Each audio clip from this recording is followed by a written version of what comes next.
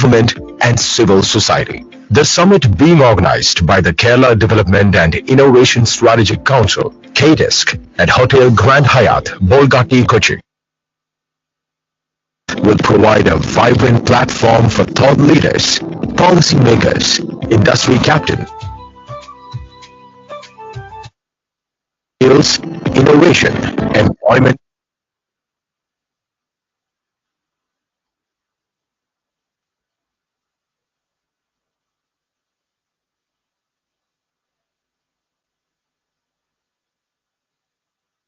develop a global talent hub, best practices.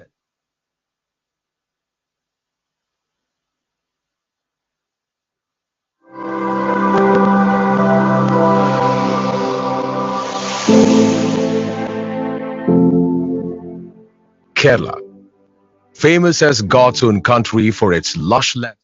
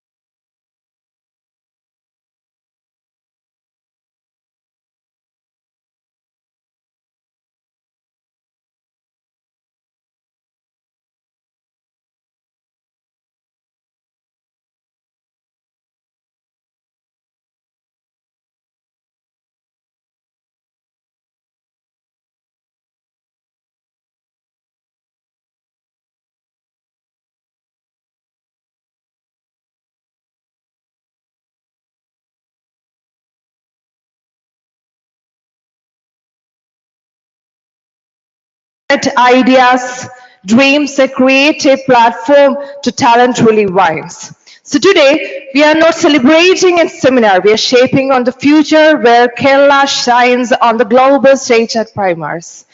So, and now, ladies and gentlemen, we are just about to start an exciting seminar on the topic building skills for the healthcare workspace. So this event is designed to give us an opportunity to explore our goal. And now I'm kindly requesting all the dignitaries to kindly come to this dais. And first and foremost, it's our immense pleasure to call Max Counts, the International Program Manager, the Dynamic Learning Service Limited. It's a really pleasure to call our one and only Max.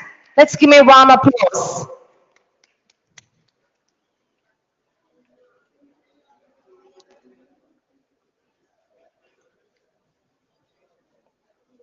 Thank you so much, sir, for your presence. And next, it's a really pleasure to welcome the one and only Mona Gupta, the CEO, Home Management and Caregiver Sector Skills Counselor.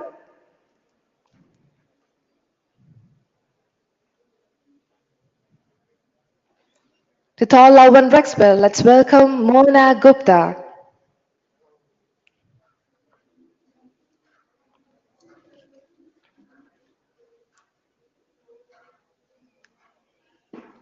Kindly requesting, please be seated, ma'am.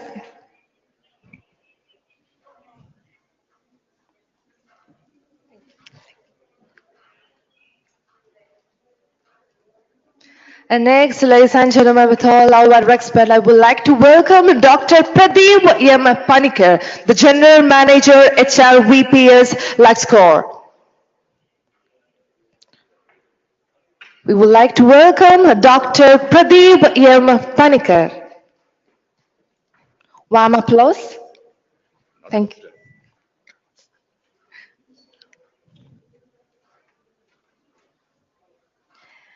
And now, ladies and gentlemen, it's time to call the moderator of our seminar. We would like to welcome P. Sarin, the strategic advisor. We would like to call Dr. P. Sarin. Thank you so much, sir. And our session is about to begin.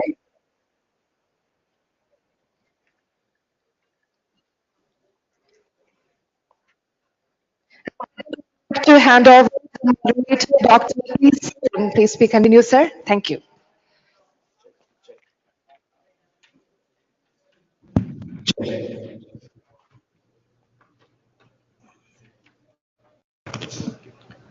Good morning, all. Welcome to the second day of Skill Summit. We are into the first session of Venue 4, Venture Bay, where we will be discussing about the care for careers topic, where healthcare as an emerging skill sector, as well as the chances for Kerala, as well as prospects for Kerala in this particular, we can call it an industry in this sector. So we are having three eminent personalities amongst us. I will start with Mr. Max. Max, good morning. Welcome to Kerala. This is not your first trip to Kerala, I guess. Is this your first trip to Kerala? No. I've been to Kerala once before. Okay. Yeah, so I'm very happy to be back. It's a very beautiful place. And I went to Muna last time. It's up in the mountains, so yeah, it's very beautiful. Max, talking about your background, can you please introduce to us about what you do at Dynamic Learning Services as International Program Manager and how you connected to the healthcare industry as such? Yeah, so our company, Dynamic Learning Services, is a registered training organisation operating in Australia. We're a family-based company, so my father established our business 25 years ago. And throughout those 25 years, we've been delivering vocational education and training both in Australia and overseas. We deliver over 20 qualifications in a wide range of sectors, ranging from aged care to civil construction, real estate, hospitality, retail, but one of the main areas of focus over the past 10 years has been in aged care. So we see aged care as a big, You call it age care. yeah, we call it aged care. Okay, okay. I think here in India you might call it geriatric care. Yes, Yeah, yes. yeah. So yeah, we see aged care as a big global issue at the moment. There's many aging populations around the world, and we have a vision to create a large global caregiver workforce, and we see India as a place to do that. So yeah, that's one of the purposes of my visit here to India is to establish partnerships with existing educational institutions, government entities, and hospitals to deliver our aged care program in collaboration with people here. And our aged care program is accredited by the Australian government. So, because of Australia's global reputation in vocational education, our program is also recognised in many different parts of the world, including Europe, the Middle East, Canada, and New Zealand. So, at the end of our program, we also provide placement assistance for employment in those various locations. Right. I will get back to you on this care economy and how Kerala's skill prospects will fit into the scheme of things in the second round. Okay. Good morning, ma'am. Good morning, Mona, ma'am. Ma'am, you are CEO, Home Management and Caregivers Skill Council. Now, can you elaborate on what the Skill Council is all about and where are you based out of um, and a bit more on this particular home management part? So, good morning, everybody. Uh, Home Management and Caregiver Sector Skill Council is the only council at the national level set up under the aegis of the Ministry of Skill Development that deals in skilling under the care economy. And today, we have a sense of pride because care economy has been identified as one of the three largest growing sectors. So earlier, what was thought of as unpaid and informal, not requiring skilling, has come of age. So there are many factors that we covered, but home management and caregivers. Home management is completely about taking care of your homes. Sanitation, cleaning, housekeeping, cooking, management, home management has become a big task. What was again thought as unpaid was done with familial members. The family used to do it, but global and internal migration, growing aging population, children migrating, it has necessitated that we need to outsource this. And so we have two aspects. One is the home management, which I just explained, and caregivers is completely about lifelong care. So we also call it lifelong care. And this starts from the day the child is conceived in the womb of the mother.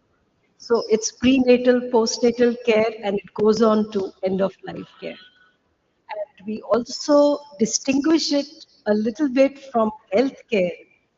It is a part of care. The care economy is the umbrella under which we have clinical care is when the person falls sick and needs hospitalization and nursing. But 90% of our lives, we need non-clinical care. We need looking after, be it children, babies, or elderly. So this is what our segment addresses. And also, as Mr. Dilip Shenoy was also mentioning yesterday and to us today, the only council where we started from level one, so that everybody can enter, making it entry easy for people and also to progress to level 7. And happy to share that the universities and colleges, even from Kerala, are coming forward to have a BVOC in this area. So that is from Right. Thank you, ma'am. Thank you for that introduction part.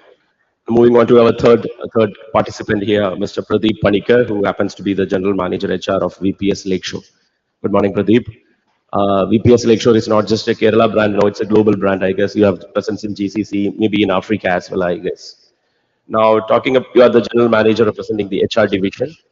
So, what are the challenges that you are faced with when you recruit young talents in the healthcare workforce? First of all, good morning to you all, and thank you for giving me an opportunity to sit in this dais. Well, I represent VP's Lakeshore Hospital, which is, as Dr. Haigley mentioned, it's a global brand now,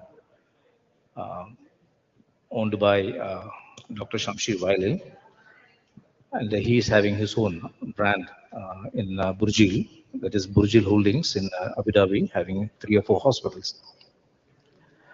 It's now stretched all over the Middle East, and now we are in the expansion mode in Kerala region as well as in the South India as a whole.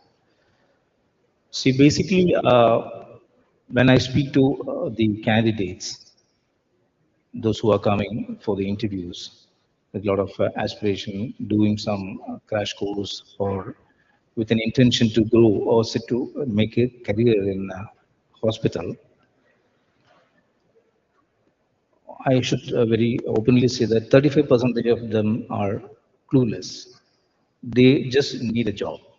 So for that, either they will go for doing a hospital administration diploma course or a degree course or a post graduation without knowing what they are supposed to do and where they have to grow, what is their potential, how they have to explore themselves, like that stuff.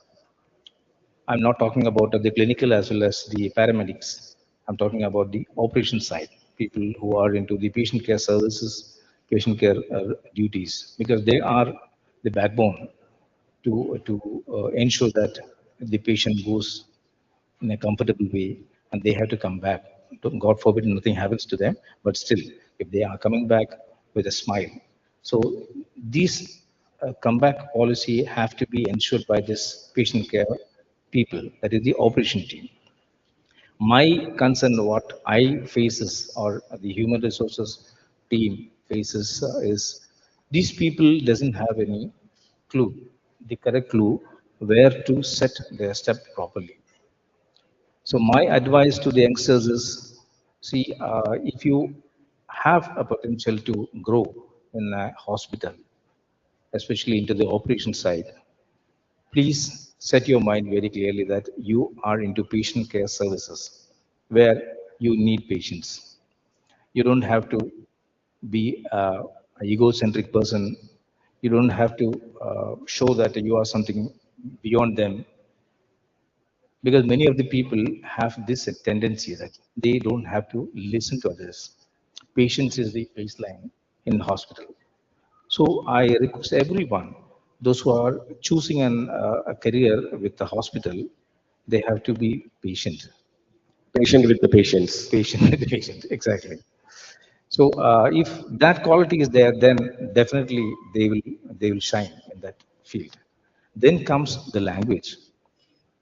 Majority of the especially the Malayali boys, the aspirants, face this sort of problem with language. So there are enough opportunity for them to address this issue, go to any crash course thing, because basically my route is from hospitality wing, where I used to meet all those hotel management students, and I will tell them during the campus interview, just learn 20 words. Just learn 20 words. That's it. You don't have to become a Winston Churchill or Sir Bernard Shaw to give a proper grammatical presentation or something like that. Learn these 20 words and confidently use it. You will shine. You will grow. So that is my advice to the youngsters. So one is the aspiration, the clear mind, the patience, and the second one is the language. If these two combo works properly, then you will shine in this industry. Okay, I'll get back to you later in the second round. Now, Max, talking about the care economy, ILO has published a report recently stating that around 269 million job prospects are going to open up by 2030 in this care economy segment alone. Now, yes, of course, India is competing with many other players like Philippines, the other countries who are also touted to be good with what you call with dealing with the patients and then healthcare industry as such.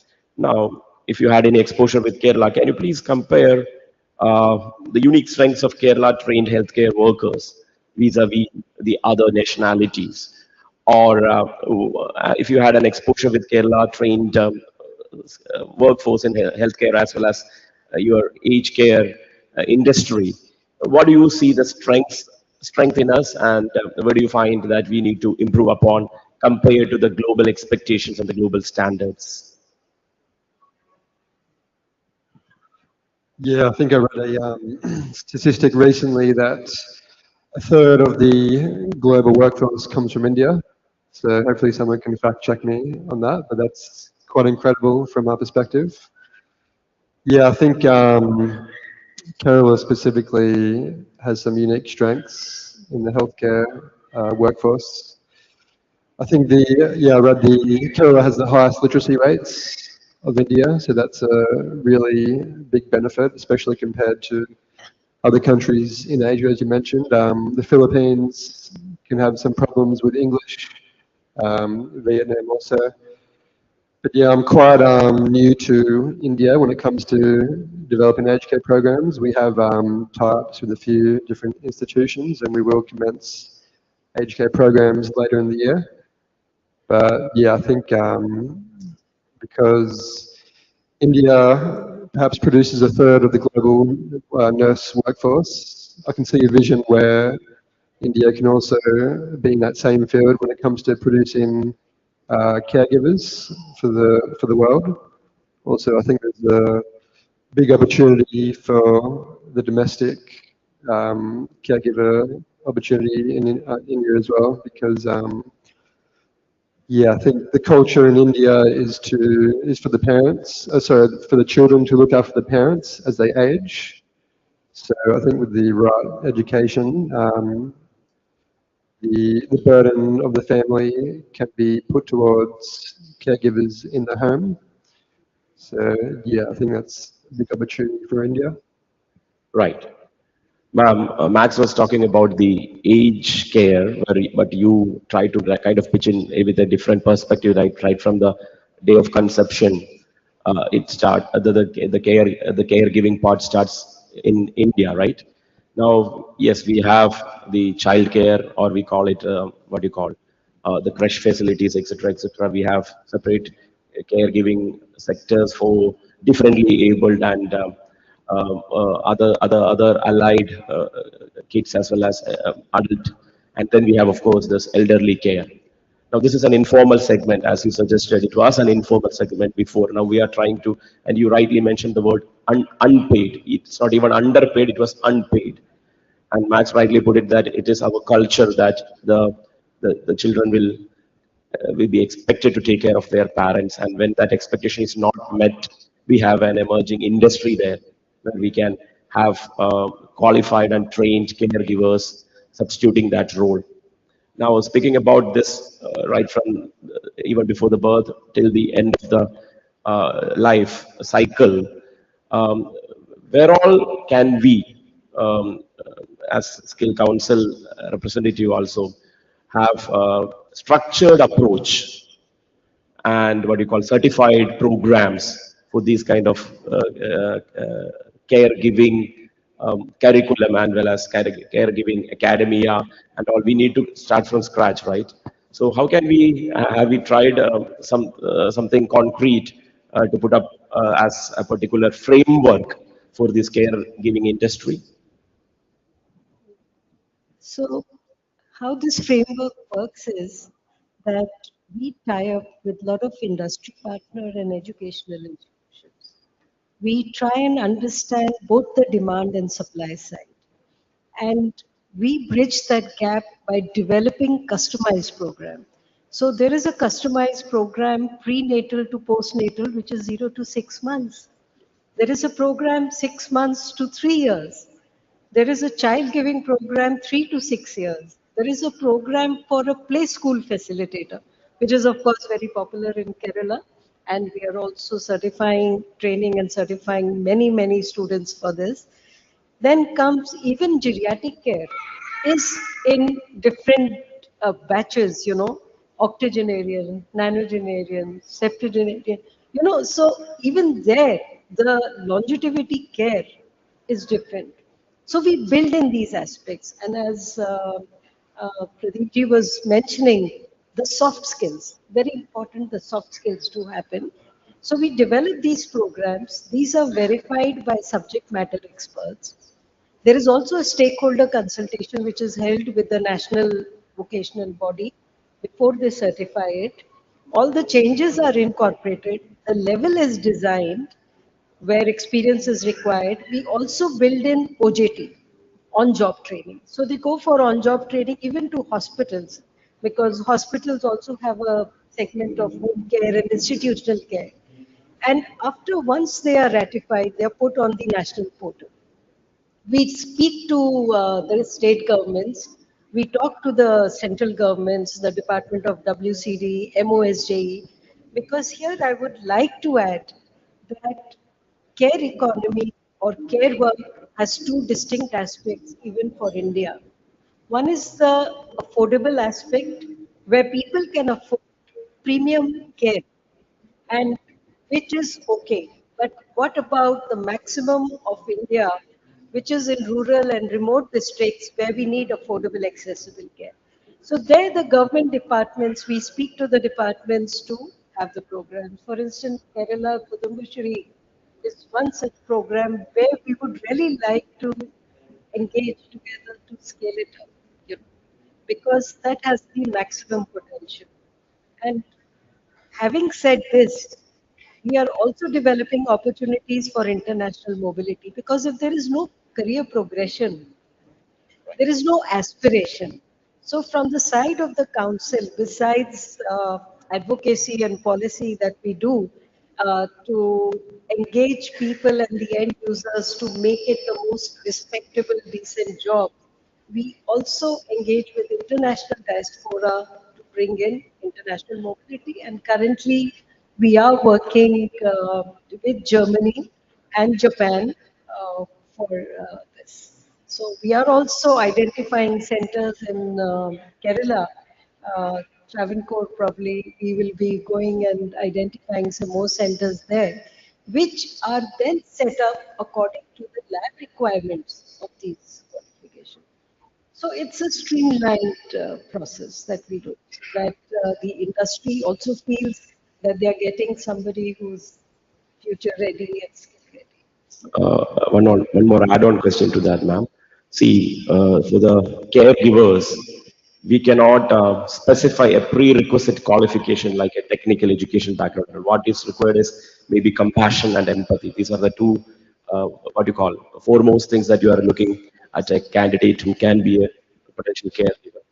Now, given that scenario, if a 10th standard candidate or a maybe plus two candidate, if he or she is approaching um, uh, a career decision, maybe not soon after their school or what you call college, but later in their mid career, maybe in the 30s, they feel that no, they need to be in that particular segment where they can be more useful to the society. People of that kind of thinking are there in Kerala. A lot of such people you can identify. They devote themselves to this particular cause. There is something called devotion, right? This devoting themselves to that cause. How Absolutely. can you encourage such kind of a mentality among the youth? Maybe it need not be their what you call primary career. Maybe their what you call maybe during their one month break they can do take up this voluntary activity.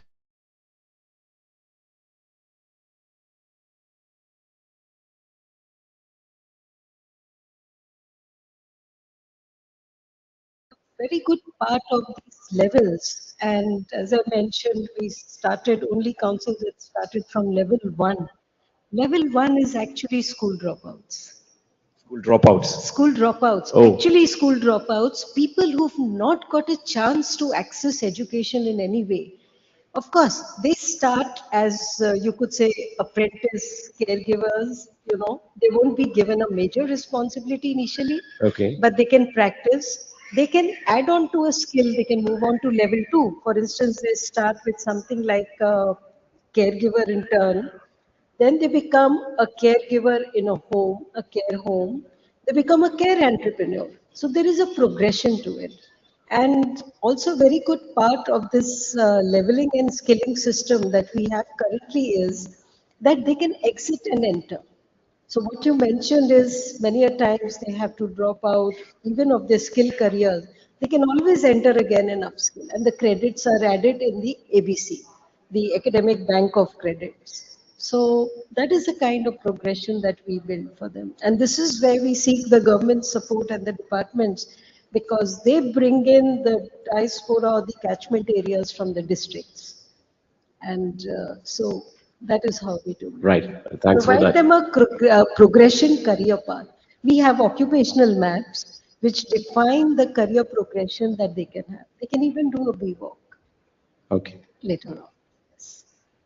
Mr. Pradeep, see, as an HR leader in the private hospital sector, you mentioned about the things that you look up to in a candidate and the skill gaps that you find in them and all. Now, apart from the what do you call robust academia that we are having, they are coming out with what do you call good marks. They have good percentages to talk about, but when it comes to actual practice of what they have studied in their schools, colleges, etc., etc. Do you find any mismatch about the practice as well as what they have learned from the curriculum? And if there is such a gap, what is the industry doing to address that particular skill gap? Are you doing any kind of add-on things when you recruit somebody? You have your own tailor-made courses for each and every clinical, paraclinical, etc. aspects, etc. Even for the doctors, for that matter. How do you address that solution? First of all, if there is a situation like that, if at all there is such a situation, how are you dealing with that?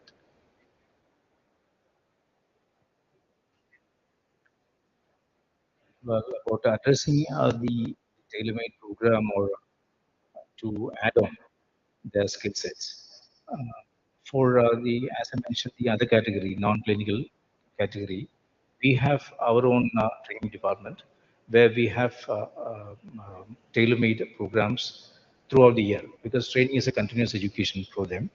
And throughout the year, we have training plans, training calendars, behavioral training, soft skill training, language training, grooming standards, everything. All set of programs are incorporated, and we have this program being run every month to ensure that they are coming in line to that which the company is expecting as a standard for them, which indirectly is grooming them also, changing their personality. If they go for any other interview or any other organization also, this will be an add-on for them. So in that way, we have structured training programs being rolled out throughout the year. And for these doctors as well as nurses, we have anyway this is a research center also BPS, so they are into the research mode as well. Majority of the doctors, especially senior doctors like consultant and senior consultants, and every year minimum two presentations, two uh, um, publications have been made, and they are ensuring it, going globally, traveling abroad, and ensuring that they are part of any university programs and certifications also. So every year we used to get doctors add-ons into their files, which we will market it because it is a subspecialization for them also.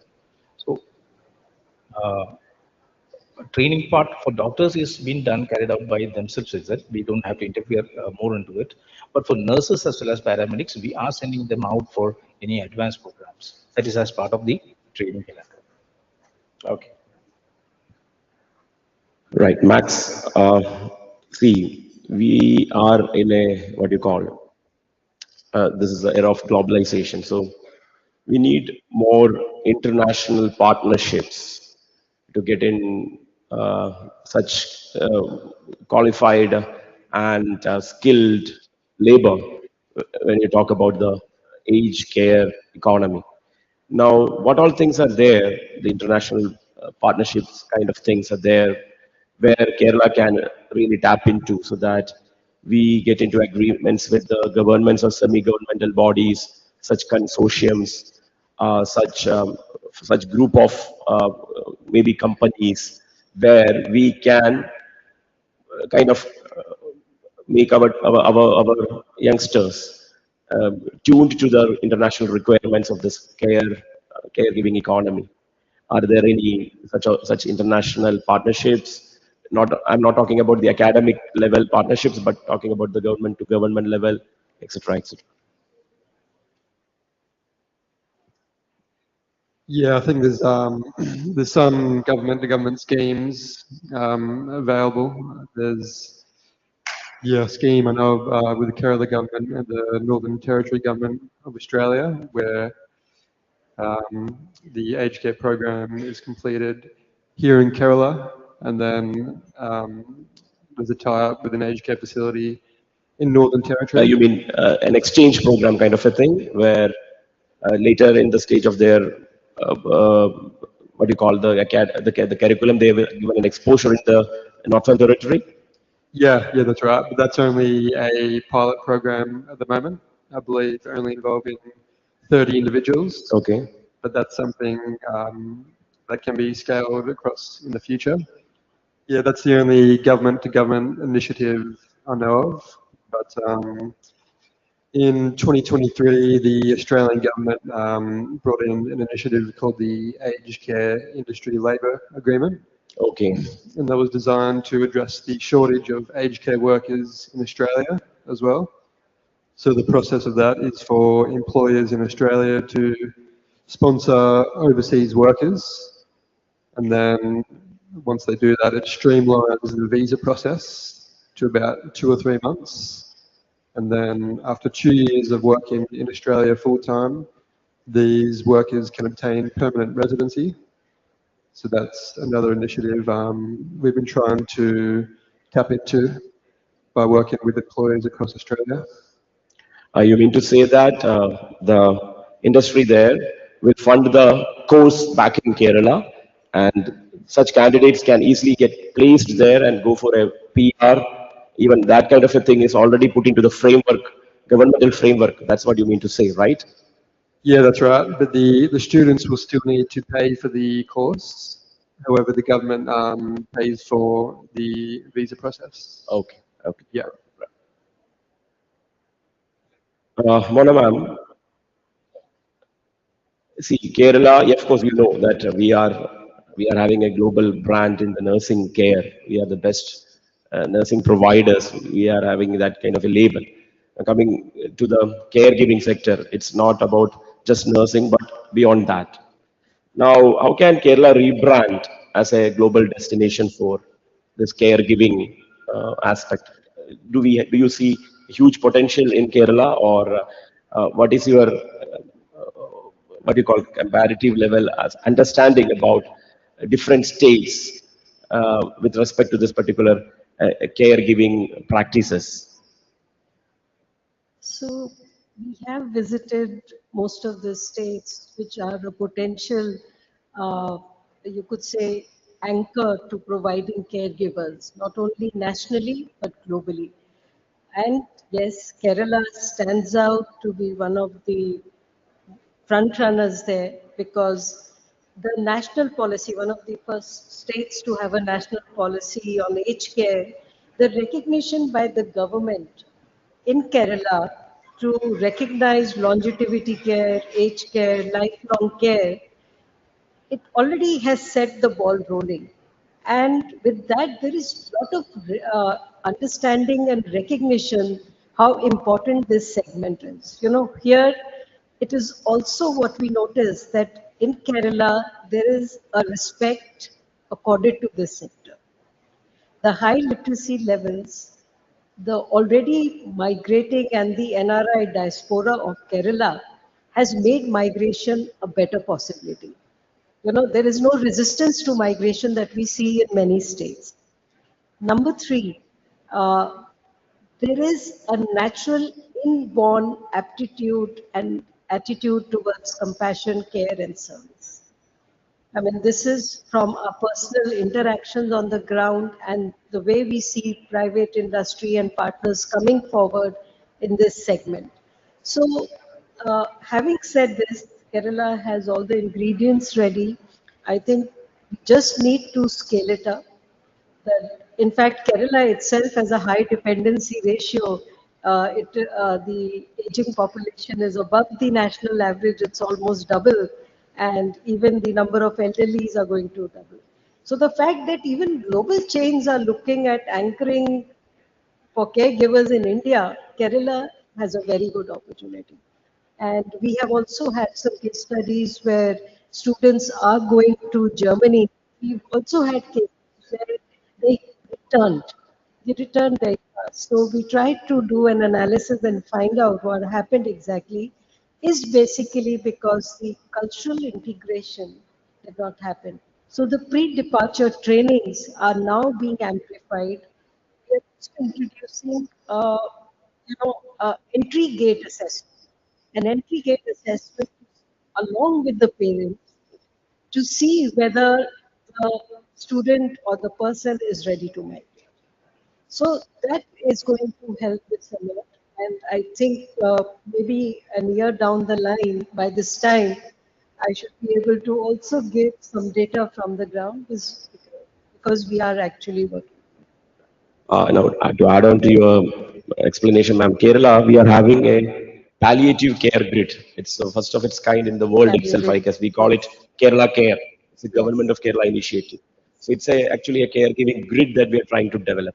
So similarly, I guess we have a scope to develop such a grid for the aged care or the entire what you call caregiving sector, right? Yes, that's right.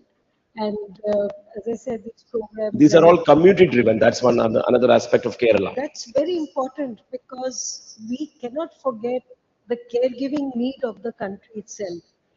And also, what we've seen now, while we have been mobilizing for foreign countries, India itself is a growth story. Right. So its mobilization is becoming harder. People are happier to be also at home.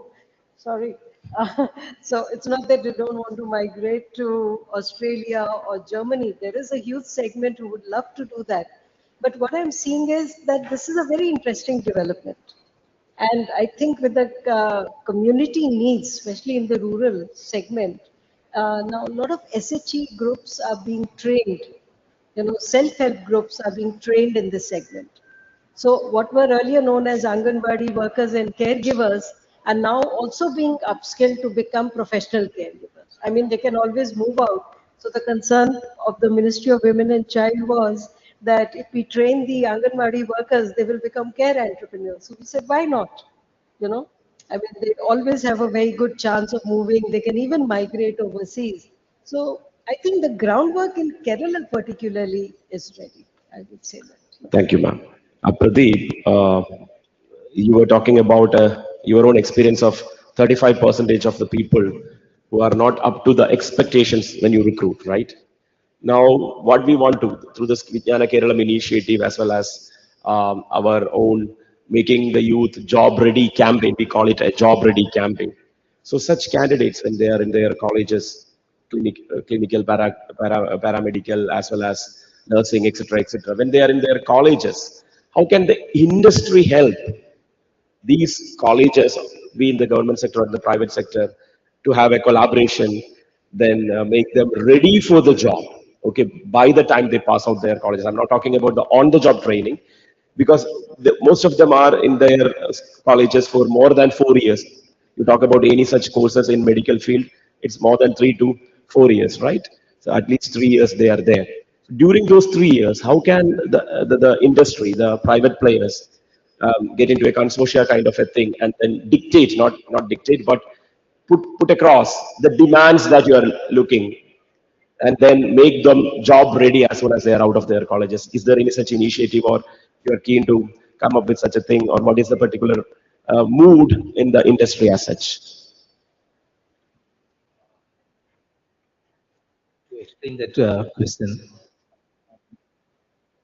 I have attended a lot of campus recruitments during my tenure with hotels. So wherever I go, I used to tell the program coordinators as well as the placement coordinators that please include an external faculty into the curriculum, because there are already a set of teachers who have basic knowledge about that particular topic, and they will be delivering it throughout for any batch, any courses. So they are not aware what is happening outside.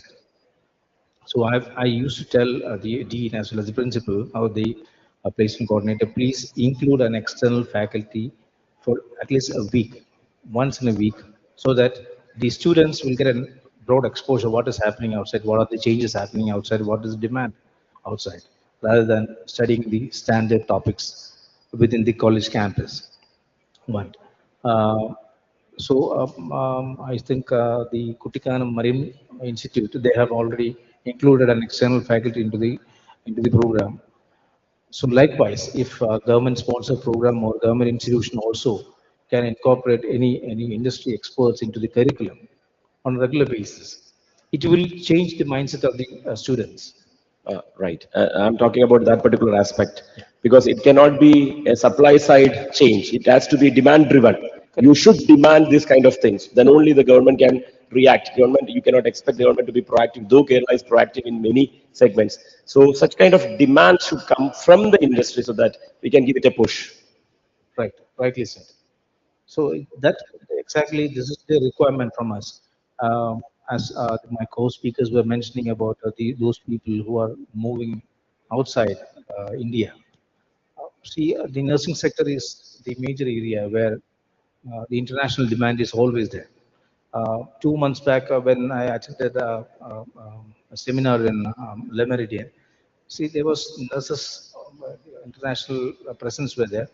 Nurses demand, they're mentioning, I mean, it is almost 30,000 crores requirement, future requirement. So it is everywhere. As palliative care, pediatric care, everything is coming up. So one patient, one nurse, 1:1 proportion is going to happen. So scope is, I mean, unimaginable.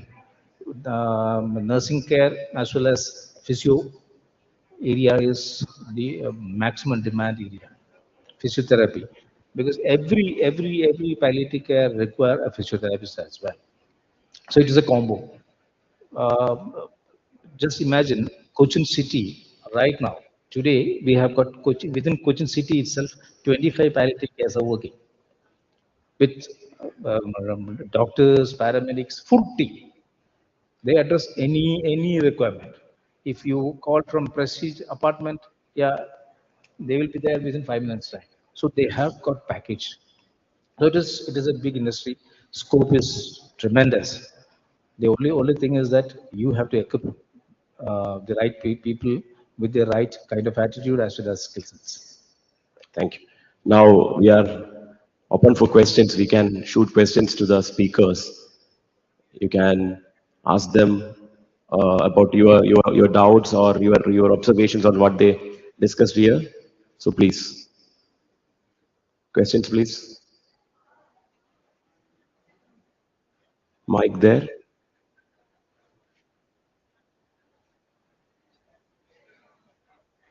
You can use this mic.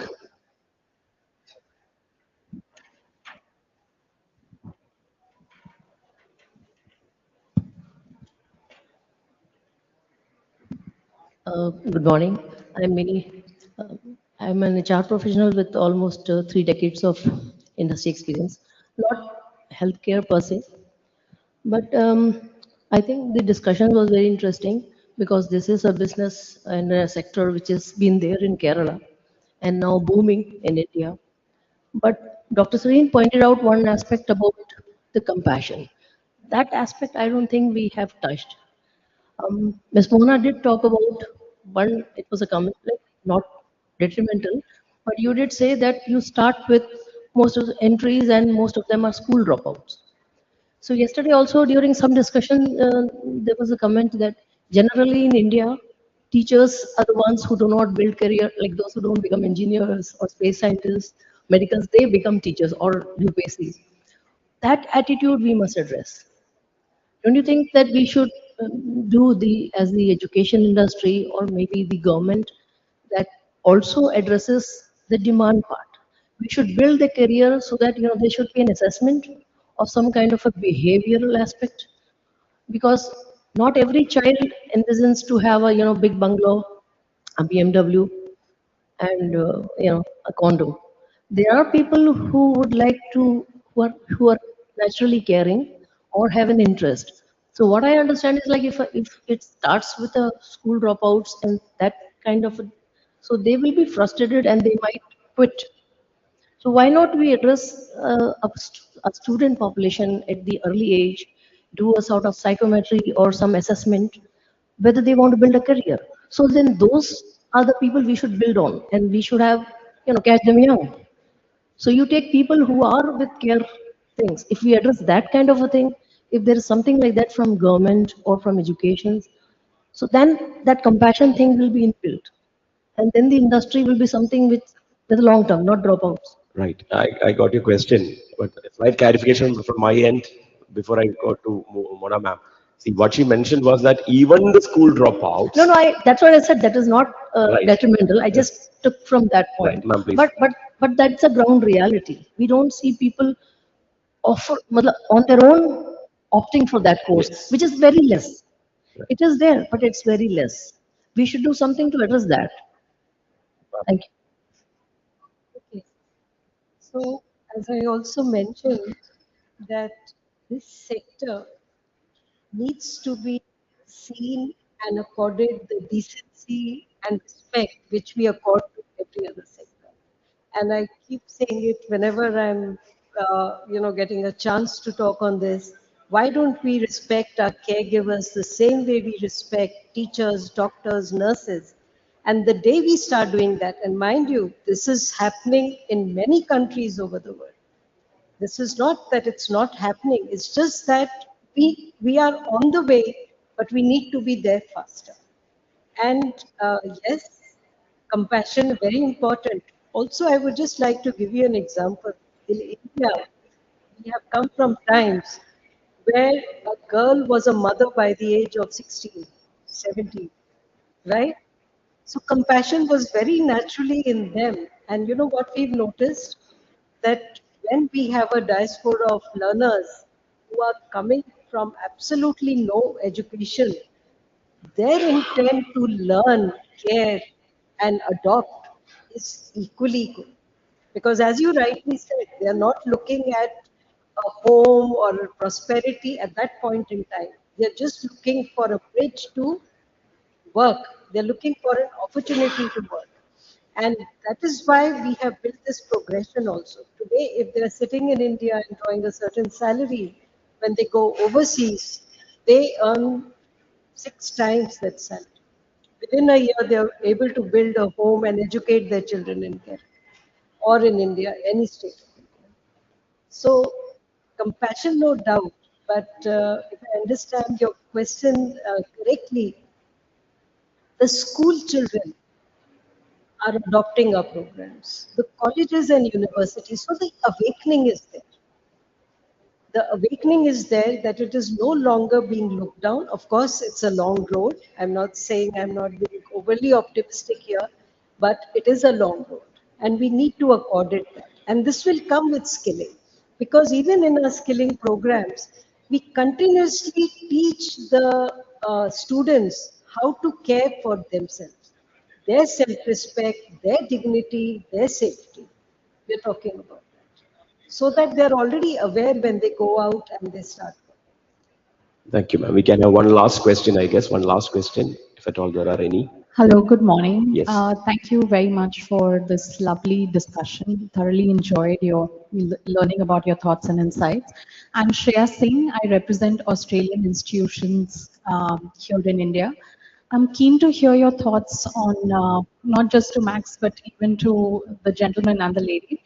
Um, Keen to hear your thoughts on internationalization and skilling, especially through co-curriculum development and joint certification with international university partners or knowledge partners. Thank you.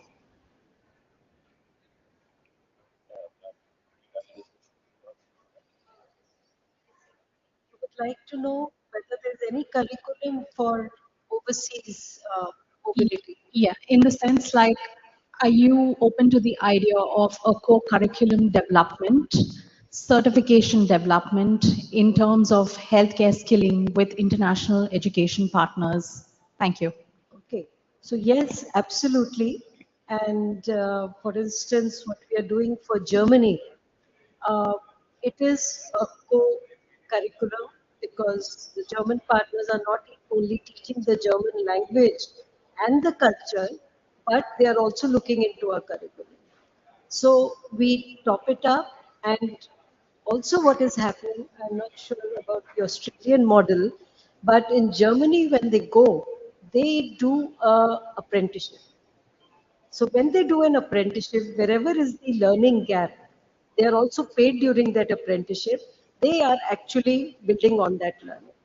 And so culture training, pre-departure training incorporates all those aspects. But development of a co-curriculum and co-certification is already being discussed. In fact, we are thinking of if we can have an ASEAN certification, which holds together for all those countries. But what is the impediment? The impediment is the cost. Even for a government to fund that program, for instance, say Kerala government has to fund that program, the costs are very high because these lab setting up costs. So we really need to look at the financial aspects of co-curriculum and co-certification. It's definitely on the cards. Thank you all. I think we are done with our 1 hour session. Now moving on to the next formalities, please. And thank you so much for an amazing section. The knowledge and the passion you have shared made an lasting impact. We are really grateful for the time efforts you spent with us. Thank you so much once again. And ladies and gentlemen, to express our gratitude, we would like to present a small token of appreciation. And I would like to welcome VKC Risag, the chairman CII Kerala. We would like to welcome VKZ Rasak sir to the podium to present a small memento to our distinguished dignitaries. Yes, now I need a warm applause, please, everyone.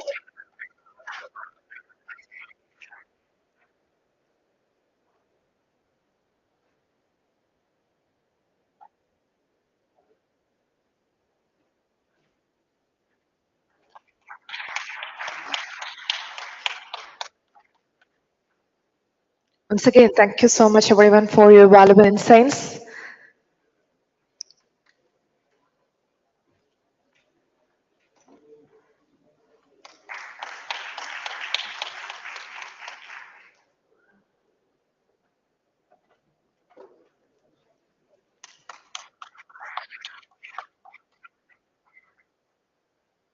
Kindly requesting all the dignitaries. Thank you so much for your presence.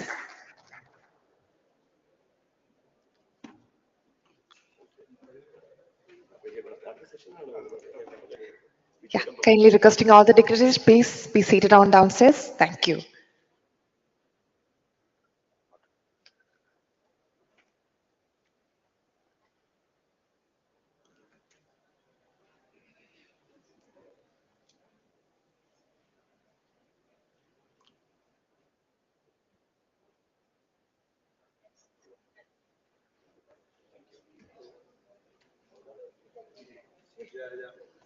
Thank you. And now, ladies and gentlemen, we are next moving to start our next session. Kindly request everyone, please be seated and make yourself comfortable.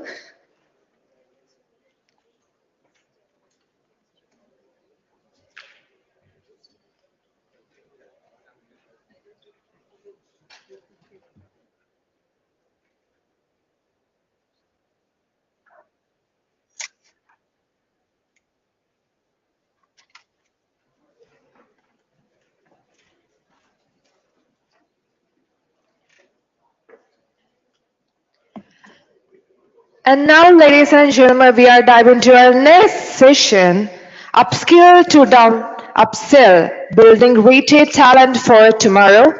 And now, ladies and gentlemen, it's our immense pleasure to welcome Mr. Akbar AS, Cluster Manager Training and Development, Lulu Group, India.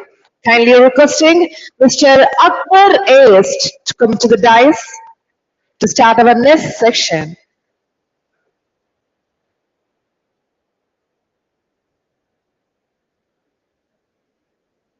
We are really delighted to welcome. Yes, no problem. Yeah.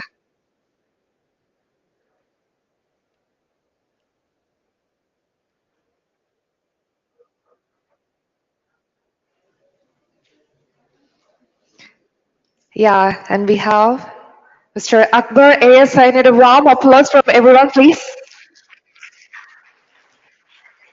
Please be seated, sir. Thank you. So yes, all right. It's really happy and welcoming VKC Visak, the chairman CII Kerala.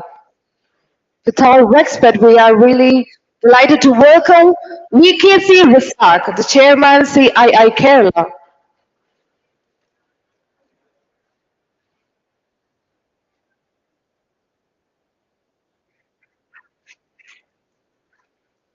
And now, ladies and gentlemen, we are just moving to call our moderator of the section, which is Narayan, the Associate Professor, CMD. And now we are just moving to a section, kindly giving our mic to Mr. Biju S. Narayanan. Yes, we are moving to a section. Thank you. Thank you. Once again, good morning, everybody. Welcome to this session. It's titled Upskill to Upsell, Building Retail Talent for Tomorrow. As we all know, the retail industry is not just about selling products. It is about creating experiences, building relationships, and leveraging technology. India's retail sector is booming. We have $900 billion worth of a retail industry, which provides 10% to the GDP and employs 8% of the people. And it is said that by 2030, 50 million jobs are coming in the retail sector. But as they say in the superhero movies, uh, with growth comes great challenges. And here, the challenge is the skill gap. And to address this issue, we have Sri VKC Razak, who is the managing director of the VKC group of companies, which is a 2,100 crore plus conglomerate with units in 20 plus units in the country. His story is deeply rooted in Kerala, demonstrates how a skilled workforce can build not just a business, but also a brand with global recognition. And we also have Sri Akbar AS, Cluster Manager, Training and Development of the Lulu Group, representing one of the largest retail ecosystems in India, where customer experience and retail standards are benchmarked across cities.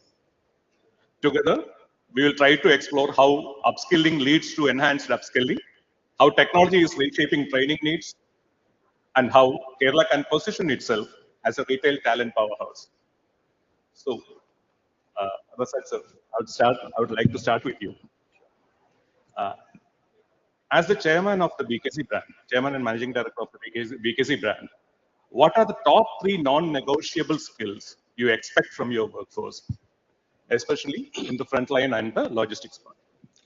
See, before going to this topic, I would like to just set a current situation. And first of all, thank you for giving this opportunity to be part of this panel. So, as you all know, we are moving in a very fast changing world. When things were taken 100 years for change in previous days, it is like maybe overnight things are changing in current scenario. So the skill set or the what you call the capability or things are also requirements are also changing accordingly. See that what was relevant for skill earlier is not very relevant in these days. So it's completely what you call very dynamic. You can say there's nothing standing still. So that skill itself is what you call in a big major question, and what skill and how to skill is coming to a very question mark. So, according to me, the major thing like a candidate should have is one is common sense. Other one is the team playing, what do you call that capability. See, currently you cannot do or you are, I mean, can't perform a job like if you are doing it alone. And the last one is like ability to focus on certain that particular thing. So, if you come back to our curriculum or whatever we are going current stages, see, it is mostly kind of a single player kind of system what we are following. I mean, how to beat the other one? How can I be number one? It's not how can we be number one. So the basic element of what you call the thought process or the what we have putting on the what you call a current child or this thing is being in question now. You take any what you call current job. If you now you mentioned about sales and logistics, that itself is two different jobs now. And earlier, you know that in the hospital, like there was people sitting here. If you go back to few years, most of the major hospital was run by a certain, mostly you can say it was missionary hospitals. And mostly we were all approaching a generalist doctor. But now the entire scenario has changed. Everything has to come to specialty. But now it is more than that, it is super specialty. So and everything is changing. So what you need to do is see, you have to go with the what you call current world, and you cannot fix anything for an education or whatever it is. You cannot fix anything. You have to be very agile and to adapt to the specific situation. So once you are ready, I can in for us or for all the what you call traditional businesses. See, what we used to have is, see, we used to have a set of people who are very committed, who are very what you call they are do anything for their organization. But currently, that kind of commitment or this one will not work alone. You need a skill which is developed from the latest situation to go along with. That is why the what the traditional or what you find the difference between, suppose you see the Marwadi community, they completely they don't what you call mind changing their entire workforce overnight. But we don't do that because certain other what you call element which we carry forward along with us. So, but we need to see a method where we can take both together. So this is what my I would say that skills means it has to be specific. And thing is everything for everything, these 3 points, common sense and work together and ability to focus, I think will come a part of all the skills. It's not a skills by education or skills by kind of a course or something like that. So it has to come from right from the KG time. Okay. Upskilling is possible No, in see, for these. any job actually, see that is once you have these things, then the rest everything is automatically what you call. See, when somebody coming to your retail store, see, you know what is the. You have to observe him. You have to focus on him. You have to understand what is in his pocket. Earlier, he used to come with a maybe 100 rupees, 200 rupees, or 500 rupees with him. But now with the changing what you call world, he don't have that limitation because he have the UPI or he had the credit card few years back. Now he have the UPI. Yes. So thing is that whether can you convert him to a higher level, or you can take him to a different product, or you can sell him one more product for which he has not come. So this is something which you have to get when you if you have all these qualities, automatically you will come to that. Okay. That kind of thing. So we have to observe the candidate or observe the customer, and you have to pitch with him. If suppose somebody is coming with 100 rupees, there is no point in showing him 300 or 500 rupees product. Or if he's 1,000 rupees, there's no point in him showing him 5,000 or 10,000. So you have to see, I mean, what is his, what you call, buying capacity. So that is observing or focusing on him, and just understand with two, three communication what is his, what you call, why is in your store, or why he has come to you. So this is something which we should train the people, and it has to be like it has to come from the beginning. I mean, it's not one day you cannot impart this kind of a learning to somebody. Yes. Okay. Thank you. And coming to you, Akbar, the same question. Yeah. Lulu Mall is a benchmark for modern retail, as we all know. Absolutely. So, what are the top skills you look for in your retail workforce, and what all could be the skill gaps at present? All right. Before I come to the question, first of all, initially I would like to greet Rasak sir and Vijay sir and all the dignitaries who are here, because it's an absolute honor for me to be here and share the stage with you all. Now, coming to the question regarding the skills which we require, as I would absolutely agree with Rasak sir, which he said, because the skills are absolutely changing, because the skills which were required 10 years ago are not the skills which we require today. So, talking from a retail perspective, I would absolutely say that, as Biju sir rightly said, retail, Lulu, we have set a benchmark, but our benchmark is not actually focused, the number of figures which we do the sales. The benchmark which we set is actually on the service culture. Because when a customer who, or as a person who comes to Lulu, he's not, no, I won't say that he is coming for the product, because the same product which he gets in Lulu, he will get somewhere else as well. But the customer who comes to Lulu or into any, which I say that this should be the same perspective for everyone, for every retailers. The customer shouldn't be coming to your organization just for the product.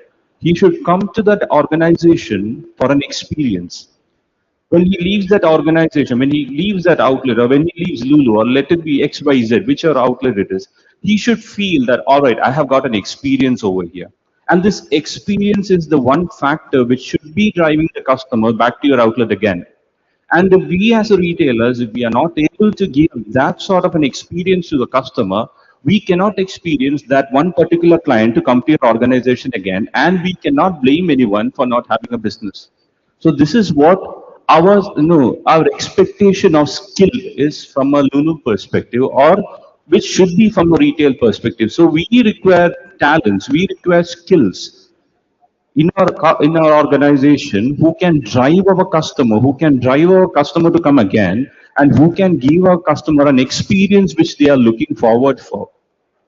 So I will always say that the most important, the skill which we require is called, a person or a people with a service culture, who has a service culture in them.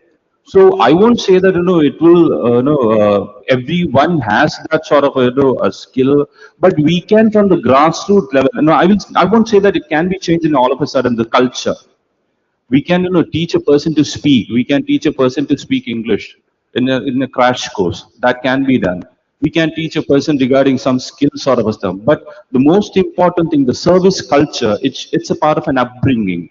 It should come from the very grassroots levels. From the schools itself, we need to teach them how to know how to behave to a person, how to behave with a, and how to behave in a society, how to respond in a society. So what we teach from this, from the initial stage of schooling itself, that reflects when they come to an organization. ഇതാണ് ശരിക്കും പറഞ്ഞാൽ ഒരു organisation വരുമ്പോഴത്തേക്കും this is what is going to reflect. Service culture cannot be, I cannot, bring them into a classroom and teach them, now this is what it is. I can teach them, but to a certain level. But if it is from the initial stage itself, that is rooted in that person, and that reflects when he comes to the floor. Now, this is the first and most important skill which I, as from a retail perspective, is expecting from a person. The next, everything could be taught. The second thing is called the communication, because in retail we cannot, or retail or any business I will say, we cannot run without communication.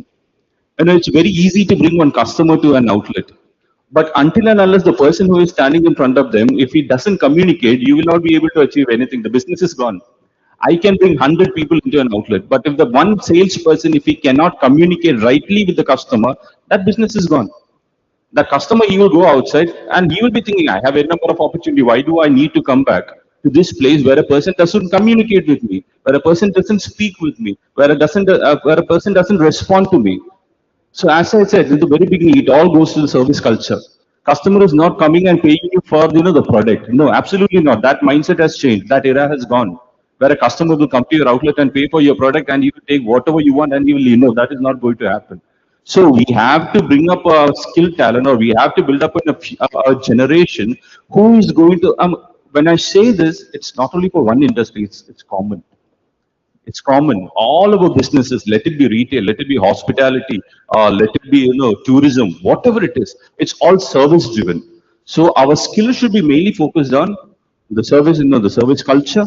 The second one is the communication skills, and the third one, which I'll always say, it's the most important skill which we want. As Biju sir and Rasak sir, which you finally mentioned, that's called as the upselling, the upselling and the upskilling one.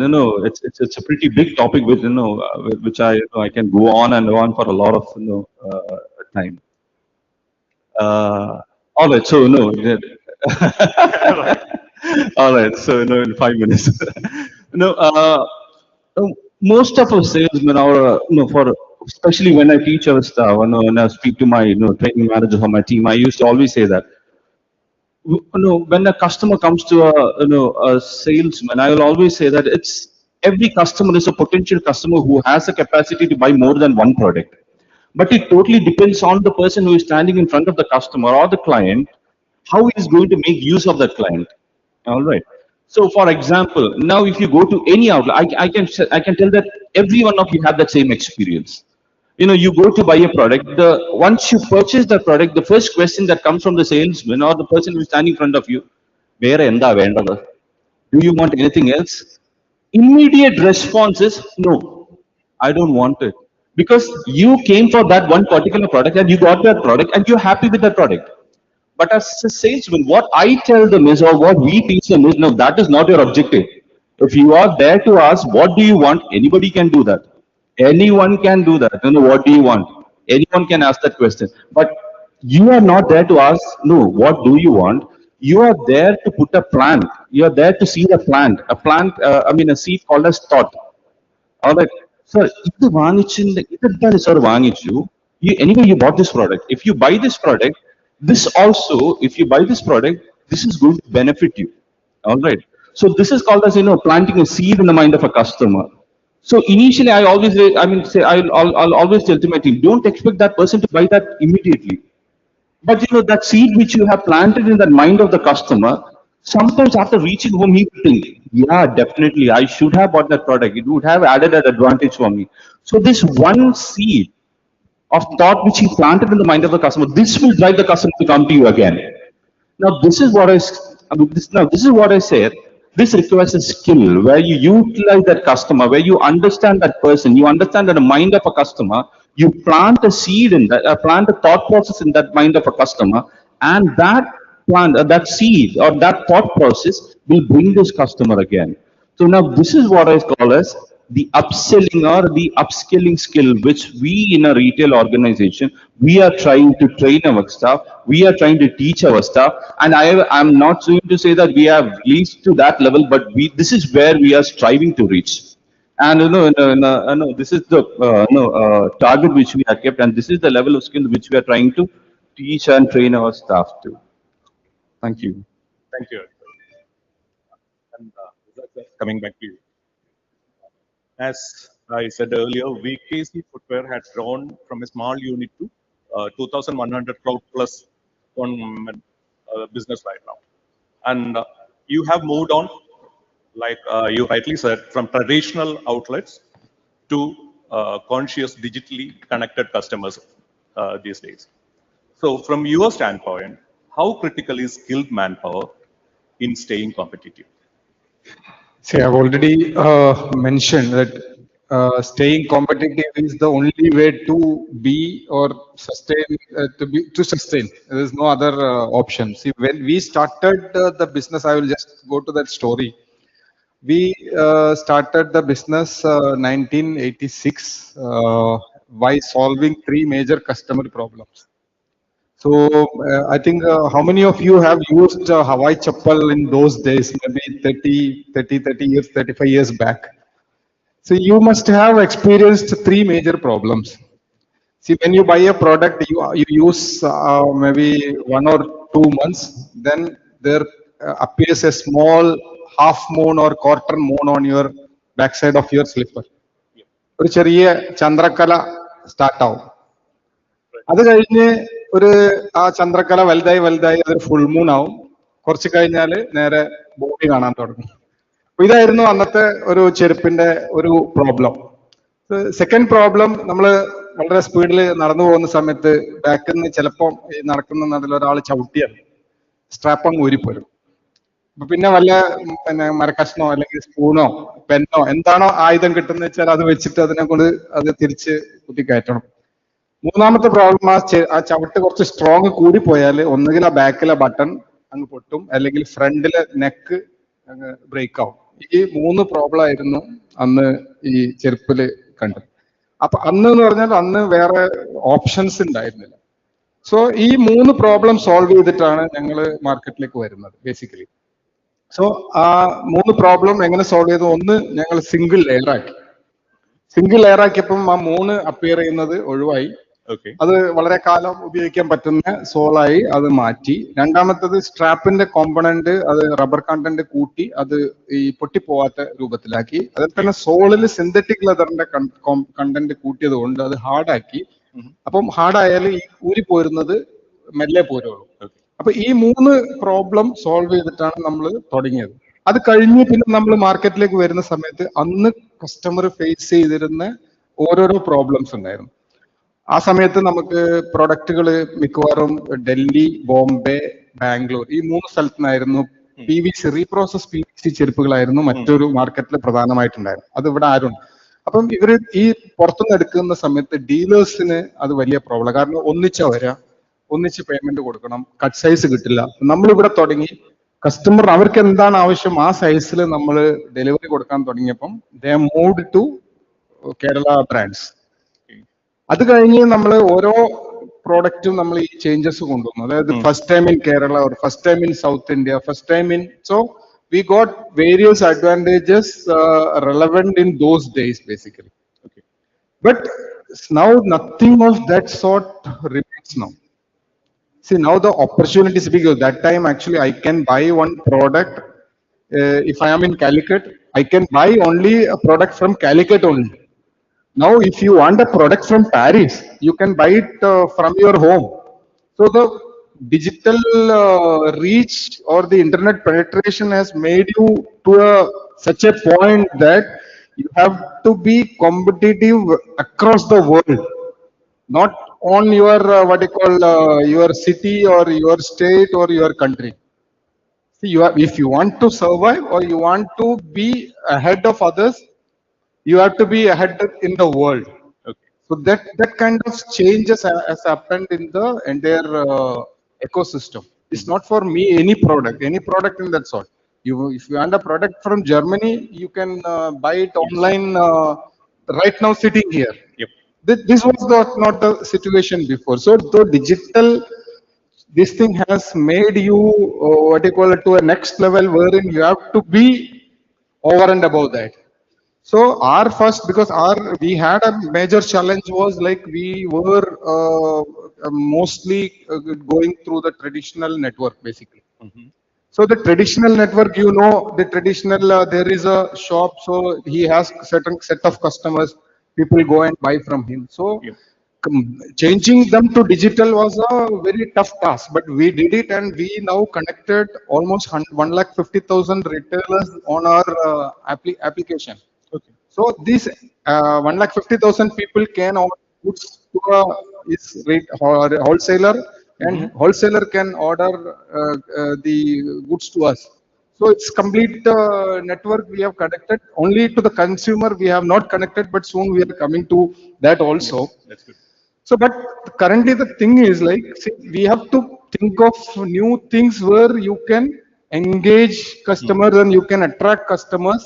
For that, you need to be updated, Yeah. very what you call, and you have to be, as I told you, we have to be very special in all those.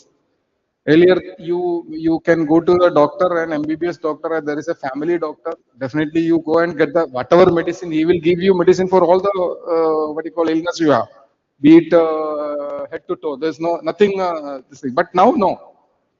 Somebody told that there is a specialist for left eye and there is a specialist for right eye. പണ്ടൊരു ചുവന്ന വെള്ളം മാത്രമേ അതെ, ഒരൊറ്റ ചുവന്ന വെള്ളം, രണ്ട് ഗുളികയും, ഇപ്പം നമ്മുടെ ധർമാശുപത്രി എന്ന് പറഞ്ഞ ഹോസ്പിറ്റൽ എല്ലാത്തിനും ഓർമ്മയായിരുന്നു. So that situation has changed now. So along with that, you need to skill your people also. See, this is what, see, when the business grows, you cannot run that alone or with your thought process. You need to have a same kind of team around you to work the way you think or the way the world think. So this is where we are finding challenge, and we have to definitely address that. And I mean, we are addressing it, but it is at different level. And there again, we have to mix those what you call, I told you, like the new skills. So maybe I will be having a person who is heading the sales for maybe for last 10 years. Maybe I may have to go for a new person or above him or parallel to him to do something else. So if you want to crack for some other things, so same person maybe because he is good for one particular segment, but for another one maybe he is not good enough. So we have to keep on skilling your team, or you are to building your team with skilled people. Yep, fair enough. Akbar, you got a very large diversified workforce. Yes. So I'm wondering what could be your process. This is in the backdrop that 80% of the managers in retail think that workforce are to be skilled. Yeah, of and course. only 30% has access to any skilling program. Of course. So, coming to our perspective, I can say that whenever we are hiring a people, we are not expecting them to be skilled in all the areas. So, skill, for example, I can say that when I completed my MBA and when I got out into the professional level, I joined my company with just 30% of skills. 70% I was unaware about what is retail or what is my profile I'm going to do, what are all the skills that I require. And the 70%, and now this comes to the part of a company. 30% of education system can be done on the skilling part. But when you come to any industry, let it be an IT industry, let it be a retail industry, or let it be a hospitality industry, so 70% of the part goes to that organization to mold this person into a person which you are expecting him to be. So we have not only people from the sales force. When we look at the retail, we see people only in the front end, but there are a lot of departments who are working behind it. For example, like the logistics part, let it be the IT part, let it be the accounts part, let it be the HR part. So every area require a different sort of a skill for the smooth running of the operation. So from day one itself, what we do is we start with the onboarding process, the induction program, where where we bring about all the people and we give them the all in all of the organization. So for the first 2 days, we train them what is retail, what are the common operation, what are all what are all the areas we have in a retail, or what are all the people, or who are all the people behind the running this organization. So the first 2 days it goes for the general training, the general orientation, the general know-how of all our organization. And the next part, now from there, what we'll do is we'll segregate all the people, based on the categories. So we'll see all, for example, we have, 20 people who are onboarded. So we'll segregate. So, all right. So first 10 people we have from the sales part. So the next 5 people are into the IT part. So the next 5 people are in the HR part. So what we'll do is after the first 2 days of the general training, what we'll do is we will categorize, we'll bifurcate all these people based on the departments. And for the next 1 month, what we'll do is we will train these people on based on the categories. Because we just don't want them to have a general idea about the organization. From there on, we want them to have an in-depth knowledge about the categories as well. If he's working into the HR, then we give them a HR-oriented training program. what he is supposed to do in HR profile. If he's into logistics, we start a training program for them for him to be specialized in this area of work. Karanam, a person who is into logistics, I mean, for sales training, he doesn't need it because he is going to be the back end. So he require a training program or he require information exclusively from the back end part, from the logistics part. What he is do, what is his role in logistics? How he is supposed to receive a product? How we can know what to say? I mean, how we can avoid the exceptions and the variation part? How he can make the documentation part perfect? So this is regarding the logistics part of the skillings which we do. When it comes to the sales part, we focus on how we can meet a customer. So no, every training because the manforce in retail is too high. So the training it goes on. It's not like that in a month you do five number of training and you can sit relaxed. No, training happens throughout the month. For example, if a person who joins today for the next 3 months, he will be continuously. He himself might wonder in the on the chart here. But this is our requirement because we want to mold that person into a sort of person which we require. അപ്പോൾ ഇന്നലെ വരെയുള്ള കാര്യം നമ്മൾ പറയും മോനെ ഇന്നലെ വരെ ഇങ്ങനെയൊക്കെ ആയിരുന്നു so forget that. Or ഇന്നലെ വരെ കോളേജിലായിരുന്നു you were the hip hop person, rapper, whatever it is. That sort of a persona you can keep it on the other end. But today onwards we want you to be this sort of a person. So we try to mold him and it doesn't happen overnight. It's a time consuming process. So if you look at me also, when I got out of college, I was totally that different sort of a person. And today sitting over here and speaking like this, I will say, "Kannadi നോക്കുമ്പോൾ ഞാൻ തന്നെ പറയും, "എൻ്റെ ദൈവമേ, എവിടെ ആയിരുന്നു? ഇപ്പൊ ഇങ്ങനെ ആയിരുന്നു." The company has changed and molded me into a person who I am here today. So this is what I also expect from the person who starts with our company.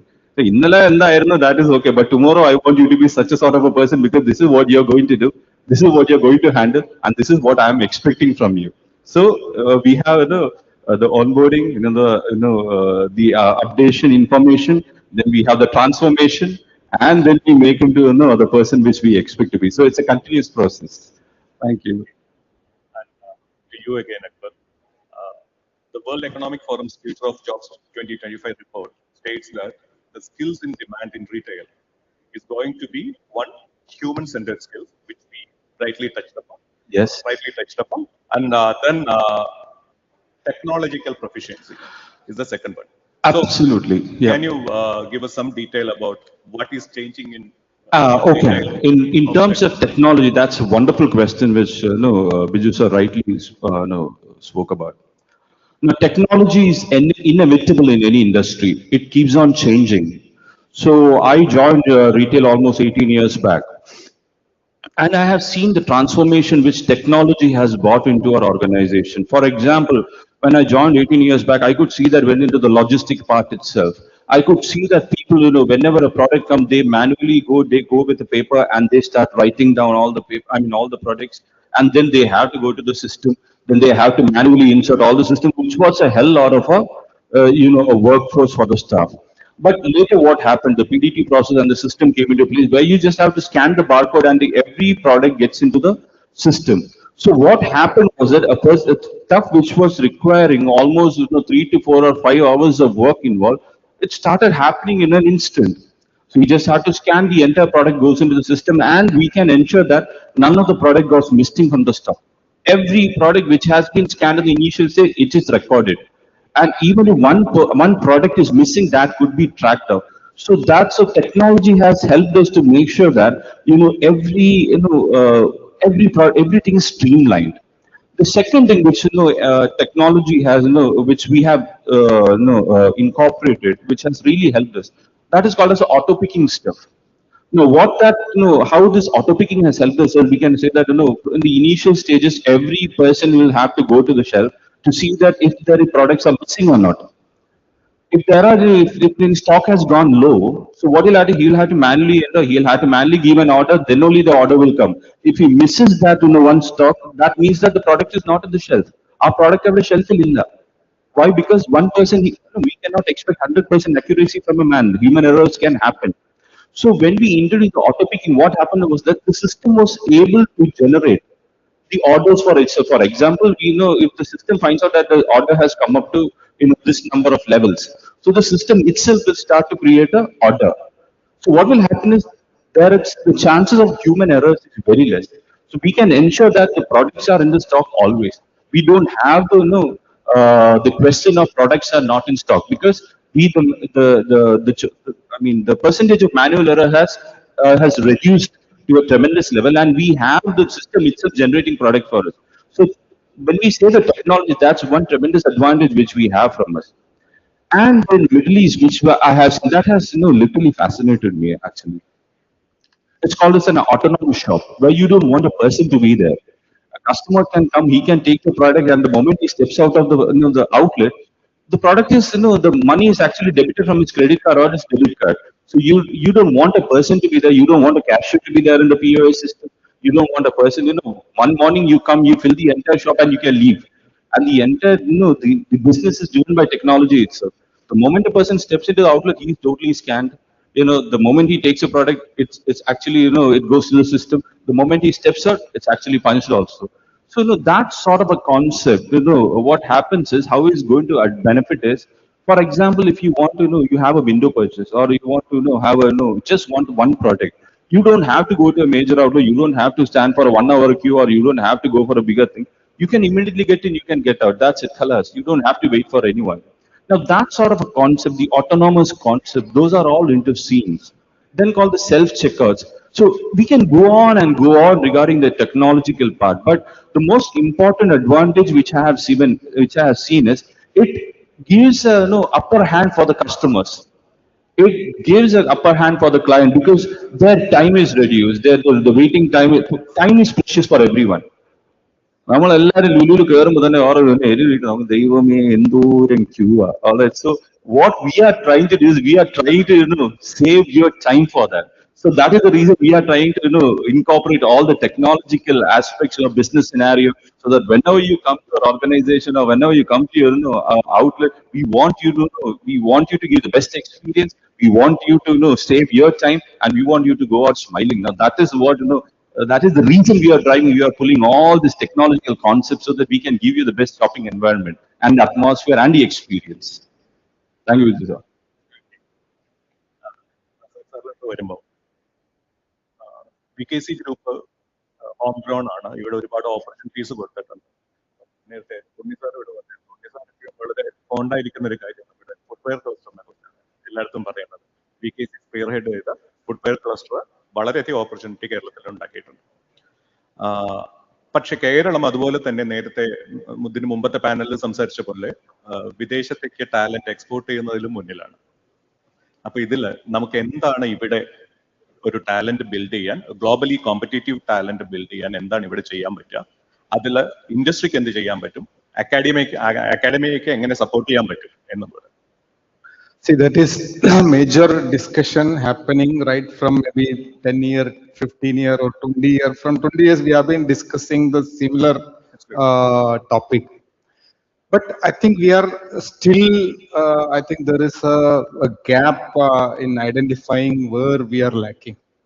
See, the thing is, everybody know that our, what you call, brain strength or the skill set or the knowledge in our, especially from Kerala, is very, very, very high. And people coming out of these IITs, IIMs, all the major technical institutes are going abroad. Why? Because there is no opportunity for them to, what you call, make use of their brain over here. To either to use that or to make a product or to do a research or imparting that skill to somebody else. So definitely they are looking for opportunities abroad where they can upskill their knowledge, what they have gained. Plus, there are a lot of other benefits also. Now, recently, like we know that we are coming out with a GCC policy, which is going to be maybe one of the game changer in coming years for Kerala. So that means, see, GCC, we don't need, and we have certain, what you call, deficiencies by kind of, what you call, our geographical thing. We cannot have any kind of a major or large industries because of our land scarcity. you cannot find in footwear itself. Everybody now we're talking about like Tamil Nadu has attracted almost 25 30,000 crores of investment from major footwear giants. Why not in Kerala? Why Kerala can't do it? Kerala cannot do it. We are not what you call we don't have that kind of 500 acres or 300 acres of land in one particular compound, and that also can be given on a long term lease. I don't think it is not feasible for Kerala. So what we have to do is we have to think of these GCCs, all the what you call testing or some specialty centers. We have a virology lab coming up. So we have to focus on these kind of specialty, what you call cells or global capability centers to establish in India and in Kerala and recruit people for that. So that is going to be a game changer. And once I think I understand that we are aiming four-digit numbers as soon as possible to be established in Kerala. Yes. So I think there is our what you call future. So we have people, we have a very good talent. So once they have this kind of a facility to work here, I think, as you know, at the time of COVID or any other time, people felt that Kerala is the best place to live. There's no doubt about it. Everybody wanted to come back. Now, if you see all the major companies have started looking Kerala as a what do you call a hub for their manufacturing. We can take Zoho, where it is being operated. It's in a village in Tamil Nadu.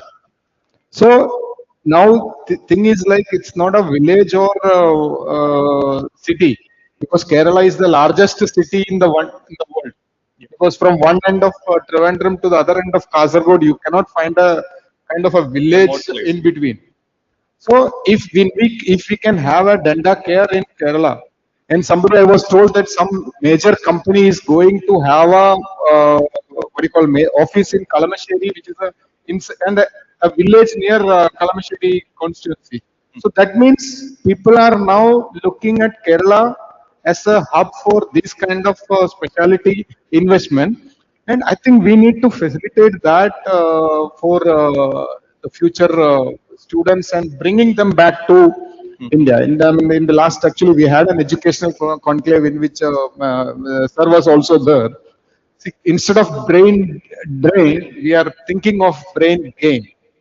So that is, people are wanted to come back if they have an opportunity here, definitely, because being after studying what you call in detail or going in detail, they don't want to waste their time or what you call their brain over here. So once we have our facilities over here, definitely we are going to make a benefit out of it. And I think to some extent we are going to benefit on that. And see, definitely what you call the shift will happen. See, earlier we know that from here people were going to GCCs mostly for jobs. Why? Now people are coming from Bengal or UP or to Kerala for working. Why? See, they find this place much better rewarding than their state. See, if you now earlier we used to get maybe 20, 25 years, instead of these Bengalis, mostly people were from Tamil Nadu were doing those activities. If you just go back and think, why Tamil Nadu stopped supplying manpower to Kerala? Because the opportunities in Tamil Nadu became better, so they had their second generation or their students started getting educated, they're getting better jobs. So automatically that flow stopped. So it's a what you call a natural principle. When where there is a high level, things will flow to the low level. So you cannot reverse it. So what to reverse it, you have to make this up. Then only it will come back. Flow will reverse. So these are the certain things which we need to focus and work very closely. And there, the institution, as you said, the role of institutions are very important. See, we need to work with the institutions like industry and institution. Working should be very close and again, the system where we work now with the educational curriculum. See, by the time we decide that, okay, we will change the curriculum, the technology have changed. So the agility what with which the system work now, it's not still not enough.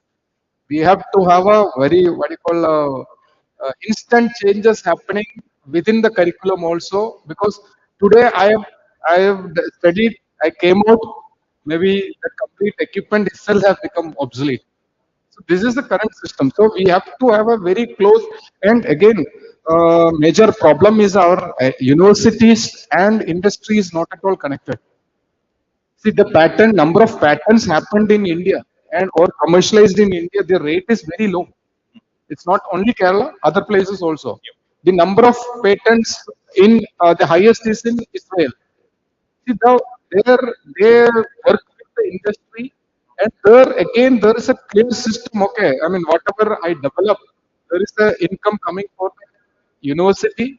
Now here people are like, see, we are doing only in the interest of academic purpose. We are not thinking anything over and above academic purpose. Maybe I need a doctorate. I do a research. I got that. There is nothing happening beyond that. So it should end, and there should be, when there is a research happening, it should be linked to a particular industry or particular stream of what you call requirement. Then definitely that team can take it forward. So that linkage has to be increased in a very drastically. That I think somehow it is, there is something missing still. We need to work on it further. But changes are happening. Let us hope for the best. And I hope CA can be the catalyst. Definitely, definitely. That's what I told you. We had an educational conclave just last 25th, and the major discussion was on this line only. Okay. Thank you, sir. And Lulu Mall employs a Yes, large sir. young workforce from Kerala. True. The Lulu Group always had grand visions about the youth. Absolutely. So, how do you see Kerala youth position, not just for local employment, same question basically, Yeah, but absolutely. also for retail career in the Middle East? Absolutely. Now, it's actually, when I say about youth, it's actually, a long-term vision which we are speaking about. It's not a short-term vision. And what I see in our youth today is this one thing called as the shortage of vision. I'm not speaking about everyone, but to a certain extent, our youth lack that, a focus or lack of that vision. From my experience, let me give you one example.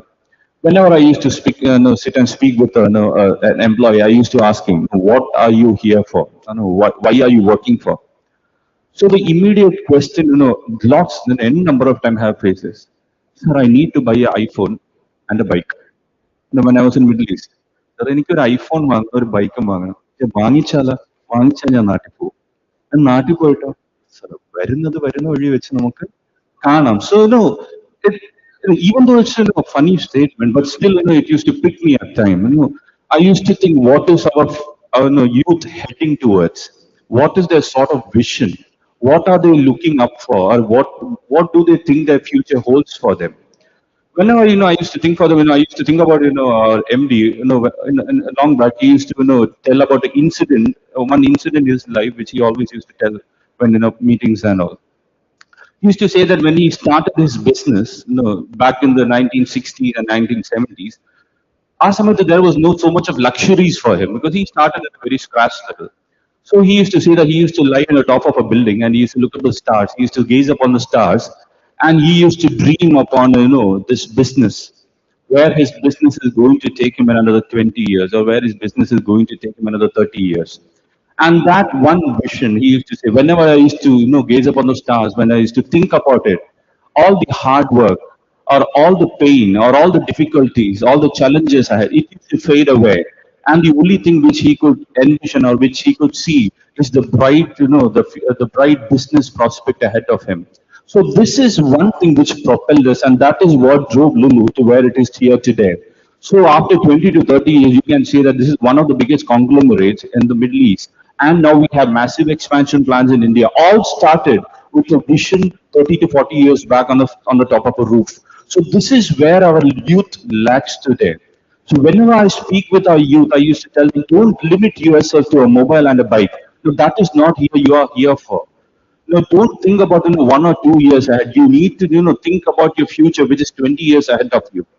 If Rasak sir is sitting here in front of you and is speaking, all these things, that doesn't mean that it all happened in the blink of an eye. It's years of hard work. It's years of, the commitment, the years of dedication. So future, no, for our youth today, it's all instant noodles. It's like the Maggie, 5 minutes it all happened. Everybody who drops out of a college, they want to be in this position. Soon after they drop out of the college, they want to be in the seat. That is not going to happen. It requires a lot of commitment. It requires a lot of hard work. It requires a lot of dedication. It requires a lot of planning in your work. So every youth, for them, I can say that this is what I know from the day one. I tell to my employees who join. Don't think about 1 or 2 years. Think about 10 or 15 years ahead of you. So this is what your plan should be. If you don't do that, every 2 years you will be switching from one company to another company to another company. You will be starting from base level to base level, and you will never reach anywhere. So you need to have that vision. Whenever you drop out of college, whenever you're starting your career, let it be retail, let it be hospitality, let it be IT, let it be automobile, let it be whichever industry it is. You need to have a vision for you. And this is what we want every youth to have. In our Lulu, this is what we try to teach them from day one. Have a vision for yourself. Have a vision. Don't think about tomorrow. Today you started as a salesman. Don't think about a salesman level. I want you to think like a manager, because if you start thinking like a manager, in another 5 to 6 years you will be a manager. And that is how your vision should be.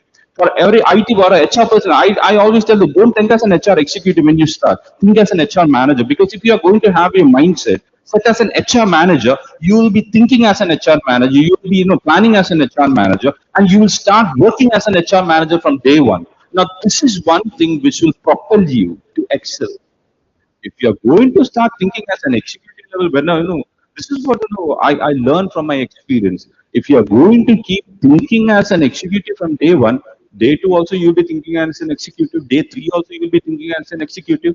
After 1 year also you'll be thinking as an executive, and after 20 years you turn back and see, then you will say, "Arey baap re, wo kya ho gaya yahan pe?" What went wrong. What went wrong is day one. Your day one went wrong. Your day one onwards, you were starting as an executive. So this is what I think. I say to my, this is what the biggest advice I want to give to the youth. Let it be any industry. Start visioning for the future, not for one day, not for 2 days. Start thinking about it.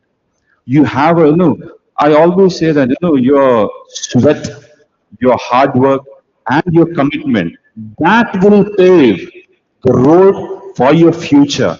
That will pave the road for your success, and that will be your success mantra after 20 years. And you can say after 20 years or 15 years or 10 years, you can turn back and say, yes, the decision which I took, the vision which I saw, that has come to a fruitfulness, that has come to a fulfillment. And it was not overnight, but I'm happy that I took that standpoint. And this is what is what we as an organization is looking forward. And this is one thing which we try to implant in the mindset of every employee, because we want our employees to be with us for a long term, and we don't want them to base level. We want them to grow as the company grows. The company grows. We have a big, massive expansion plan for Lulu. We have a massive expansion. As Rasak sir rightly said, we have Kerala is booming. We have huge demand for talents, but that talent shouldn't end at the base level. As Kerala grows, as the organizations grows, as the industries grows, we want every talent to grow along with us, so that tomorrow we have a bright, people who will be sitting in this podium, who will be telling, who will be guiding our next generation to come. So this is what we want, and this is what the vision of our organization is, and this is what should be the vision of our youth as well. Wonderful. Thank you so much. So I think we have short time limit. Uh, so can we take one or two questions?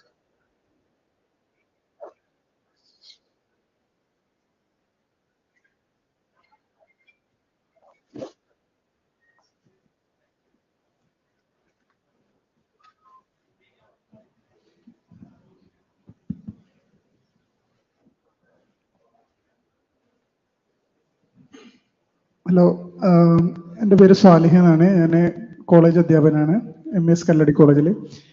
എനിക്ക് 2 ചോദ്യം ഉണ്ടായിരുന്നു. ഒന്ന് ആർക്ക് വേണമെങ്കിലും take ചെയ്യാം. ഒന്നാമത്തെ question എന്ന് പറയുന്നത്, ഇന്ന് കൊമേഴ്സ് അതുപോലെ ഈ ഇൻസ്റ്റഗ്രാം സോഷ്യൽ മീഡിയ വഴിയുള്ള ബിസിനസ് വളരെയധികം കൂടി വരുന്നത് കാണുന്നുണ്ട്. ഇപ്പൊ എൻ്റെ ചില സ്റ്റുഡൻസ് തന്നെ ഒരു 1 crore ഒക്കെ ടേൺ ഓവർ ഉള്ള കമ്പനീസ് റൺ ചെയ്യുന്നുണ്ട്, ചില ഇൻസ്റ്റഗ്രാം പേജിലൂടെ മാത്രം. അതായത് മൊബൈൽസ് വിറ്റിട്ടോ, ഐഫോൺ ദുബായിൽ നിന്ന് വരുത്തിയിട്ട് ഇവിടെ സെല് ചെയ്യുന്ന ഒരു പരിപാടി. ഒന്നത്. പിന്നെ ചില കുട്ടികളെ ഈ പിന്നെ ഡ്രസ്സിന്റെ മറ്റേ കോയമ്പത്തൂർ നിന്നൊക്കെ കൊണ്ടുവന്നിട്ട് ഒരു ഇൻസ്റ്റഗ്രാം, അവർക്കൊരു പ്ലാറ്റ്ഫോം ഫീ അങ്ങനെയൊന്നുമില്ല. ചില ആളുകൾ ഇപ്പോ ബൾക്കായിട്ട് പർച്ചേസ് ചെയ്തിട്ട് ഇ കൊമേഴ്സ് പ്ലാറ്റ്ഫോമുകളിൽ സെല് ചെയ്യുന്നത് കാണുന്നുണ്ട്. ഇപ്പൊ ആമസോൺ അല്ലെങ്കിൽ ഫ്ലിപ്കാർട്ട് പോലത്തെ ഇപ്പം ഒരു എമർജ് ചെയ്ത് വരുന്നുണ്ട്. അപ്പം ഇതിന്റെ ഒരു സാധ്യത എത്രത്തോളമാണ് എന്നുള്ളതാണ്. ഇനി അതിന്റെ ഒരു ട്രെൻഡ് വരുമോ എന്നുള്ളൊരു സംശയമുണ്ട്. അതിലെ കുട്ടികളെ എത്രത്തോളം നമുക്ക് സപ്പോർട്ട് ചെയ്യാൻ പറ്റും, അല്ലെങ്കിൽ അതിന്റെ ഒരു സാധ്യത എന്താണ് ഒന്നതാണ്. രണ്ടാമത്തെ ഒരു കാര്യം, ഇപ്പോ നേരത്തെ പറഞ്ഞ ടെക്നോളജി ഒരുപാട് ഇവോൾവ് ആയിക്കൊണ്ടിരിക്കുന്നുണ്ട്. അപ്പോ ഇപ്പോ ഈ റീറ്റെയിലേഴ്സിന് അല്ലെങ്കിൽ ഹോൾസെയിൽ കച്ചവടക്കാരൊക്കെ ഇപ്പം മിക്ക ആളുകളും പണ്ടുള്ള ഒരു സിസ്റ്റം ഇപ്പോഴും പിന്നെ ഡെലിവറി ഒക്കെ ആയിട്ട് പല രീതിയിലും റീറ്റെയിലേഴ്സിന്റെ അടുത്ത് ഹോൾസെയിലേഴ്സ് എത്തിക്കുന്നുണ്ട് സാധനങ്ങൾ. പക്ഷെ എന്നിരുന്നാലും അതിന്റെ ഒരു ട്രെൻഡ് വളരെയധികം മാറിക്കൊണ്ടിരിക്കുകയാണ്. ഇപ്പോൾ ഡിജിറ്റലി ഡാറ്റ അവൈലബിൾ ആണ്, പല ഡേറ്റ പ്രൊവൈഡേഴ്സ് ഉണ്ട്. അവരുടെ കയ്യിൽ നിന്ന് പിന്നെ ഈ റീറ്റെയിലേഴ്സിന്റെ ഡീറ്റെയിൽസ് കളക്ട് ചെയ്തിട്ട് അവരെ ഫുൾ ഓൺലൈനിലൂടെയാണ് കമ്മ്യൂണിക്കേഷൻ നടത്തുന്നത്. അപ്പൊ അത്തരത്തിലുള്ള ഒരു സാധ്യത എന്താണ്? ഇങ്ങനെ രണ്ട് ചോദ്യമാണ്.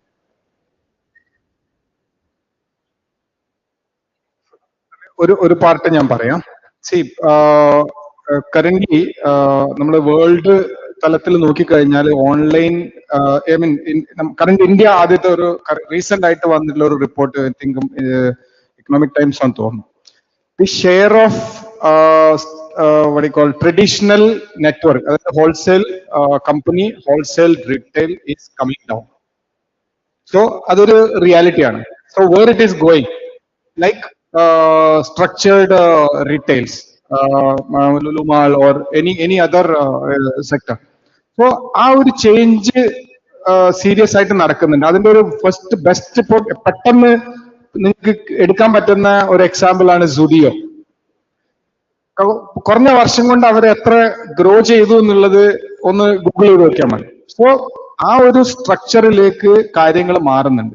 വേൾഡ് വൈഡ് നോക്കിക്കഴിഞ്ഞാൽ ഈ മിഡിൽമെൻ ബിസിനസ് വളരെ എന്താ പറയാ താഴോട്ട് പോയിക്കൊണ്ടിരിക്കുകയാണ്. ഒരു വലിയ ചാലഞ്ച് നമ്മൾ ഇന്ത്യയിൽ ഫേസ് ചെയ്യുന്നതെന്ന് പറഞ്ഞാൽ ലോജിസ്റ്റിക് കോസ്റ്റ് ഇതിൽ മീറ്റ് ചെയ്യാത്ത ഒരൊറ്റ കാരണം കൊണ്ടാണ് നമ്മുടെ ഇവിടെ ആ ഒരു എന്താ പറയാ മറ്റുള്ള കൺട്രികളിൽ ഇത് പോകുന്ന പോലെ നമ്മുടെ സിസ്റ്റം വരാത്തത്. അത് ഇന്ന് ആരെങ്കിലും ഒരു പുതിയ ടെക്നോളജി ആരെങ്കിലും ബ്രേക്ക് ചെയ്യുന്നോ അന്ന് നമ്മുടെ ഓഡിയോ കാസറ്റ് നിന്ന പോലെ ഇത് സ്വിച്ച് ഓഫ് ചെയ്യുന്ന മാതിരി നിൽക്കുന്ന ഒരു സ്ഥിതിയിൽ എത്തും. കാരണം പിന്നെ നേരെ ഒന്നിന്റെ ആവശ്യമില്ല, നേരെ മാനുഫാക്ചറർ ക്യാൻ റീച്ച്. ഇപ്പൊ എനിക്ക് എന്റെ കസ്റ്റമർ അല്ലെങ്കിൽ എന്റെ റീറ്റെയിലറോ എത്തണമെങ്കിൽ ഒരു മിഡിൽ ആളെ ആവശ്യമില്ലാത്തൊരു സ്ഥിതി വരുമ്പോൾ സ്വാഭാവികമായിട്ടും ആ ഒരു ആംഗിളിലേക്കാണ് ഞാൻ നോക്കുന്നത്. അപ്പം നിങ്ങൾ പറഞ്ഞ ഇത് ഈ ചെറിയ രൂപത്തിൽ അത് നന്നായിട്ട് നടക്കുന്നുണ്ട്. പക്ഷെ അതിനെ സ്കെയിലപ്പ് ചെയ്യേണ്ടടുത്തേക്ക് വരുമ്പം there is A challenge on logistics. So that is the major thing. C ultimately നമ്മള് കസ്റ്റമർ മാറിയിട്ടില്ല, നമ്മൾ മനുഷ്യന്മാര് മാറിയിട്ടില്ല. എന്താണ്, നമ്മളിപ്പോ സന്തോഷം വന്നാൽ ചിരിക്കും, സങ്കടം വന്ന കാര്യം. അത് 100 വർഷം മുമ്പേയും അല്ലെങ്കിൽ 1000 വർഷം മുമ്പേയും ഇപ്പോഴും ഫ്യൂച്ചറിലും അങ്ങനെ തന്നെ ആകാൻ പോകുന്നത്. ബേസിക് മാറിയിട്ടില്ല. ടെക്നോളജിയാണ് അല്ലെങ്കിൽ മറ്റുള്ള കാര്യങ്ങളാണ് നമ്മളെ മാറ്റി ചിന്തിക്കുന്നത്. അപ്പൊ അതിൽ നമ്മൾ എത്രത്തോളം അപ്ഡേറ്റഡ് ആണോ അതിൽ നമുക്ക് ചാൻസസ്, എല്ലാത്തിലും ആ ചാൻസസ് ഉണ്ട്. ഇപ്പൊ ഞങ്ങളെ സംബന്ധിച്ചിടത്തോളം ഇപ്പൊ കസ്റ്റമർ, ഞാൻ നേരത്തെ മേലത്തെ ലെയർ ഈ തേഞ്ഞു പോകുന്നതായിരുന്നു അന്നത്തെ ഒരു പ്രോബ്ലം. ഇന്ന് നിങ്ങൾ ഫേസ് ചെയ്യുന്ന ഒരു പ്രോബ്ലം എന്താ? ചെരുപ്പ് കൊണ്ടുള്ള പ്രോബ്ലം എന്താ? എന്തെങ്കിലും ഒരു പ്രോബ്ലം പറയാൻ പറ്റുമോ? നിങ്ങൾ വീട്ടിൽ ഇപ്പൊ ചെരുപ്പ് ഉപയോഗിച്ച് കഴിഞ്ഞാൽ നിങ്ങൾ എന്താ ചെയ്യാ? എവിടെ കളയും? അതൊരു ചാലഞ്ചല്ലേ? അപ്പൊ ഞങ്ങൾ അതിന്റെ ഒരു സൊല്യൂഷൻ ഉണ്ടാക്കാനുള്ള പരിപാടിയിലാണ്. അത് ഞങ്ങളിപ്പോ തിരുവനന്തപുരത്ത് ഒരു പൈലറ്റ് റൺ ചെയ്യുന്നുണ്ട്. നിങ്ങൾ ഒരു പുതിയ VKC ഒരു പുതിയ ജോഡി ചെരുപ്പ് വാങ്ങിക്കുമ്പോൾ നിങ്ങൾ പഴയ ഒരു ജോഡി ചെരുപ്പ്, അത് ഏത് ബ്രാൻഡ് ആയാലും, അത് റെസ്പോൺസിബിൾ ആയിട്ട് ഡിസ്പോസ് ചെയ്യാനുള്ള ഒരു ഉത്തരവാദിത്വം ഏറ്റെടുക്കുക എന്നുള്ള ഒരു ചുമതല അതിന്റെ ഒരു പൈലറ്റ് റൺ തിരുവനന്തപുരത്ത് നടന്നിട്ടുണ്ട്, തിരുവനന്തപുരം കോർപ്പറേഷനിൽ. സോ ശുചിത്വ മിഷന്റെ ഒരു കത്താണ് നമുക്ക് ഇതിനൊരു സീഡ് ഇട്ട് തന്നെ. കാരണം ഇതൊരു വലിയ ചലഞ്ച് ആവുന്നുണ്ട്. അതായത് ഈ നമ്മുടെ ഓവറോൾ വേസ്റ്റ്, സോളിഡ് വേസ്റ്റ് മാനേജ്മെന്റിൽ major issue is there is major component is footwear. So Joe sir wrote a letter to all the manufacturers, and we took what you call an initiative, and the pilot run is started in Trivandrum.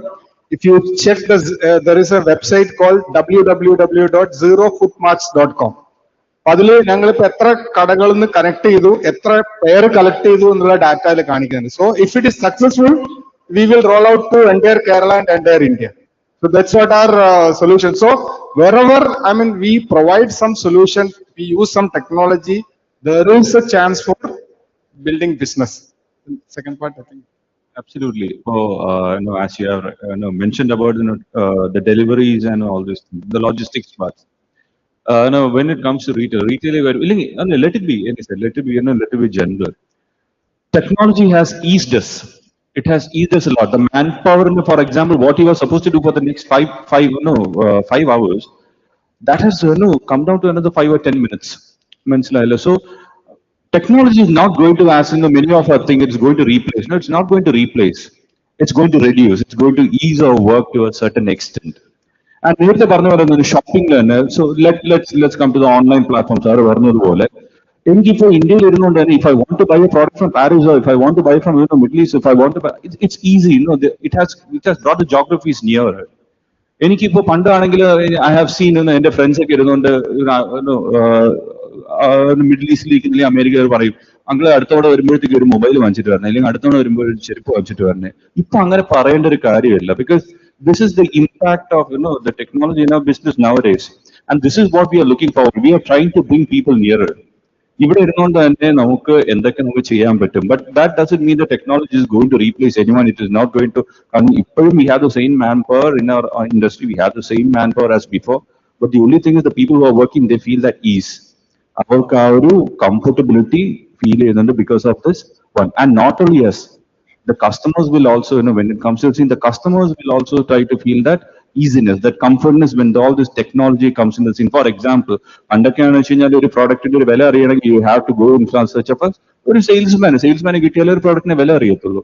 പക്ഷെ ഇപ്പൊ അങ്ങനെയല്ല, every bits and corners we have the price scanner, so you don't have to look for a person. That ഞാൻ ഒരു ചെറിയ example പറഞ്ഞ.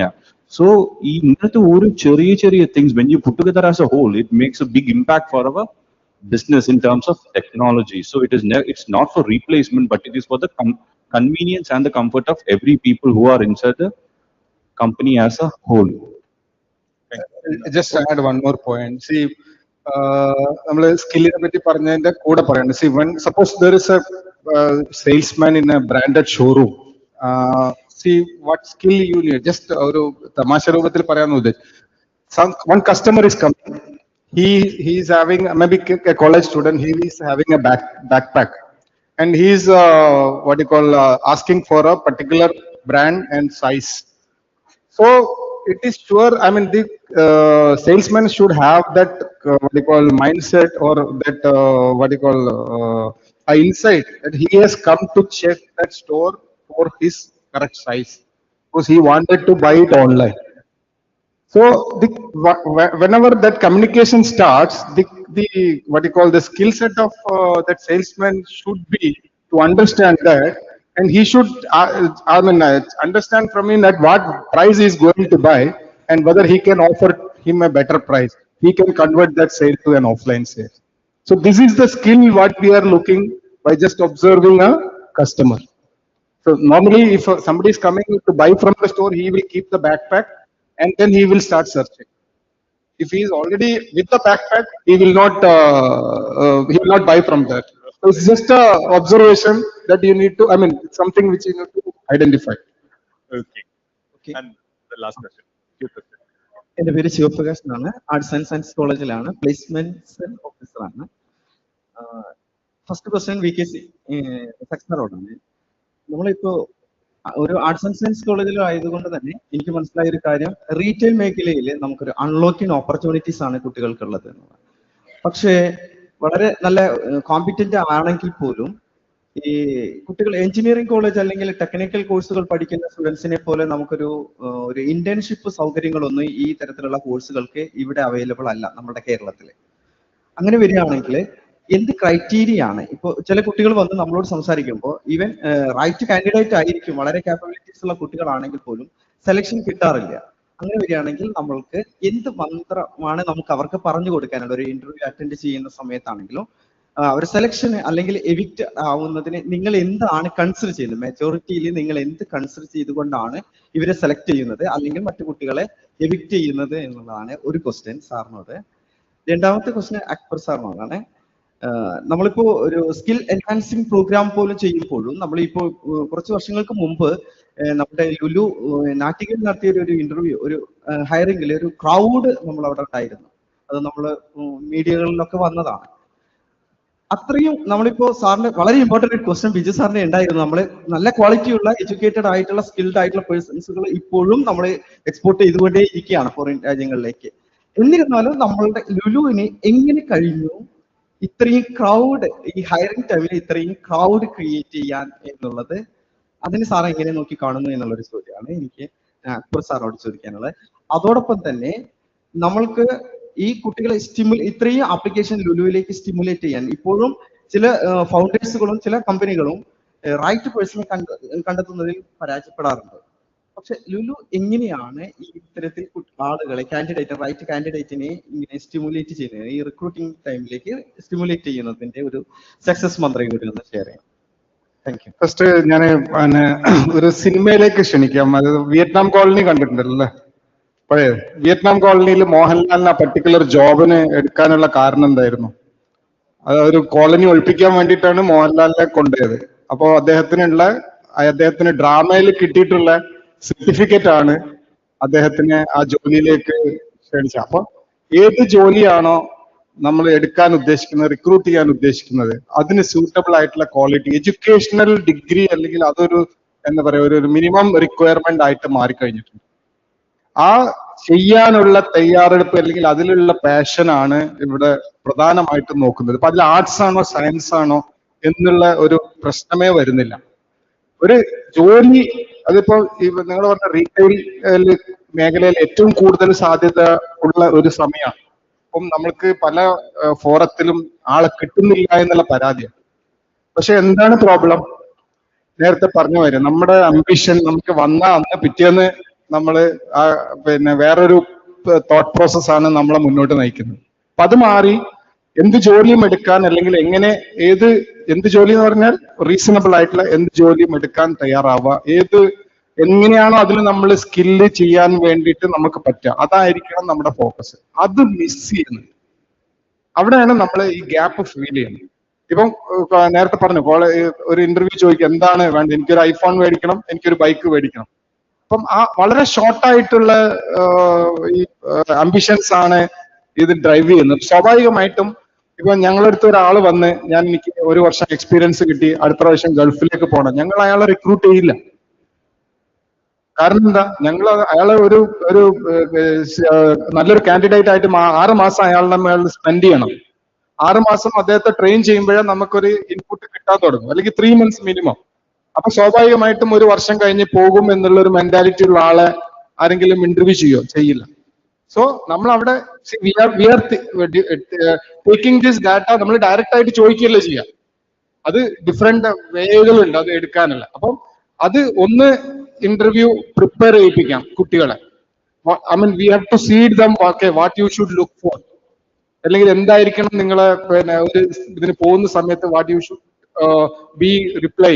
So അതൊരു education side. But അത് റിപ്ലൈയിൽ മാത്രം പോരാ, we have to make sure that it is happening. So arts science എന്നുള്ളത് കൊണ്ട് മിസ്സാകും എന്നുള്ള അഭിപ്രായമില്ല. Then another plan is like if anybody is ready in particular, for example, retail selling, we have ASAP for special skilling. You can take a bunch of your students, you can associate with any of the industries and you can train the people and send them for job. There are very good opportunities. Okay, thank you, sir. Transforming lives through skilling proposition was the fantabulous topic. Skill. Reskill to upskill to skill through unlearning methodology. How? Unlearning methodology. Then only we can upskill. How effectively disruptive technology for the enhancement of economy. Country we are in developing. Every time developing. Developed economy to foster developed economy. how well disruptive technologies can, this skilling proposition, you can give a formula of what we should do so that as per your guidance, we are ready to work. There's no what you call any technology. See, what the technology, what may work for Kerala or what may work for India, it's completely different, or the thought process itself is different. We cannot apply it as what you call 1:1 ratio. But what you apply it in India and what we apply it in US. There's the interface difference. What is the difference? See, transition of developing to developed economy. Why it is not a developed economy we are facing? Because of the lack of, there's a gap. Mr. was saying, former minister skill gap.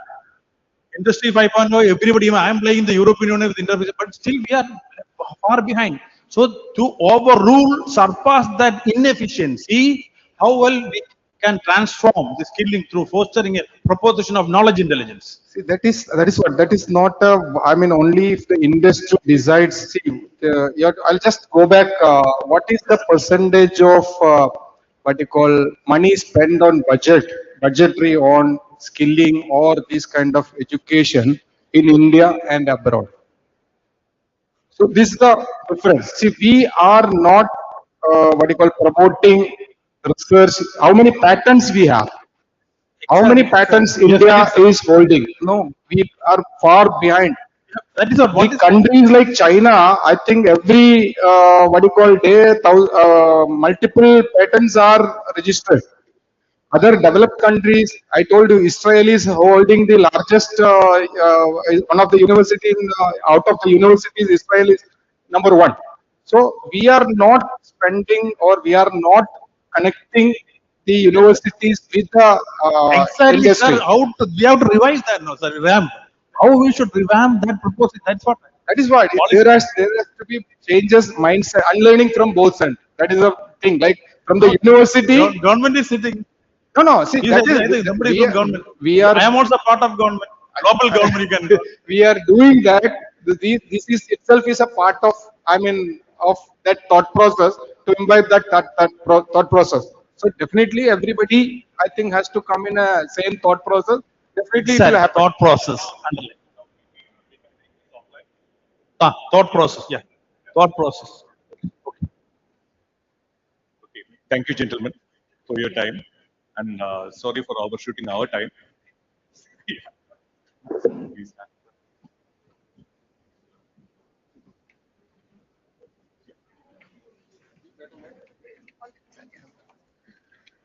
So, okay, thank you so much for a wonderful session. And on behalf of everyone who has been here, I want to express with sincere gratitude to our speakers and thought-provoking presentation. Thank you so much.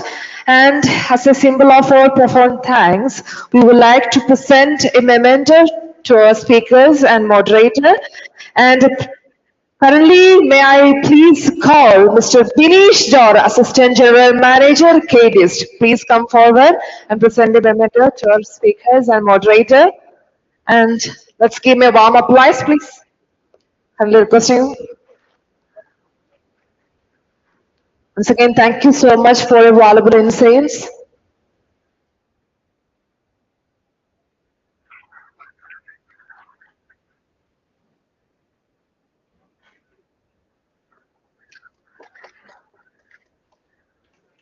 Thank you so much. Kindly request everyone, please take a photo.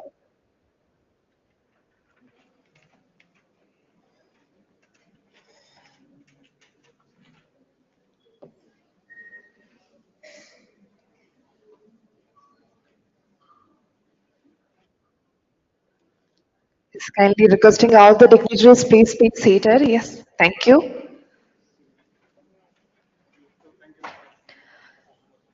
And now, ladies and gentlemen, we are just moved to our next session. Kindly requesting everyone, please be seated. We are just about to begin our next session.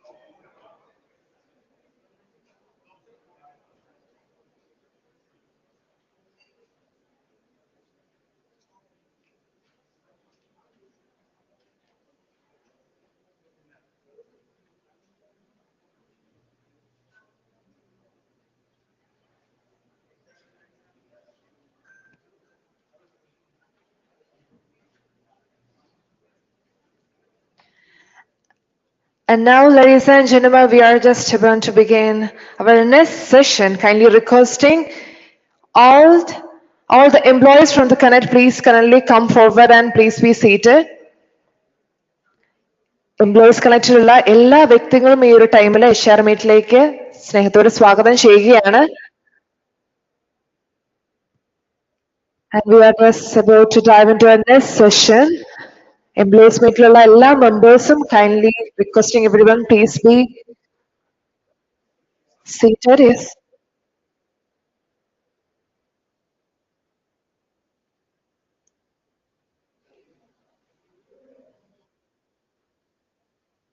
So once again, welcoming everyone for Skill Kerala Global Summit 2025.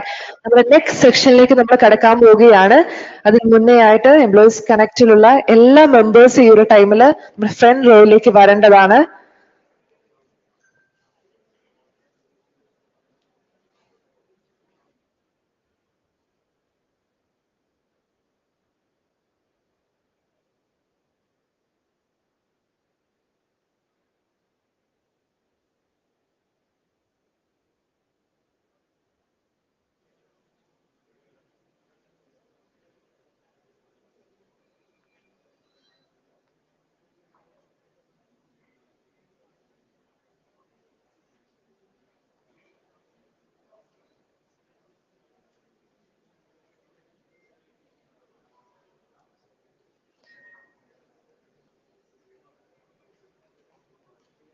So yes, all right. So it immense pleasure to welcome all the members from the Employees Connect. Please be seated.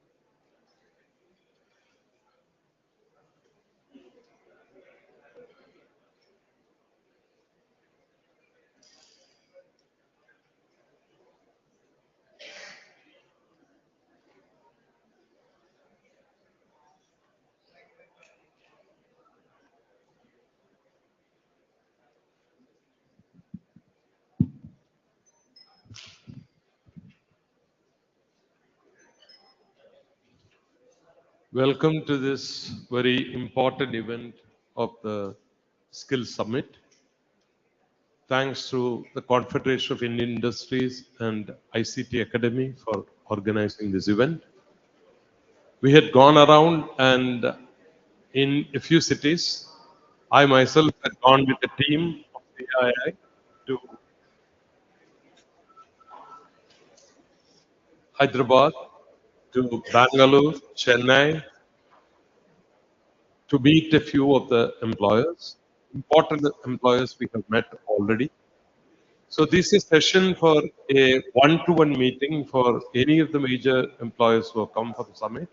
We had circulated an expression of interest to those who are interested in proposing opportunities for the major skill campaign which Vijnana Keralam is going to launch the coming few months.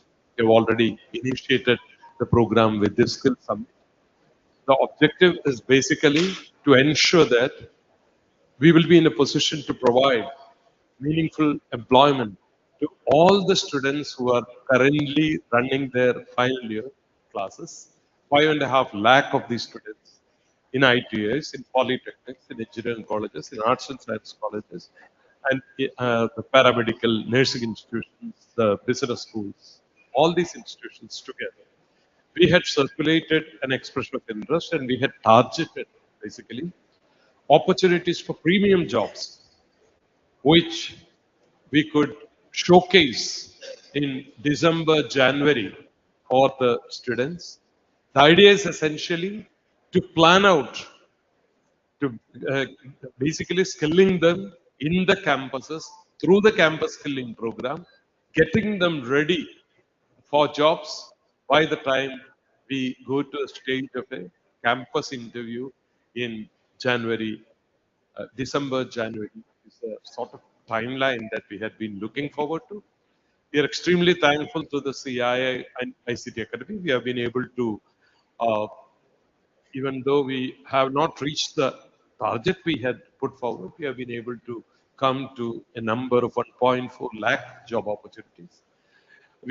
Not counting the internships and apprenticeships. The CIA has contributed around 80,000 opportunities. ICT Academy around a few thousand opportunities. Then the FICCI and other local employer companies have also contributed to the opportunities.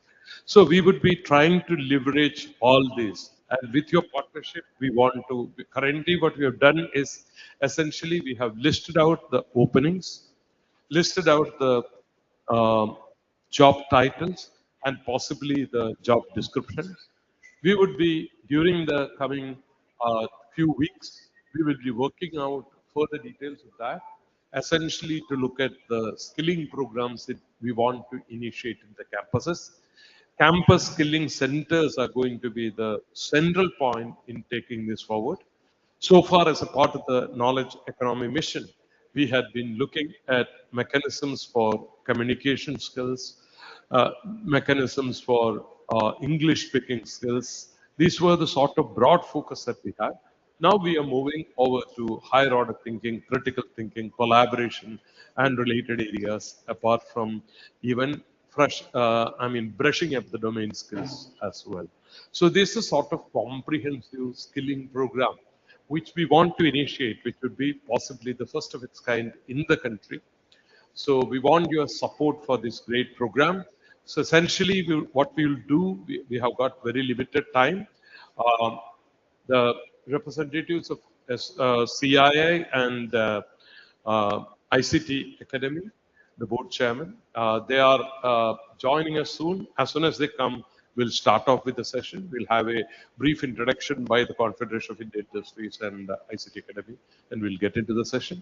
Meanwhile, if anybody wants to have a one-to-one consultation on things, we have got limited time. We have met a few of the employers. The other employers, we will be always open to connect and take this forward. Myself and my colleagues, Vinesh and the members of the demand side management team are here at your disposal. So take use of this opportunity and connect. Thank you. So a gentle reminder, so നമ്മൾ ഇത് start ചെയ്തതിന് മുന്നേ ആയിട്ട് വന്നിരിക്കുന്ന എല്ലാ എംപ്ലോയീസും ഫ്രണ്ടിലേക്ക് കയറിയിരിക്കേണ്ടതാണ്. ഈ ഒരു മീറ്റ് നിങ്ങൾക്ക് വേണ്ടിയാണെന്ന് അറിയാമല്ലോ. സോ ബിഫോർ സ്റ്റാർട്ട് ചെയ്യുന്നതിന് മുന്നേ എല്ലാ എംപ്ലോയീസും ഫ്രണ്ടിലേക്ക് കയറിയിരിക്കേണ്ടതാണ്. Gently requesting everyone, every employees please come forward and please be seated. Kindly requesting all the employees, എല്ലാവരും മാക്സിമം ഫ്രണ്ടിലേക്ക് കയറിയിരിക്കണം. Kindly requesting. സോ എന്നാലാണ് നമുക്ക് കുറച്ചും കൂടെ നല്ല രീതിയിൽ ഈ ഒരു അഷാർബായിട്ട് നമുക്ക് ചെയ്യാൻ പറ്റത്തുള്ളൂ. സോ കൈൻഡ്ലി റിക്വസ്റ്റിംഗ് എല്ലാ എംപ്ലോയീസും മാക്സിമം ഫ്രണ്ടിലേക്ക് കയറിയിരിക്കേണ്ടതാണ്. Yes, thank U.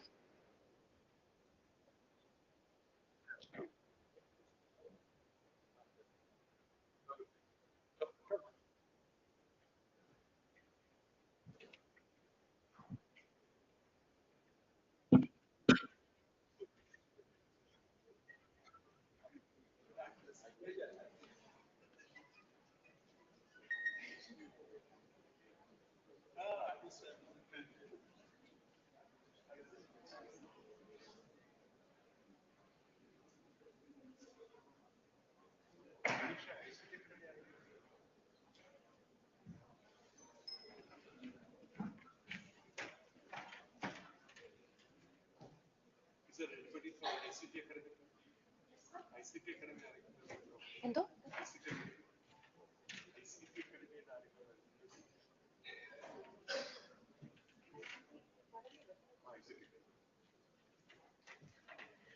Kindly requesting ICT academy പ്രതിനിധിയായിട്ട് ആരെങ്കിലും ഇവിടെ ഉണ്ടെങ്കിൽ kindly please come forward.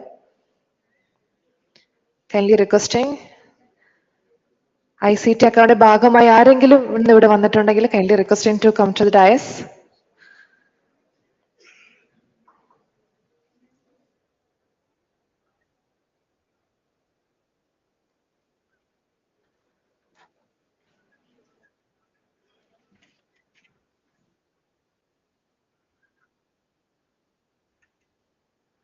Once again, welcoming all the dignitaries on the dais. Yes, we are just dive into a section. Thank you.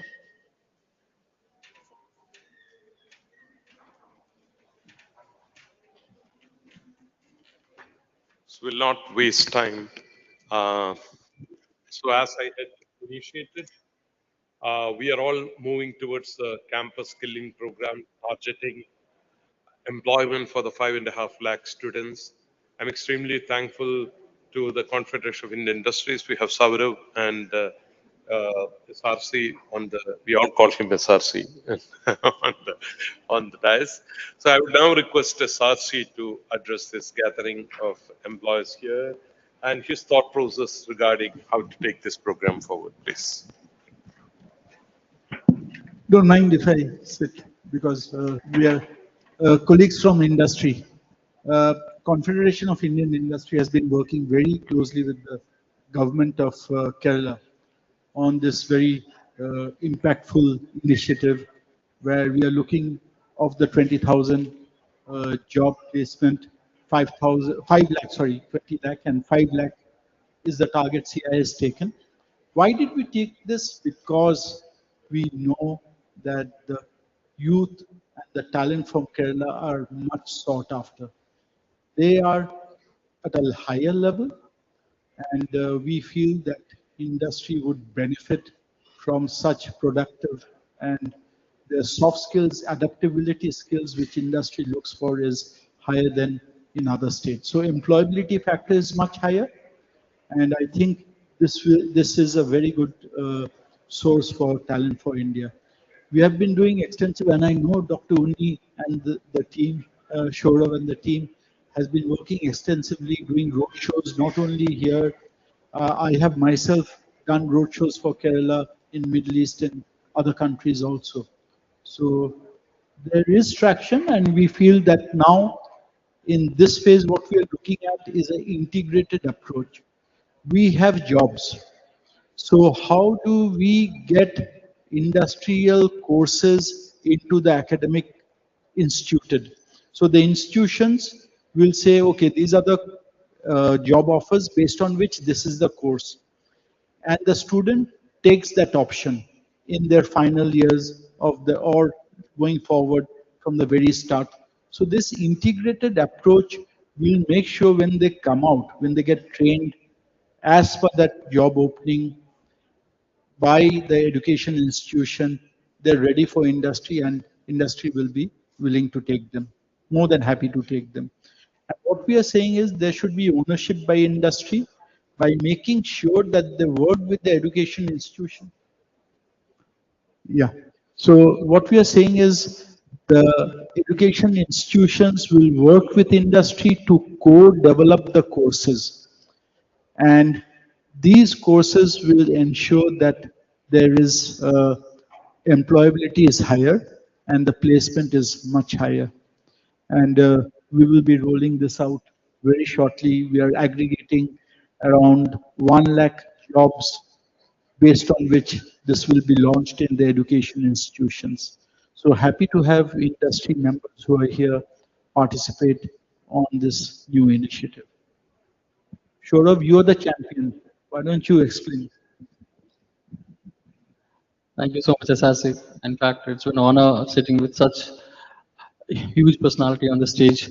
So we are working on this since last more than 2.5 years, 3 years now, and it's been a roller coaster ride for us. It's been an extremely learning opportunity for us as a CI also. That because when we started, it was completely something new, and we knew it will be a challenging task because every day we used to come across something new which was actually for the first time in front of us as a case study.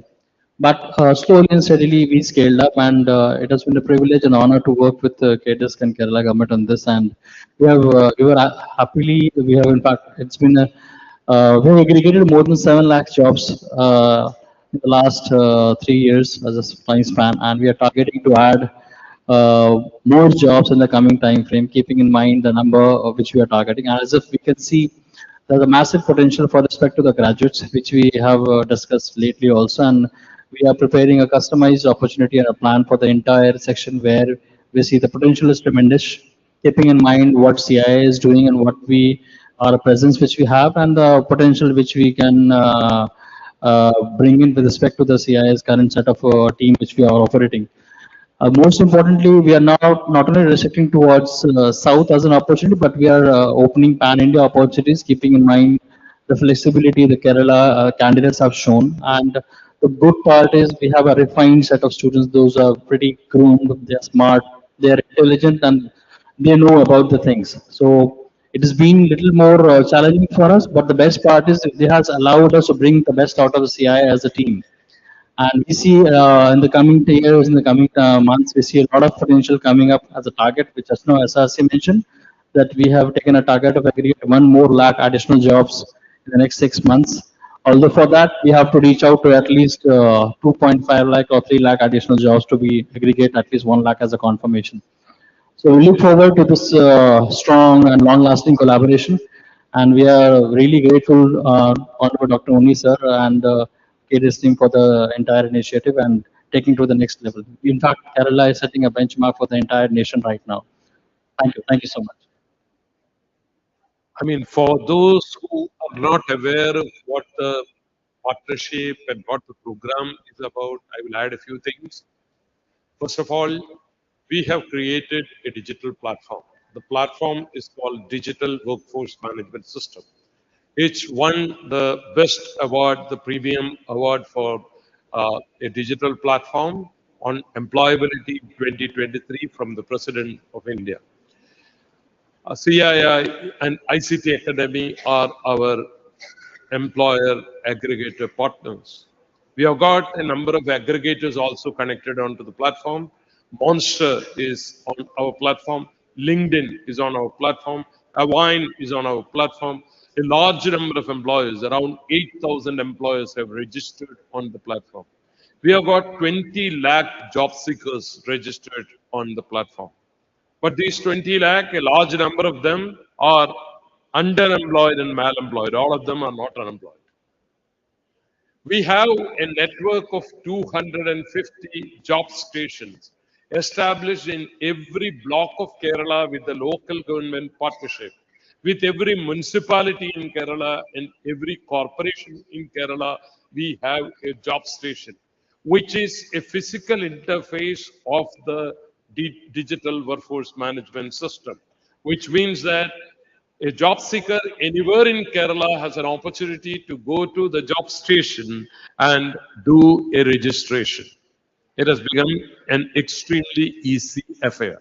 Apart from that, the application digital workforce management system has got a mobile counterpart, DWMS Connect, which can be installed and the job seekers can apply for jobs.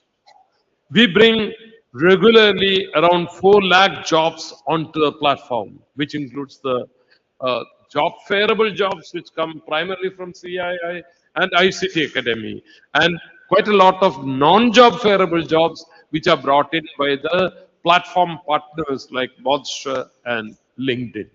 So this is how the whole thing is structured. Apart from this, we have initiated a very silent initiative. Every Saturday, there is a virtual job fair, which makes use of the SDPK platform, Skill Development Platform Kerala, which is a wide area network, electronic network, which connects the employers from anywhere in the country to the job seekers virtually.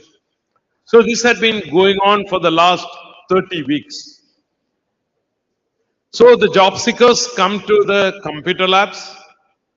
They connect with the employers virtually in Bangalore, in Chennai, in Bombay, in Delhi. They get connected. And the interviews get happen over the electronic network.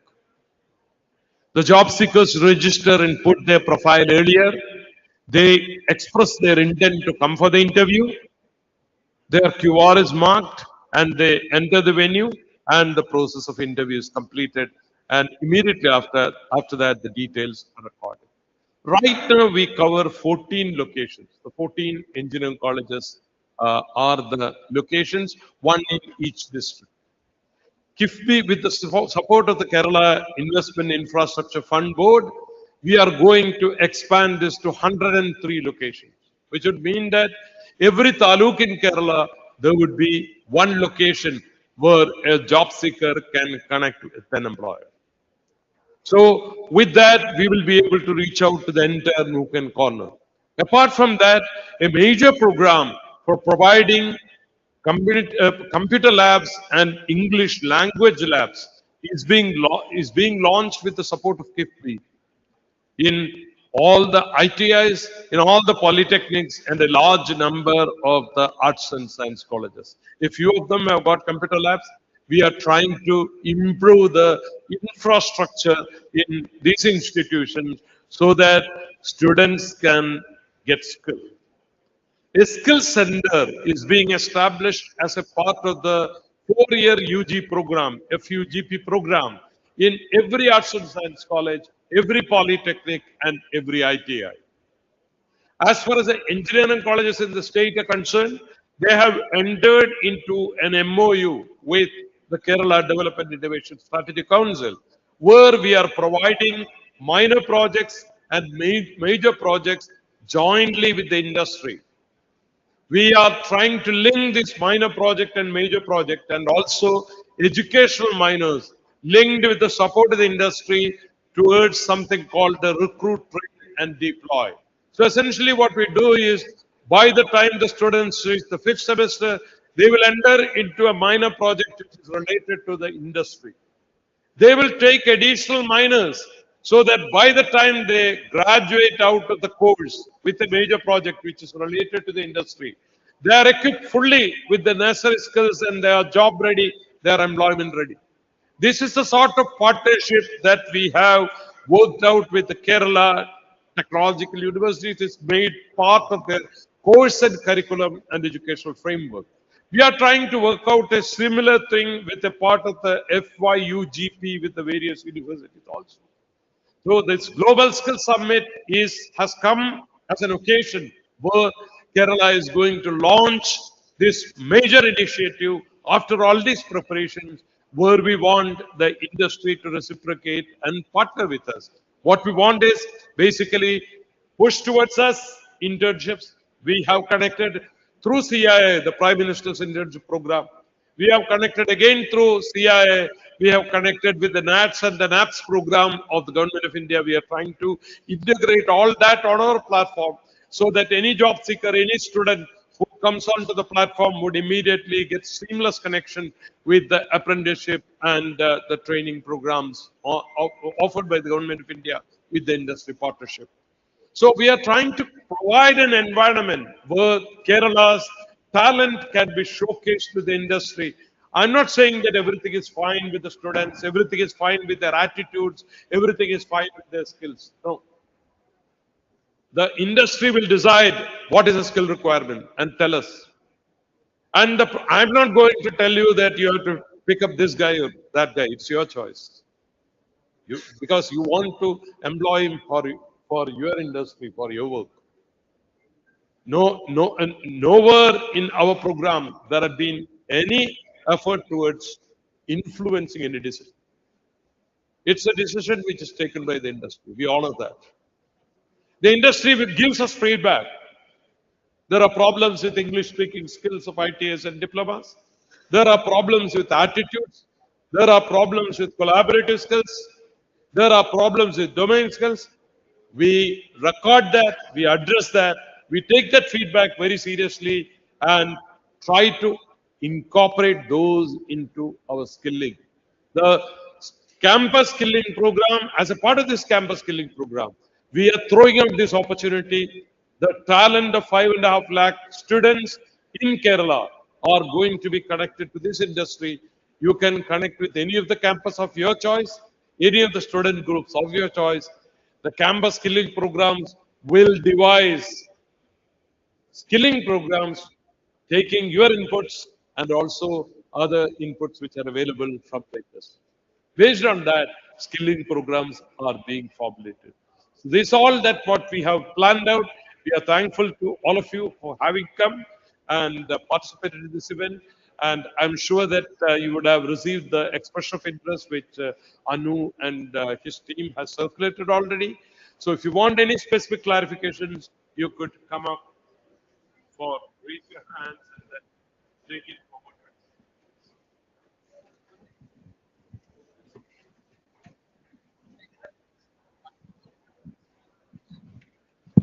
Hello, yeah, I'm audible.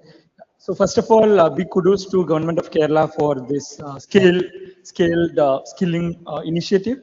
And myself, Rafi, HR Director from Avine, one of your partner with the Government of Kerala actually. I think we signed the MOU last year, yeah. So from our experience of working with, especially with the platform, especially in the last 1.5 years, we did some decent number of job posting, but the participation from the students was extremely less. And if I compare this with any other platform in the market, because for me, when I look at this is an effort and time matters a lot. So if I post a job, I think after waiting almost 15 days, the total number of application I received was just 15. Whereas if it was done in any other platform, this would have been at least 200 to 300. This was an entry-level job. So I see some trouble with the supply side. When I say supply side, the students actually don't know how famous is this platform with the students and how are they, making use of it actually. So it's an experience from the last 1 year. Yeah, thank you. Good point raised, because there is no point in saying that everything is fine and just saying hi and then finishing off. One of the major issues that we have been facing is in terms of mobilization. As I said, that we have 20 lakh people who are mobilized on the platform. We had been originally thinking that this is perfectly fine. But the reality of the Kerala's labor market is different. The aspirations of the students are different. When we post a job, the first question they say is that if I go for 20 days for Swiggy and Zomato, I get more salary than what you posted. So why should I go for this job? This is a sort of attitude that the whatever Gen Z or Gen Alpha or whatever you are talking, that's a sort of attitude that they generally take. We are now working through the placement offices. We are now working through the local mechanisms and trying to do the advocacy much better. We are trying to take the platform. I told you that we have an award-winning platform. That's all fine. But the extent of popularity of that among the students. There had been challenges. That is why we have now made an initiative. We have connected with the entire academic community. We have all the placement officers connected. We have the quality assurance staff members connected. We have made it a campus program. The important reason why the teachers have come to us on board is because many of the arts and science colleges and engineering colleges, now there are no students. Most of them are going abroad. So there is a compulsion on the part of the management and the college teachers also to look at this very seriously. So employability has become the hallmark of their agenda in the campuses. So we are trying to make use of. We have forged a partnership with them. We are also reaching out to the students and telling them, look, we will provide you a bouquet of skills of your choice. You join any of these, there is no compulsion, but this would help you to make you employable. You are offering hackathons, we are offering ideathons, we are offering a variety of skilling programs, a bouquet of skilling programs. We are offering them our recruit, train, deploy programs. So a variety of such things are being offered, and we are also taking the community along. Dr. Thomas Isaac, the former the finance minister, is himself leading the campaign, and he has mooted the idea that now you don't learn for degrees, but you learn for jobs. It resonates with the World Economic Forum slogan of degrees, skills and not degrees, is the sort of campaign that will come up. In fact, one of the agendas of the discussion here was that. But we are keeping the public education system at the center, and we are trying to revitalize that because there are quite a lot of good things about Kerala's education. That is the equity and sustainability part of it. We want to retain that. We want to provide the access to every poor student in the state, which we have been able to do, and at the same time connect with the industry so that we can provide talent to them.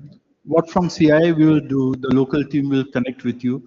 Focused, curated job drives for your requirement. We have been doing it very successfully. I know there are challenges, but if we know exactly the job role, the location, etc., all the details, we'll do job drives for you. Thank you. Sir, another point from the experience of working with placement cell offices in Arts and Science College, it's again from our experience, their understanding of job landscape is very limited. So most of the time, students have better understanding, and placement cell officers are not able to bring it to the notice of students. Because especially if I take from the Bangalore ecosystem, because Avigna is based out of Bangalore. So there are jobs like operation jobs in Swiggy, Zomato. These are well-paid jobs, 30, 40K plus at the beginning level. And this can be done by anyone being BA History or BA Malayalam. We don't even count any of this actually. So it could be anyone who have a problem-solving skill, good communication skill. And whereas the placement cell officer doesn't have any clue about this kind of job in the market, which can actually be, if they are aware of this, actually the students in the BA, BSc, that kind of generic degrees in Arts and Science College, they can be trained and upskilled for that, and that could be a good pitching point for them actually. This is again from the experience. Yes. I'm coming from financial service industry. I was a manager of ICC Prudential, and financial service is at least 33-40%, maybe 30% job required, and most of the insurance companies required in the sales side.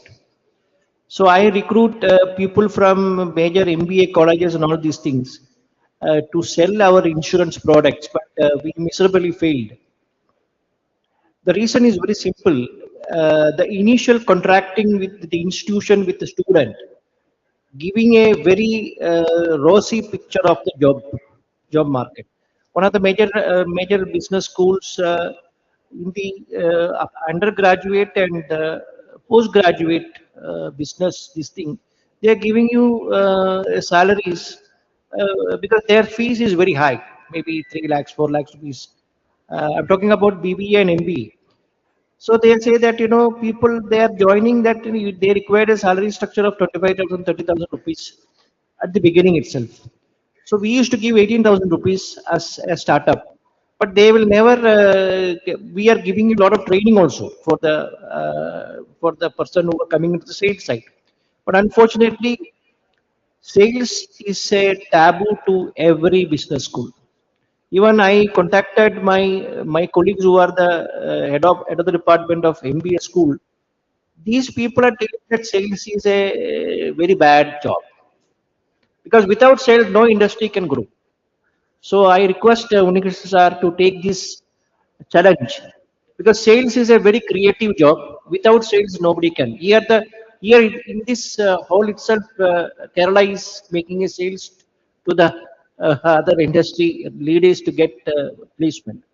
So bottom drastic changes have to come from the government as well as CIA, Kerala Management Association, all these associations that sales is a major job and the profile have to be properly given. Thank you.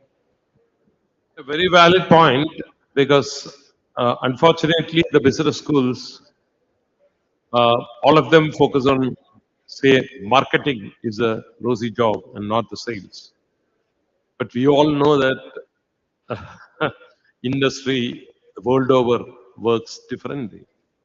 If you don't have sales, then there is no wealth creation. So that is well known. But unfortunately, the Kerala labor force has got very different preferences. Whatever studies have been done by the Center for Development Studies very clearly indicate that the Kerala labor force is risk averse. Number two, their focus is on traditional jobs. They don't look at emerging jobs. They are not ready to take risk. These are all realities which we have to face. So we will have to work out this.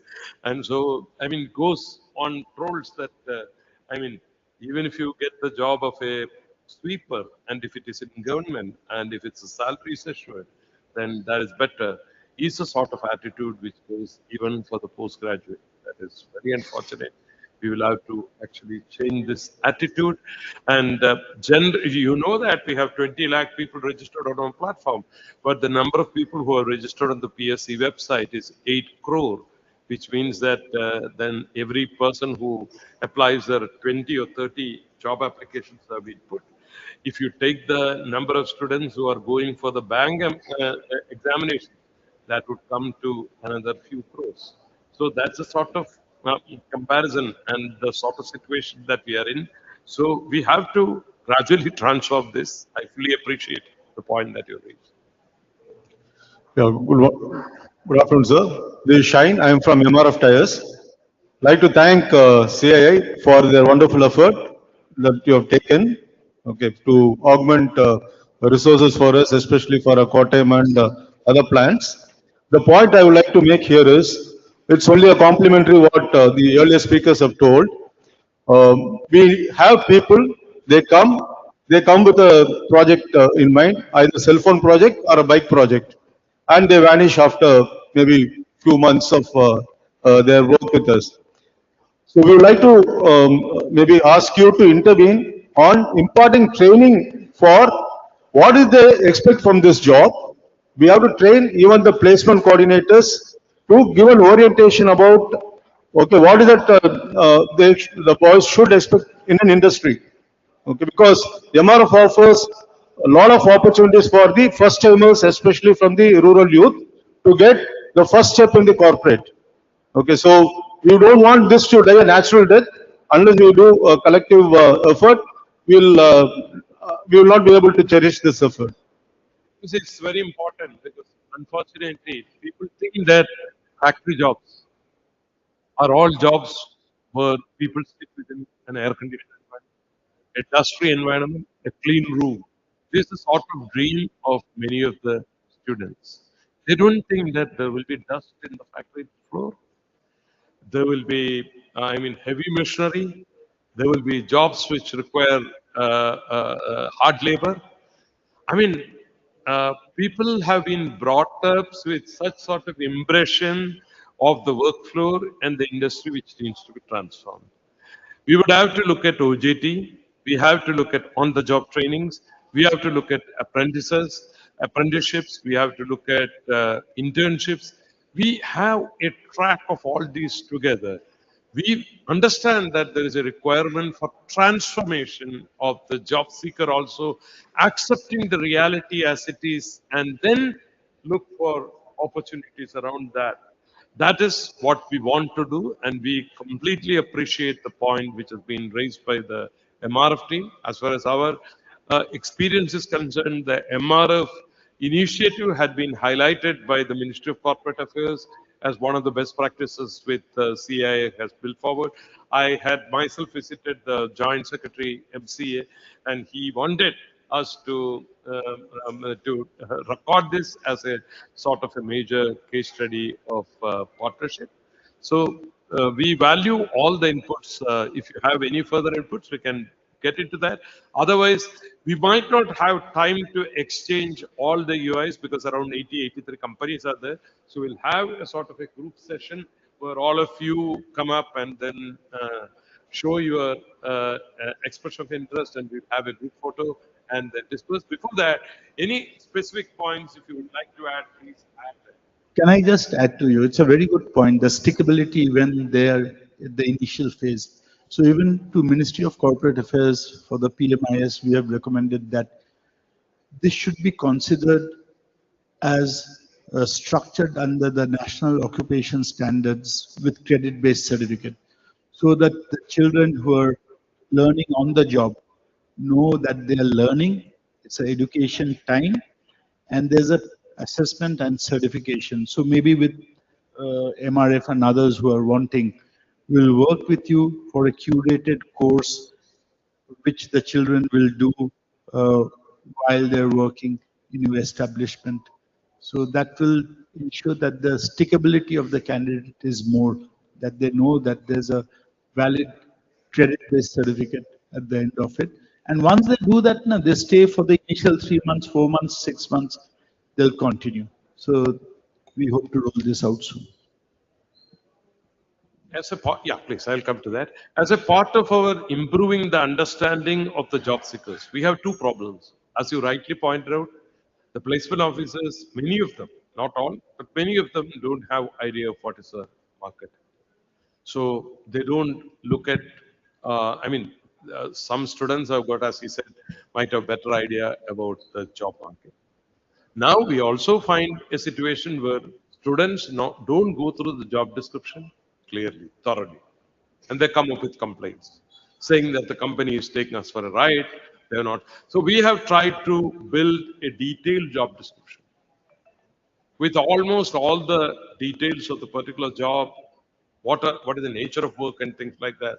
We have been trying to improve upon this. We are trying to see that the students will, it's not easy for us to ensure that the student goes through the job description and has highlighted the important points. But now we are trying to improve upon this process.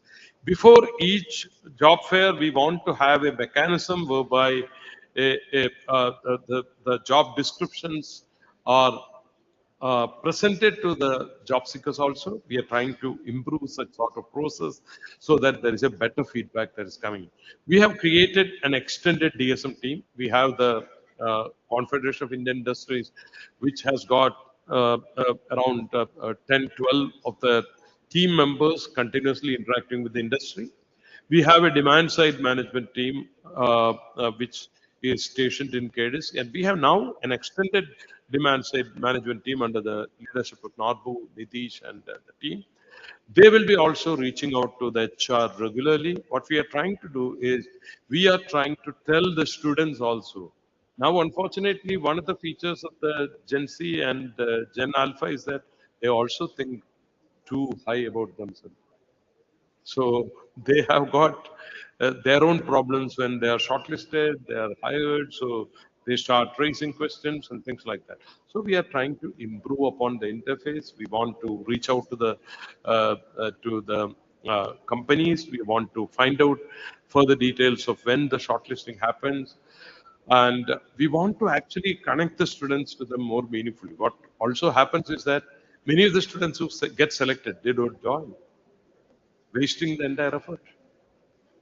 Many of the students who get shortlisted, after that, when they are called, they don't take up the mobile. So these are all issues which are working actually works out in terms of what we are trying to do.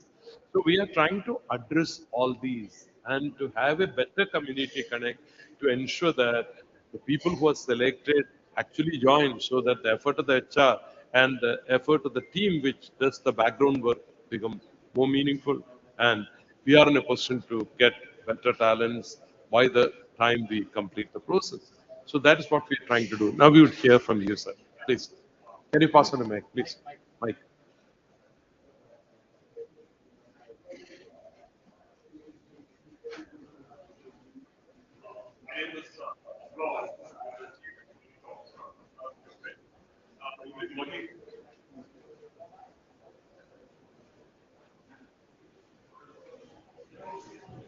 Hello. Yeah, my name is Amblavanan. I am the Chief Employment Officer of Employability Bridge. We've been working with CII Kerala for last 15 years, and specifically with CII MCC for the last 4 5 years, working with Anand, MRF, multiple diploma and ITI holders. So we are placing in different places. As Mr. Shine mentioned, some of the challenges is the candidates has to be prepared for the production environment. It's like standing job. And actually, I just want to communicate that as per the new education policy, government, there's a new scheme called Learn and Earn, where you can take ITI or 10th, 12th, or diploma candidates, and then you can do the normal production work and enrolled in a skill university, which eventually leads them to a BWalk in, whether it is depending upon whether they are working in a manufacturing, if it is they're working in MRF, they'll get a manufacturing technology. If it is in automotive, it will be automotive like that. Actually, I'm happy to say we are closely working with MRF on this initiative. We launched it in across the Dahej plant and Trichy plant. And one of the things that we would like to do is like we need the student, a lot of there's a lot of industry recognize the lot of effort that is being done by the CII, like Kerala Skill Committee. The openness for the candidates to just move out of just Tamil Nadu and Karnataka has to be promoted more. The candidates should be open to go to Hyderabad or Pune and other locations. There are a lot of good opportunities there. So that if you can kind of, when the candidates are in the college itself, you can communicate for them to be open to travel to multiple places. That will be good. And also, as you rightly said, like there is an initiative that is currently going on in terms of the NAPS, the NATS, National Apprenticeship Training Scheming, for diploma and graduates, because the candidates go through 1 year of apprenticeship. So there is an effort to convert that 1 year of apprenticeship training as a equivalent to 40 credits, such that it can be they can be enrolled in BWalk or anything, such that they get a direct credit. Currently, they just get only the NAPS or NAT certificate. There is an initiative already going on. I think that's going to be formalized this year. So we are looking forward to working more closely with CII Kerala. Thank you. Thank you.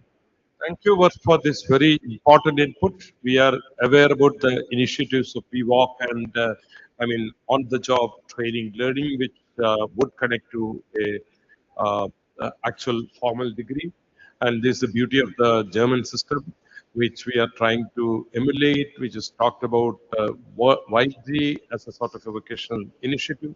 So we are very keen on this. We have been working closely with L&T. We had already some discussions with NTTF on that in some of the locations where NTTF is involved. Then I'm now extremely happy to hear that the Employability Bridge is also working with this initiative. We would be happy to connect the MRF and the other programs which we already run through Employability Bridge with some of these BWalk initiatives as well. Thank you. Yes, sir. Yeah, this is, yes, right, sir.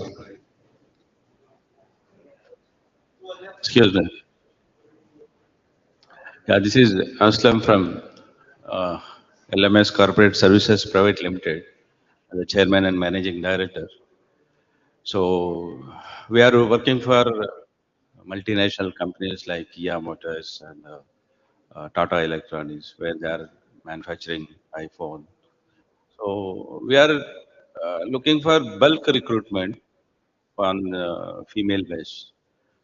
Yes, we last time we attended some job fairs, eventually, but we are not got that much of number because of that what our gentleman told, because of the segregation of the automobile industry and the manufacturing industries. If you can make it separate or on base of women empowerment, you can have some separate job melas and job fairs virtually and as well as in physically. So if you can provide that thing, so it's a best thing. And also it is not the far from here, it's a neighbor state, it's in Karnataka and Tamil Nadu. In Karnataka and Tamil Nadu, we have these industries. Give us the opportunity. We are working here past 5, 6 years. We are looking for the bulk requirement here now. Thank you very much. So wherever we have staffing agencies which are working on bulk recruitment, regular monthly sort of opportunities which come up, we have got plans for we can initiate special campaigns around that and then take this forward. I think we have our time is almost over, so we'll quickly have a group session where all the employers can join with us and then put their exhibit their expression of interest as a token of ownership of this program and partnering with the program. Thank you for spending the time with us. Great. Okay. Go down and then.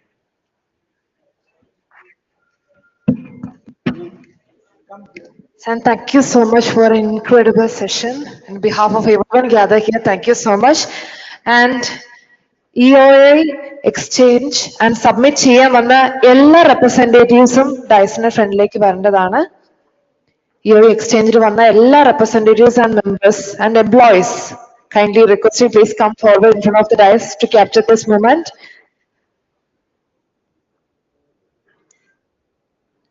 EOA exchange submit ചെയ്യാൻ വന്ന എല്ലാവരും ഈ ഒരു നിമിഷം please come forward.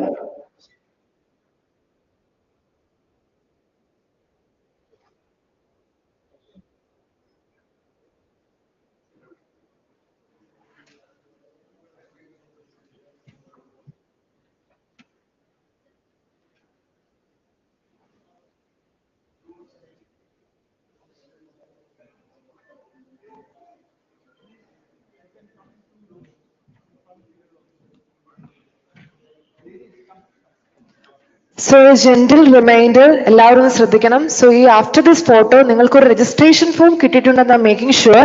So അതെല്ലാവരും fill ചെയ്ത് കൊടുത്തിട്ടേ ഇവിടുന്ന് പോകാവുള്ളൂ. And also ഇതിന് ശേഷം നിങ്ങൾക്ക് ഒരു interesting session ഉണ്ട്. I will tell after this photo section.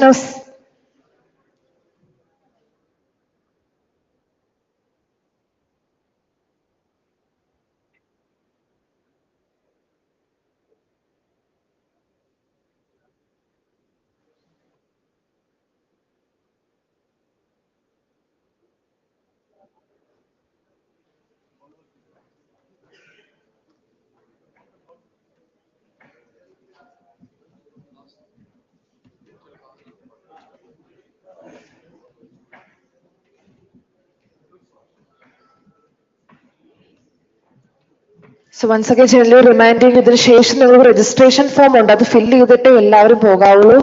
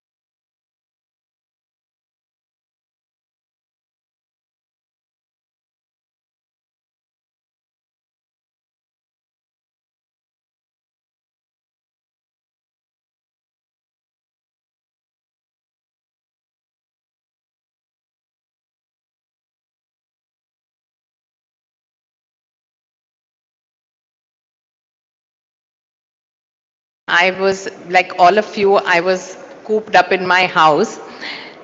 From the balcony, I could see that there was nothing much happening, but near the gate, there were various people, delivery boys in different colored t-shirts and taking, with the big box wheelers. That was the only activity which was happening. So it made me wonder as I was looking at them, and it kept continuing throughout the COVID period. Who are these people? What is their motivation to, keep working, delivering at any time of the day or night? And what were they doing before these jobs came and before people were buying online? And do they feel like they're part of the glamorous startup industry? So I started speaking to these people, and I found that many of them are unhappy. Some of them were grateful for getting these jobs. That led me to. So my friends were clearly requesting everyone, please be seated. So I was getting rushed. I was kindly requesting everyone, please be seated.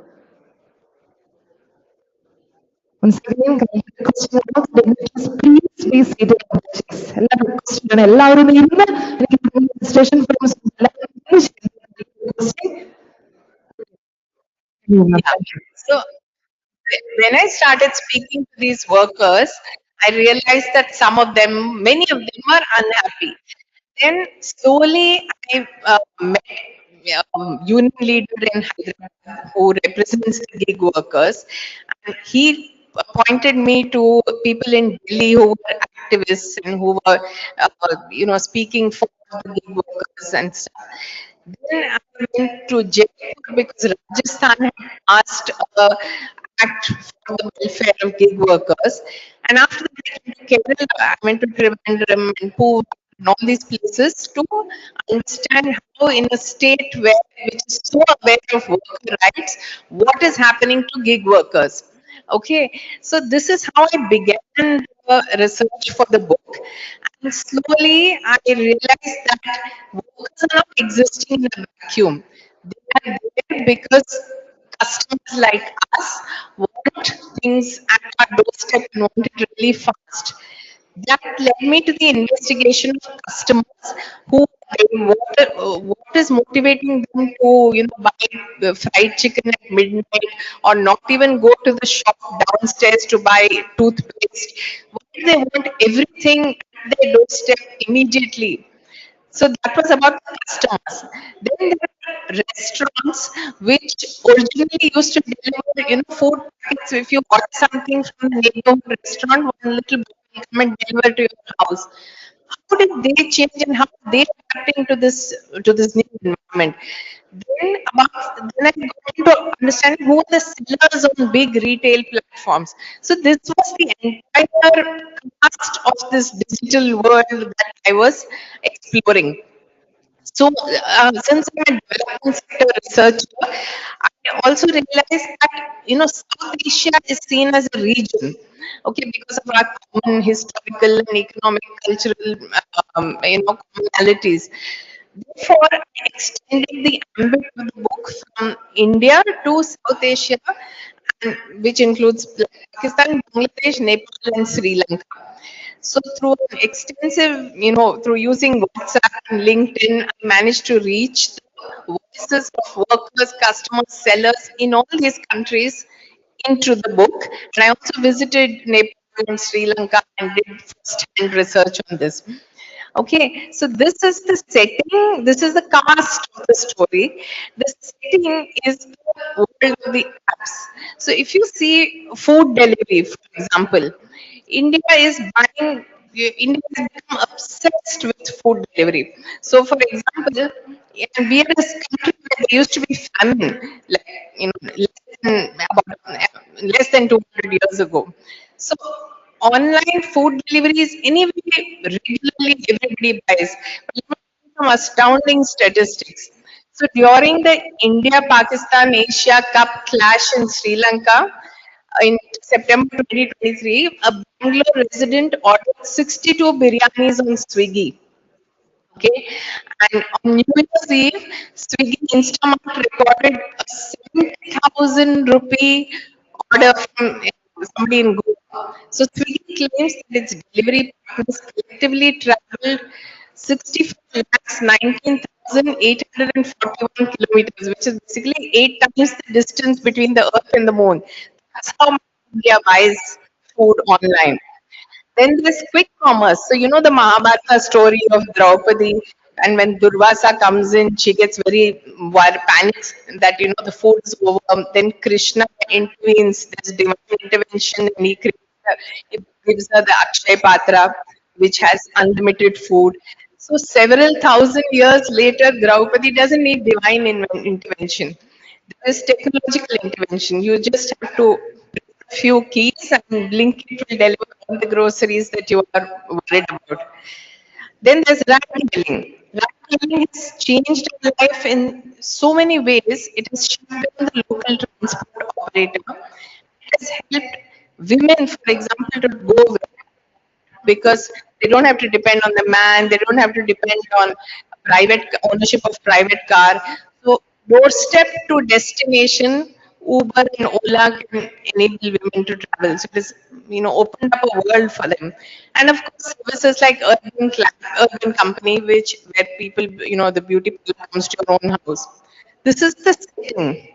The story, the plot line is about privilege, power, and precarity. Three P's. Privilege, the most privileged people are the customers, which is us. So sitting in home and office, we just have to tap a few keys. Somebody will come and deliver something. We don't like it, somebody will come and pick it up again as a return. Somebody else will come and replace the item also for us. And sometimes, you wonder what have you done to get so pampered by living in an age when you're just being a customer you're such a entity. The platform is rewarding us for being loyal to them. How I'll tell you, in 2024, 3 billions were ordered per second on the Zomato app, and which saw 50% hike from the previous year. Then in 2023, a Mumbai resident called Anis, he bought 3580 orders over 364 5 days, which is more than 9 orders per day. Okay, so guilt follows this self-indulgence and a lot of customers complain that they're getting fatter, that their money is going away. Then, so that was the first P of privilege. There is, who has the power in this kind of ecosystem? It is the platform which has all your data about when you bought what, and and it gives you these little nudges, senses. Last Saturday you bought ice cream at midnight. Do you want to repeat it? All of us have got such messages from Swiggy and Zomato and not, right? So data we live in an age when information is power.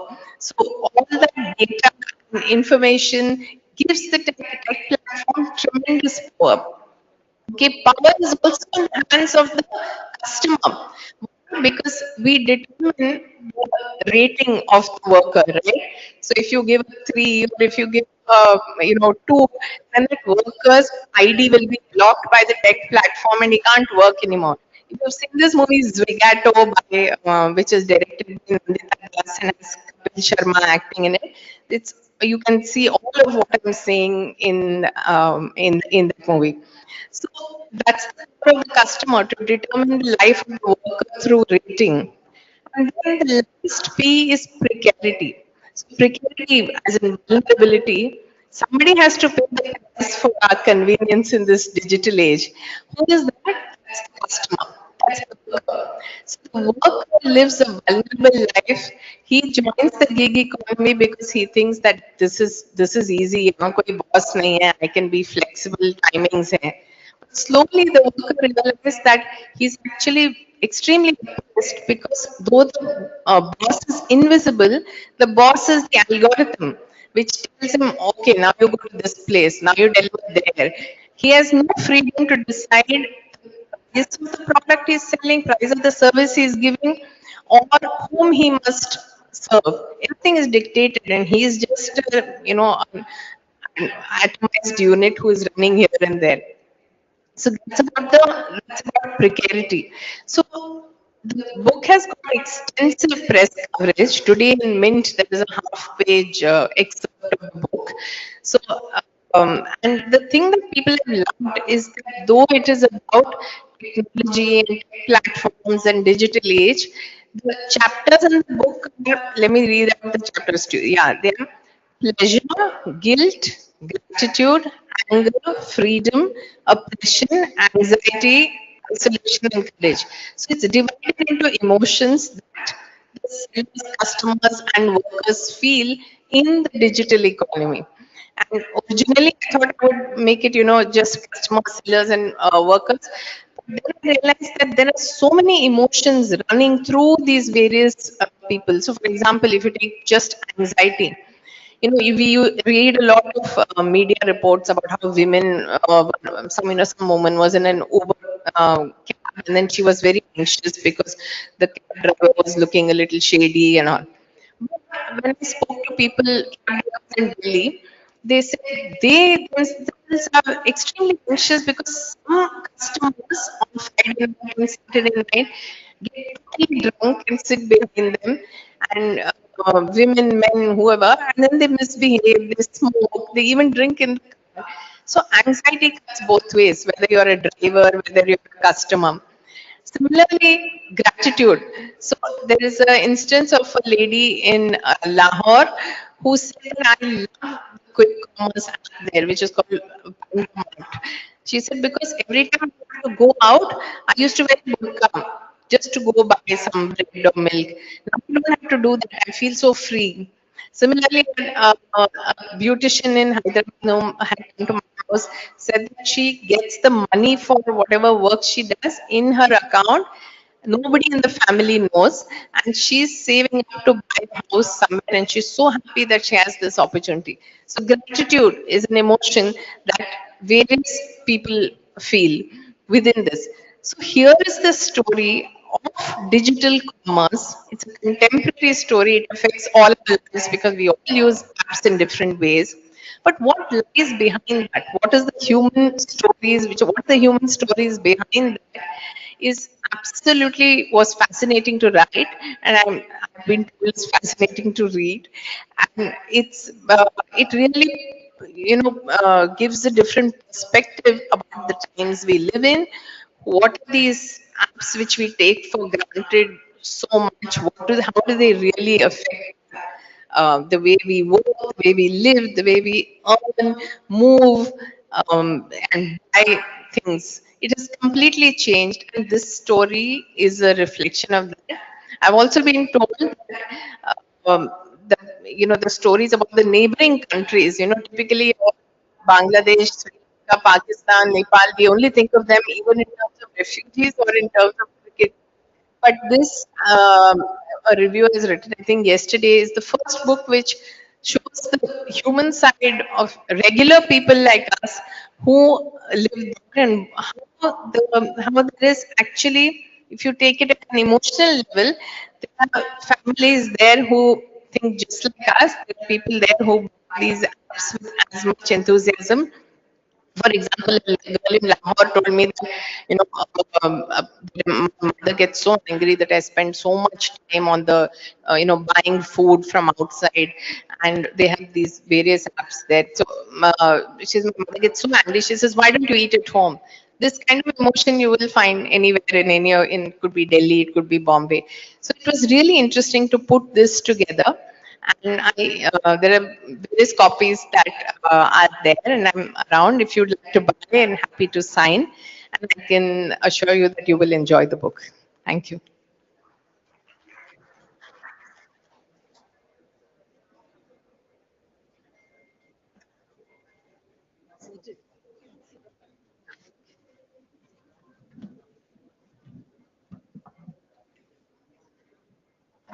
So that was a really amazing session.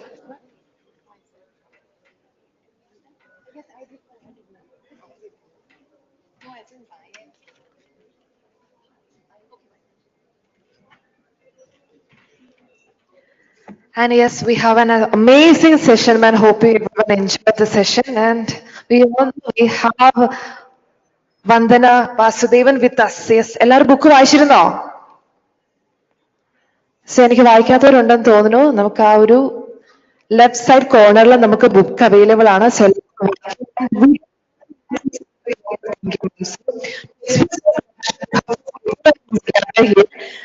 Requesting Kavita C. Pillai, the senior considered case this to present a memento to a dignitary who is on the dais.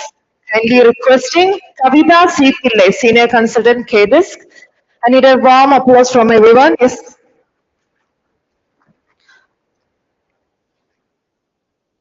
And yes, before we wrap up, gentle reminder to anyone making sure that we have our books on the hand. Yes.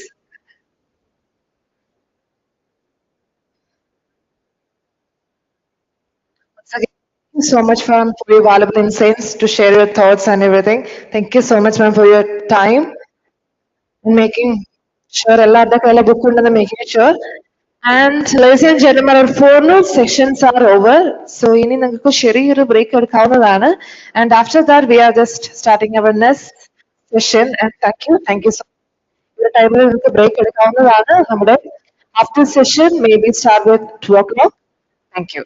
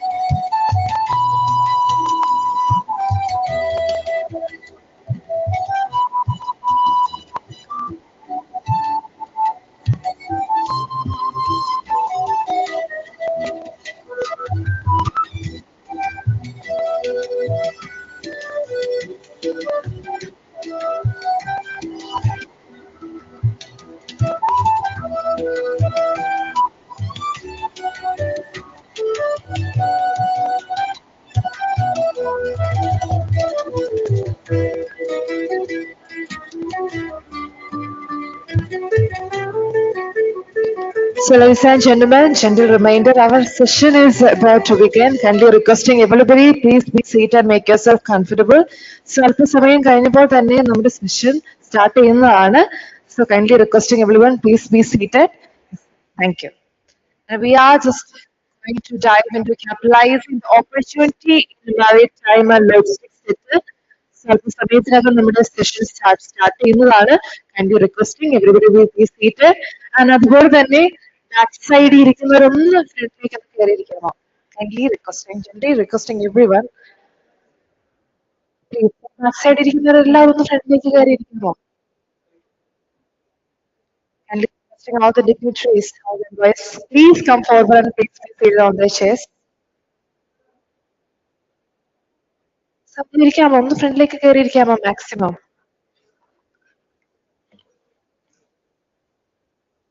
So yes, thank you. ഇനിയും കയറിയിരിക്കുന്നവർ just kindly requesting everyone, please ഫ്രണ്ടിലേക്ക് തന്നെ കയറിയിരിക്കണം.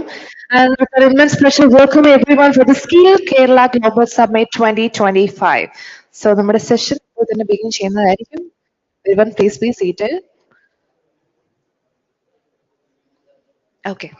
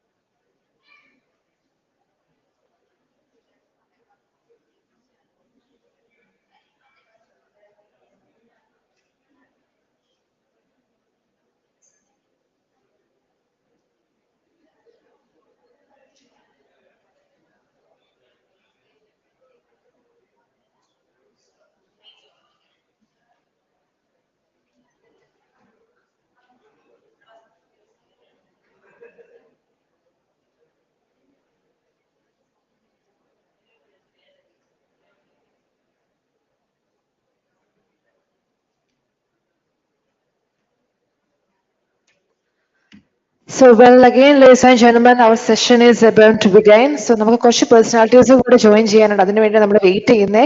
Thank you so much for your time. And നമ്മുടെ session begin ചെയ്യുന്ന maximum back സൈഡിൽ ഇരിക്കുന്ന എല്ലാവരും front ലോയിലേക്ക് കയറി വരണമെന്ന് kindly requesting. Yes.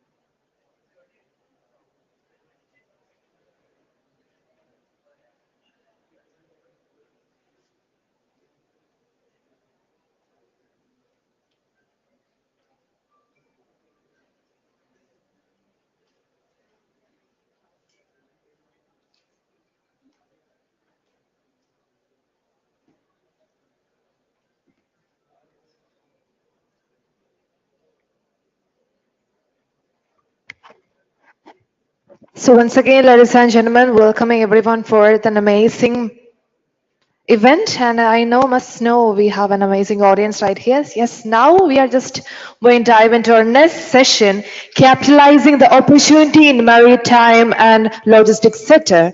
And first and foremost, it's our Dr. Jayan Ashikan, Professor Maritime Government of Kerala. With a warm applause, and we welcoming Dr. Jayan Ashikan. Please be seated. Please be seated. on the dais. Thank you so much, sir. And it's an immense pleasure to welcome Mr. Srikumar K. Nair, the CEO of Inyam International Seaport Limited. We have Mr. Srikumar K. Nair, kindly requesting, please be seated on the dais. And a warm applause, please.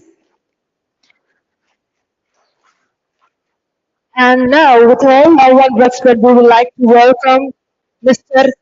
Bipin Kayat, the CEO of the Deep World Coaching. We have Mr. Bipin Kayat. Thank you so much, sir. Please be seated. Yes. And now, we would like to welcome Mr. Prakash, Region Manager, Seahorse Group. With all respect, we would like to welcome Mr. Prakash. Thank you so much, sir, for your presence. Please be seated.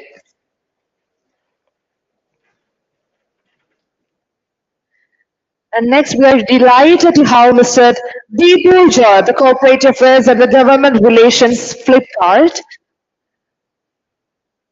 And we have Mr. Deepu Jha, the representative from Corporate Affairs and the Government Relations, and we have also from the Flipkart.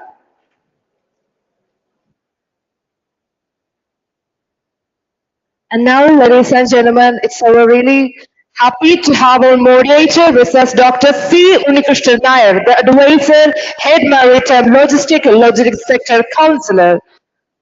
Now we have Dr. C. Unikrishnan Nair on the dais. Kindly give a respect, need a warm applause. And now, ladies and gentlemen, we are just dive into a session. Kindly give me a moderator mic. Handing, sir.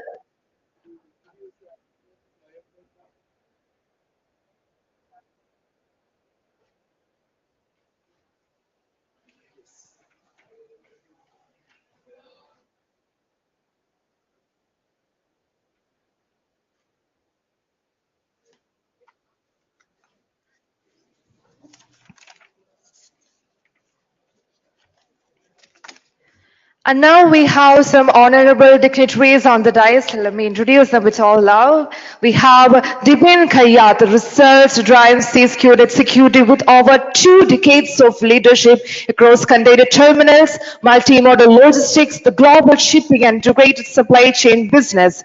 Currently, he was the CEO of the DP World Cochin Container Terminal and previously led DP World Multimodal Logistics, Hyderabad at CEO. Thank you so much, sir, for your presence.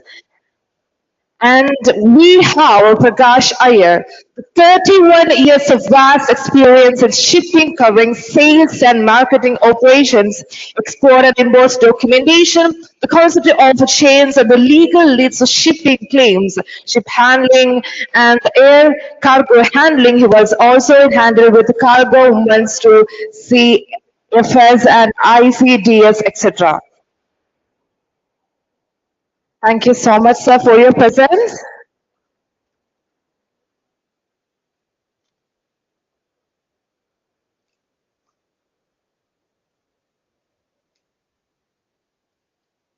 And now we also really love to introduce Dr. Deepu Thomas Roy, the Government and Corporate Affairs, and he was also the part of Crickback Group. Mr. Dr. Deepu is an experienced corporate affairs professional with over 12 years in government affairs, public policy, quiz management, and corporate communication.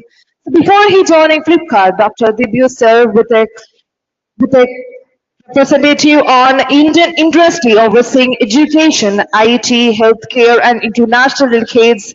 He also worked in the companies such as Wincare in Delhi, and he was also briefly teaching faculties in the Indian Institute of Manage and Calicut. And Mr. Deepu earned his PhD from the School of Business in Hyderabad. And thank you so much for being. And next, we have Dr. Jane Achudan. So he already done a PhD in Jawaharlal Nehru University, New Delhi awarded, he was awarded in 24. And also he was the 3rd July 20th onwards. He is the assistant professor at Indian Maritime University, Kochi. And also, he was an assistant professor in Christian University and really sorry, Christ University and also the Christ University, Bengaluru. And he was also visiting the faculty, the Indian Society and International Law, New Delhi. He was postgraduate in diploma course in International Law and Diploma. And also, thank you so much for your presence. And also, we have Dr. C. Unikrishnan Nair. So when we talk about Dr. C. Unikrishnan, he has over 2 decades of service at the senior management level in major force sector. So he was also postgraduate in physics, MBA, and he was a PhD done in transport economics. He was also received advancing training in port management, and also he joined on Cochin Port Trust in 1996, while the Cochin Port, he held key responsibilities as Joint Director of Port-Based Special Economic Zone as a traffic manager. Now is currently a member of Board of Research in Maritime Studies, Indian Maritime University. He has also served as the head maritime logistics of a logistics skill council. Thank you so much, sir. And now we will also have Sri Kumar K. Nair, the CEO of Vietnam International Seaport Limited. M. Sri Kumar is a management professional with over 42 years of multidisciplinary experience, having worked in practically all states of India. He also including experience in the development and executions of large public infrastructure projects in the aviation sector, the port sector, and the industrial section, and the public unities. He has also worked in the industrial corridors, industrial parks, and sex and urban units and services. He also including roads, water, wastewater, solid management, and office networks. And now he has worked across the different geographical regions of India and has a lead teams from diverse culture and backgrounds. Thank you so much, sir.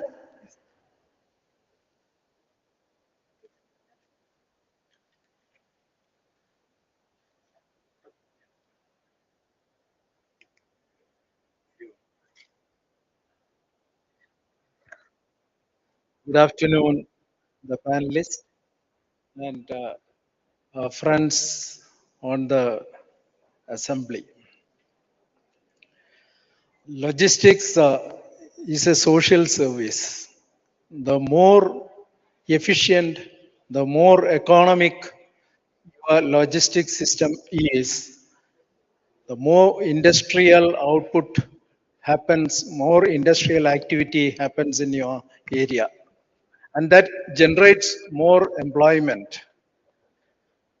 We have the case of Singapore where not even one drop of oil is mined out, but they are the biggest traders in oil. Singapore port is the biggest traders of oil as of today. Logistics used to be marginalized in the earlier decades, but now Kerala, the Kerala youth especially, is taking into deeper strides in logistics and they are amply rewarded. If you go to Gujarat, if you go to Maharashtra, 60 to 70% of the workforce is from Kerala and the most challenging roles are assigned to the youth from Kerala. In this background, to evaluate the skill requirement, to understand the skill gap, and to find a roadmap to achieving better results in logistic employment, logistic output, logistic performance. This session will address these questions. We have a panel of very eminent people here. They are professionals in the field of logistics. We have a senior executive from the CEO of DP World, the CEO of Vinyam International Terminal. We have a senior executive from the shipping industry. We have Mr. Dipu Joy from the Walmart. We have an academician in Professor Jain. So we go ahead with a talk by each of them for about 6 to 7 minutes. And then after one round, we will have one more gap filling session of 1 to 2 minutes each. Then there will be a question answer session. So this will be the format. I now request the first panelist, Mr. Dibin Kayat, to come and present his views on the roles of youth, the roles and the functions in a container terminal, what is their career growth, and what can be the spin-off effects due to Valarpadam project in and around Cochin. Over to Mr. Dipin.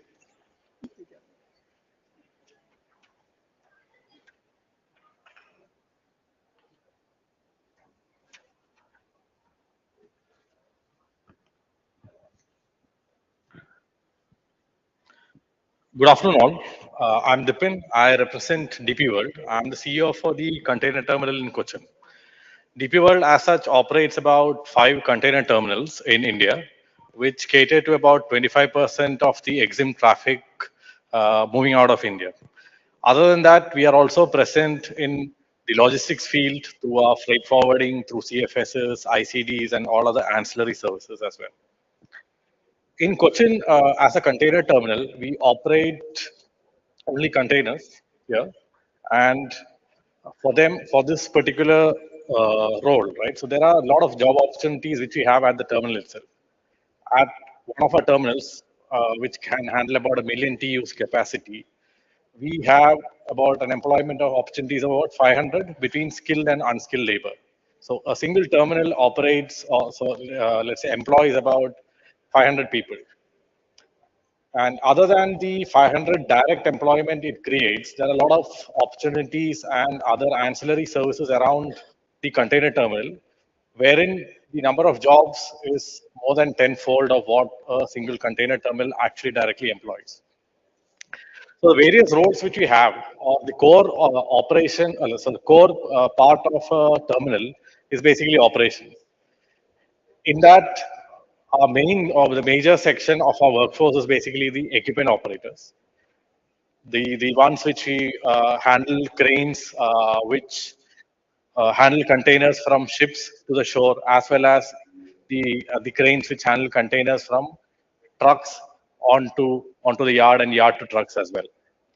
So that is our largest workforce. That's the operators. What we normally look at as a qualification for them is basically a engineering diploma. So that is where most of our operators come from. Either it could be an engineering diploma or even engineering graduates. Then the other job opportunity in operations, which is a core, is planning. So you have people who plan vessels, you have people who plan yard operations, etc. So this is basically all graduates with an aptitude to planning is what we look at. It is a very, let's say, something which is really not taught in institutions, but with the right aptitude, these are some things which you can pick up once you get onto the job. And once you get into the job, there are a lot of trainings which the company gives to equip you for that.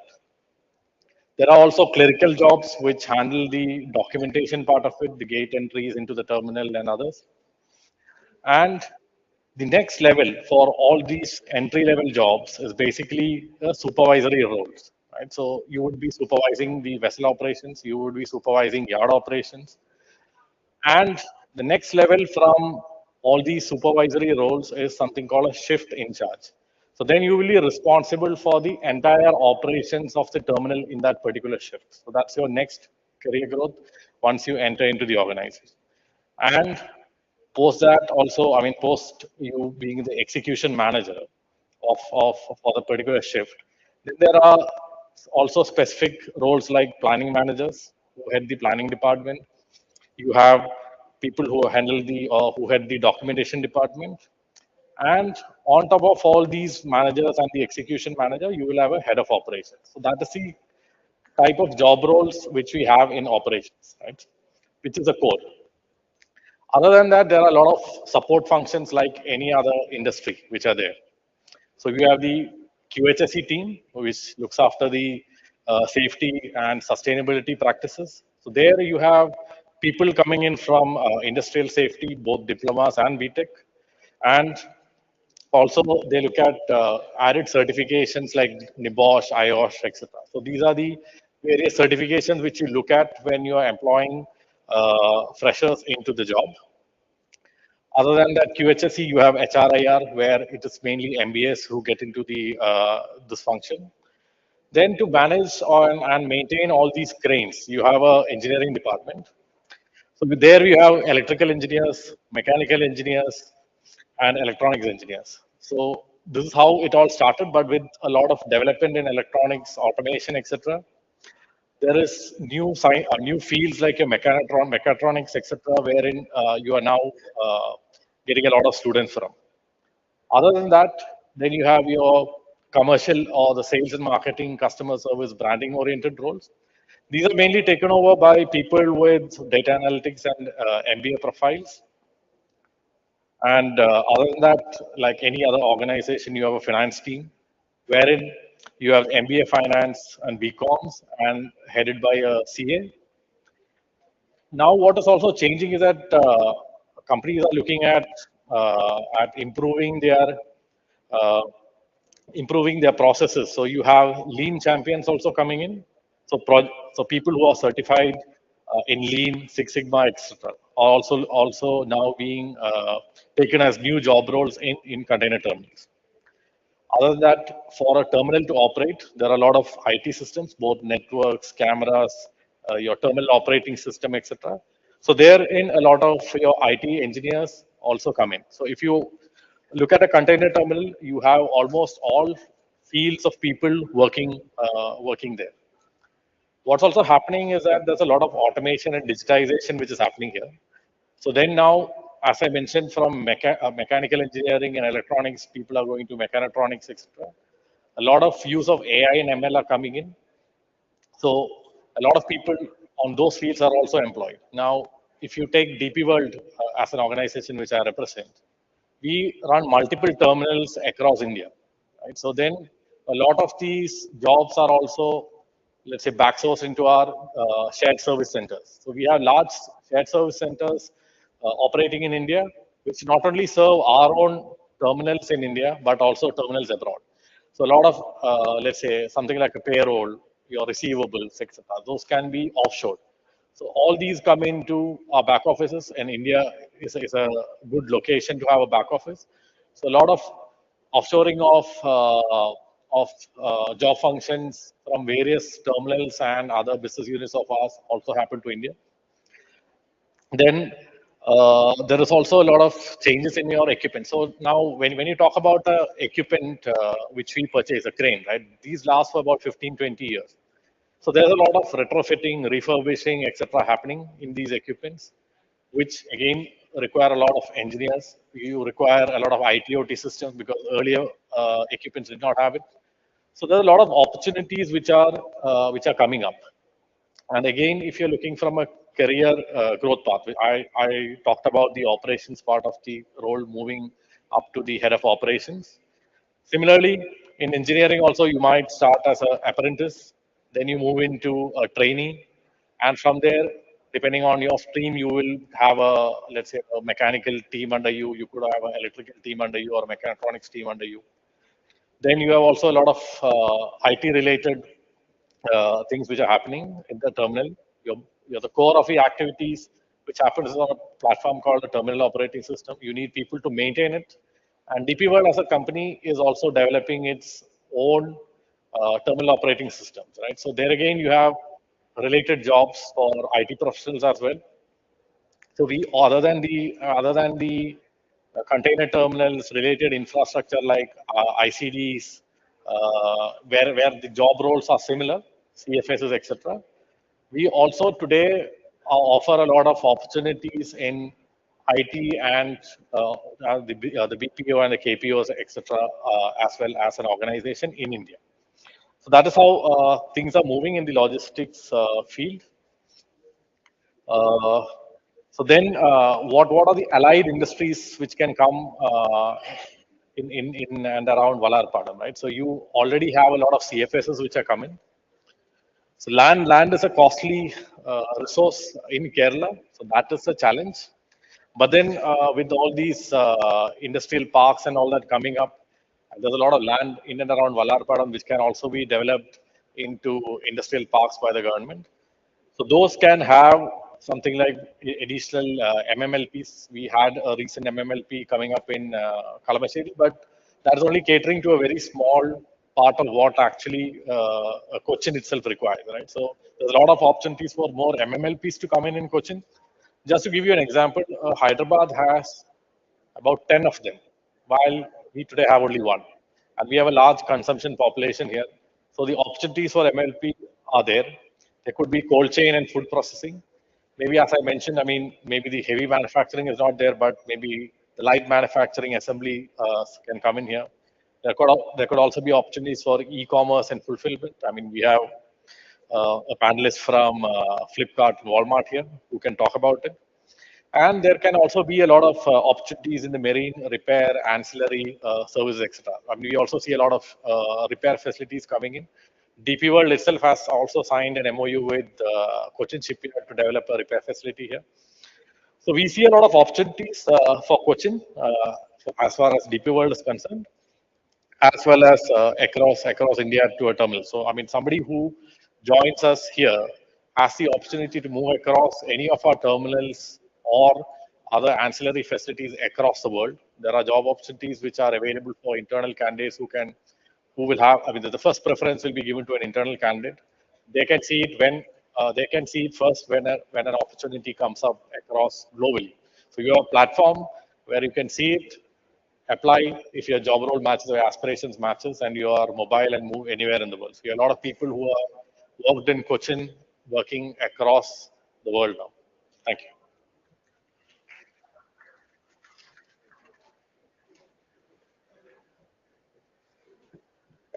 Mr. Dipin Kayat is seasoned, in spite of his young age, is a veteran in the port industry in Cochin with excellent exposure. He has analyzed the opportunities here. He has pointed strongly on the AI systems. During the manual systems, so we had so many issues. I remember when the river mining of sand was abolished in Kerala, and we had very big scarcity of construction sand in Kerala. Cochin port imported through Cochin port, we imported huge amount of sand from Cambodia. And when the sand came here, one person, a manual mistake, put a paper to the customs. Instead of writing sand, sand is a very dry material where organisms doesn't grow. But he wrote soil. Soil is a biologically active wet medium where organizations can grow, and it can be communicated from another, in this case from Cambodia to our land. So this manual mistake, it created such a big ruckus, because then in the present situation, the material had to be taken to Pune for testing. And remember, the importer paying all the storage charges here. So that is the accuracy with which the logistics has to be performed. So his point that the aptitude that should result in the accuracy and the technology that comes in is a big value addition. We now come to the Vizhinjam port. The CEO of Vizhinjam Seaport International Limited, Mr. Srikumar K. Nair, is a veteran in this field. He has had exposure to many ports and port ecosystems pan India. He has been a major senior consultant across India. And we look forward to him not to speak about the employment opportunities within the four walls of Vizhinjam, which is a semi-automated port. We look forward to him to speak, enlighten us about the employment opportunities, the the economic activities that can come due to the proximity of Vizhinjam seaport. Sir, the floor is yours.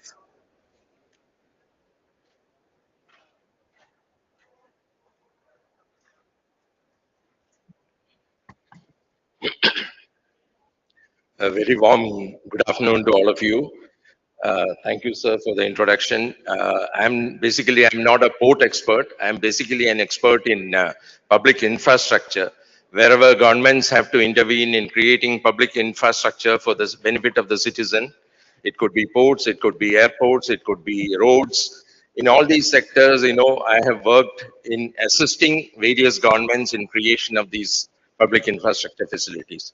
So as part of that responsibility, wherever government lacks or government has an absence of any specialized skill sets or government has inadequate funds available to allocate for creation of these infrastructure, we go for what is called as a public-private partnership. So I'm representing the public side of the Vizhinjam port, which is the Vizhinjam International Seaport Limited. And the port is developed and operated by the Adani Ports and SEZ through their wholly owned subsidiary Adani Vizhinjam Port Private Limited. As Unikrishan sir mentioned, I would like to focus more on the spin-off benefits of what could be a transformational phase of the economy of the state of Kerala that by leveraging on the new port which has come up in Vizhinjam. Now, the last 1 month, probably all of you must be aware that, a lot of debate, discussions happening in our TV channels, in our media, all about the tariffs imposed by President Trump of the United States. And what could be the impact of those tariffs on India's global trade. And, and as you all know, he has imposed a hefty 50% tariff only for India. So that is where, today's topic is all about maritime and logistics.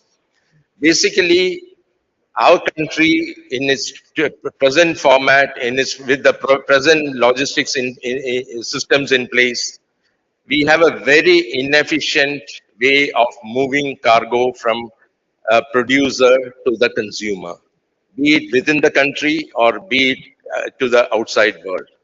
In fact, I was an industrialist about 30, 35 years ago, and I was trying to export it to various global markets. I realized that, I could never compete with the Chinese. Now, essentially, if you analyze the cost structure of our produce vis-a-vis the Chinese products, the main stumbling block is the very high cost of logistics or the cost of transporting goods from the production point to the consuming location. So this is where, even the Trump's tariffs will add more pressure to our economy, to our producers, our exporters. So it adds more pain to us.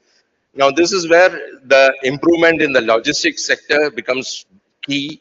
And that is going to be the most important thrust and focus of Government of India as well as various the coastline maritime states of India, 9 of them, are all focusing on how best we improve the logistics efficiency of the country. You all might have heard about Maritime Vision 2030, then thereafter the Maritime Amrutkal Vision 2047. These are all focusing on improving the logistics efficiency of the country, whether it be on the land side, on the sea side, or on the aviation sector. So this just wanted to put these words as introductory words from my side. Now, let me come back to Vizhinjam. And let me just point out, one more point which I would like to explain is globally, the cost of transportation, the cost of logistics for an end product to reach an ultimate consumer, it is approximately in the developed economies, it is about 8 to 9%. In India, it is as high as 15 to 16%. So it is that difference of about 8% higher cost of logistics, which makes us inefficient, non-competitive in the global market. So how do we address this? Now that is where the new port, the fledgling port, which is just about 8-9 months old in Vizhinjam, it's going to be a game changer for the whole country. In fact, it has already become a game changer for practically all the Indian Ocean rim countries uh, around us. It is benefiting all the neighboring South Asian countries, but it is only to a very limited extent it has started benefiting our own country. And that is where we need to bring about a change now. Uh, just to give you an example, typically, now you look at the two products of Kerala which we export in a fairly large quantity. One is shrimp, processed shrimp. We all know around Cochin we have a large number of units which export to different parts of the world. Another product of Kerala is a processed cashew. You look at the transit time, and of course, we also have our spices. If we analyze the transit time taken by these products, a container load of this product moving to the east coast of the US, today it takes anything of, say, something like about 45 to 60 days. Vipin can correct me if I'm wrong. But that is a typical pattern, especially with the issues in the Houthi challenges in the Red Sea. You know, the ships take a longer route around the Cape of Good Hope, which is again added to the transit cost, transit time. So more time means more the cost of transportation. So this is where the Viഴിഞ്ഞം port will be a game changer for the entire country and more specifically for the state of Kerala. See, when we look at our businesses, probably about 10 to 15% of the cargo that Divin handles is the cargo generated by the state, by Kerala. The 85% is coming from the neighboring South Indian states, which means we are not an industry focused state. And there are very few industries which are either requiring import cargo or export cargo. Now, Viഴിഞ്ഞം gives us an opportunity to transform, to reposition us from a traditional thought process of focusing more on the services sector. We can now think in terms of a shift towards industrial sector, discrete manufacturing, any assembling activities, all these open up in large scale, the opportunities open up in large scale thanks to Viഴിഞ്ഞം. Now, how? I just mentioned that to the east coast of the US today, it takes about 45 to 50 days minimum. Now, from Viഴിഞ്ഞം, with direct vessels sailing, it comes down to about 30 days.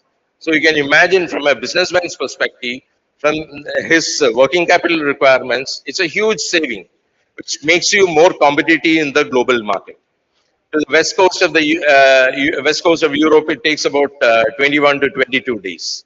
So this is the advantage that Viഴിഞ്ഞം International Seaport, Deepwater Seaport, places for us in terms of tremendous business opportunities.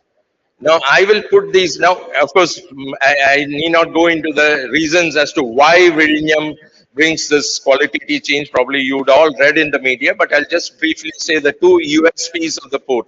One is it is the only Indian port which is just about 10 nautical miles away from the world's busiest sea route, which handles one-third of world's ship movement and 50% of world's cargo movement. So it just about 18 kilometers from the busiest sea route. The second advantage is you all know Cochin Portus is struggling to maintain the required draft at the berth in Vallarpadam by continuous maintenance dredging. Here it's a God's gift to the state of Kerala that right at the coast itself we have a natural draft of almost about 20-25 meters in the southern in the southern parts of Trivandrum district.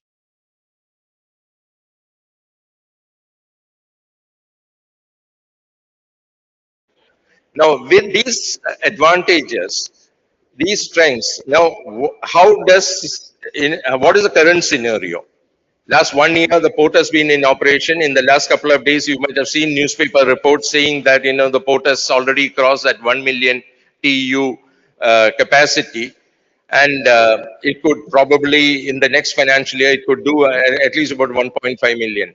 But this is all 100% transshipment. Cargo brought by some vessel from some corner of the country is just getting dropped there in a custom bonded 75-acre area within the port, and some other ship from some other part of the world is coming and picking it up and moving away. Now, the real potential in terms of opportunities, employment generation, because Unikrishnan sir said, is just about 700. and probably with the capacity augmentation happening, this might go up to about 2,000. So directly, the port per se is not going to create large-scale employment. So from where the employment is going to come? When the gates open, you have export cargo and import cargo moving out, in and out. And that is where I say that we are sitting on a gold mine because Vizhinjam is virgin territory. There's nothing there on the land side, on the marine side to complement the world's most modern port infrastructure that has become a reality there. We have no merit. In fact, Mr. Iyer, Mr. Prakash, my good friend, will probably explain more. You know how unhappy or frustrated they are, wherein the gates have not yet opened and the EXIM cargo movement has not started. But the reality is, maybe till a year ago, nobody really took Vizhinjam seriously and nobody really thought that Vizhinjam would become a reality. Now that it has become a reality and it has achieved these magical figures in the initial months of operation, we find that there is a huge absence of any logistics infrastructure on the land side to complement the port and to create the expected economic activity and large-scale industrialization and employment in fact, I would say for the whole of the state. So that is where I say that we are sitting on a gold mine where we are indeed wooing industrialists, we are indeed wooing investors to come down there because now when I say logistics infrastructure for a lay person, all you need to do is to travel 15 kilometers from here to North Kalamassery along the container road. On either side of the road, what are the things that you see? In this 15 kilometers, you will see about, if I am not mistaken, about 7 or 8 empty container yards, which are most critical in the logistics chain for a container terminal to be successful. So you find about 7 or 8 container yards, each having about 8 to 10 acres of land. You will find about 6 or 7 CFS, container freight stations. You'll find, warehouses, cool chains and cold chains. You'll find a whole lot of economic activities in this 15-kilometer stretch, which complement the wind's port, which supports his port, which brings cargo into his port, which takes out cargo from his port. So that ecosystem is what is missing in Vizhinjam. We don't even have a single container, empty container yard. We don't have a single CFS. We don't have any warehouses, any, reefer plugs outside the port. And the port is now choker blocked with containers which are being transshipped. So this is a huge opportunity where all these could be created. And naturally, with the creation of these facilities, the employment would naturally develop. Now, as my previous speaker mentioned, land is at a premium in Kerala. So land cost is fairly high. So we are trying to convince the government to make a substantial investment, having committed almost 6,000, the small state of Kerala has committed more than 6,000 crores investment for this port project. So having done that, we are also trying to convince the government to go for land acquisition, to facilitate, to play a facilitating role, to create the necessary logistic infrastructure. In fact, very specifically, all the details of what are the opportunities Ibn had mentioned in his previous speech. So there is a total absence of, ship repair. During that Indo-Pak conflict, we had a vessel which was drifting just outside the port, and everyone pressed the panic buttons, not knowing what is happening. When the Coast Guard went and checked, it was a ship which was sailing from Chennai to Abu Dhabi. She had an engine problem, and she was totally out of control, and she was just drifting along the coastline. Now, to repair her, some spare part had to be imported from Singapore or from Europe. It took about 10 days. Then it had to be replaced. The whole process took 2 weeks. Now, the same whole process, had it been happening in Singapore, it would have been completed in maybe 4 to 5 hours time. So that is what is, we are not talking in terms of large, shipbuilding activities, elementary facilities like ship repair facilities, container repair yards, empty container yards. These are all not even bonded areas. These are, just we want open grounds where all these facilities could come up. And the shipping lines would naturally come and drop these containers. So these are the huge opportunity. And as a spin-off of all this, once this ecosystem, the logistics ecosystem comes up there, naturally, what will follow is the creation of an industrial ecosystem. Because as I told you, typically Kerala cannot compete in a global market. But today with Virinyam, the whole world is your market. I keep telling in all my presentations, on the 3rd of December 2024, the gateway of India has shifted 1600 kilometers south from Mumbai to Trivandrum. Because you have, any produce you make here can reach a global market at the least cost, in the least time, and that is what an exporter would require. So with this, I think I've overshot my time. Thank you very much.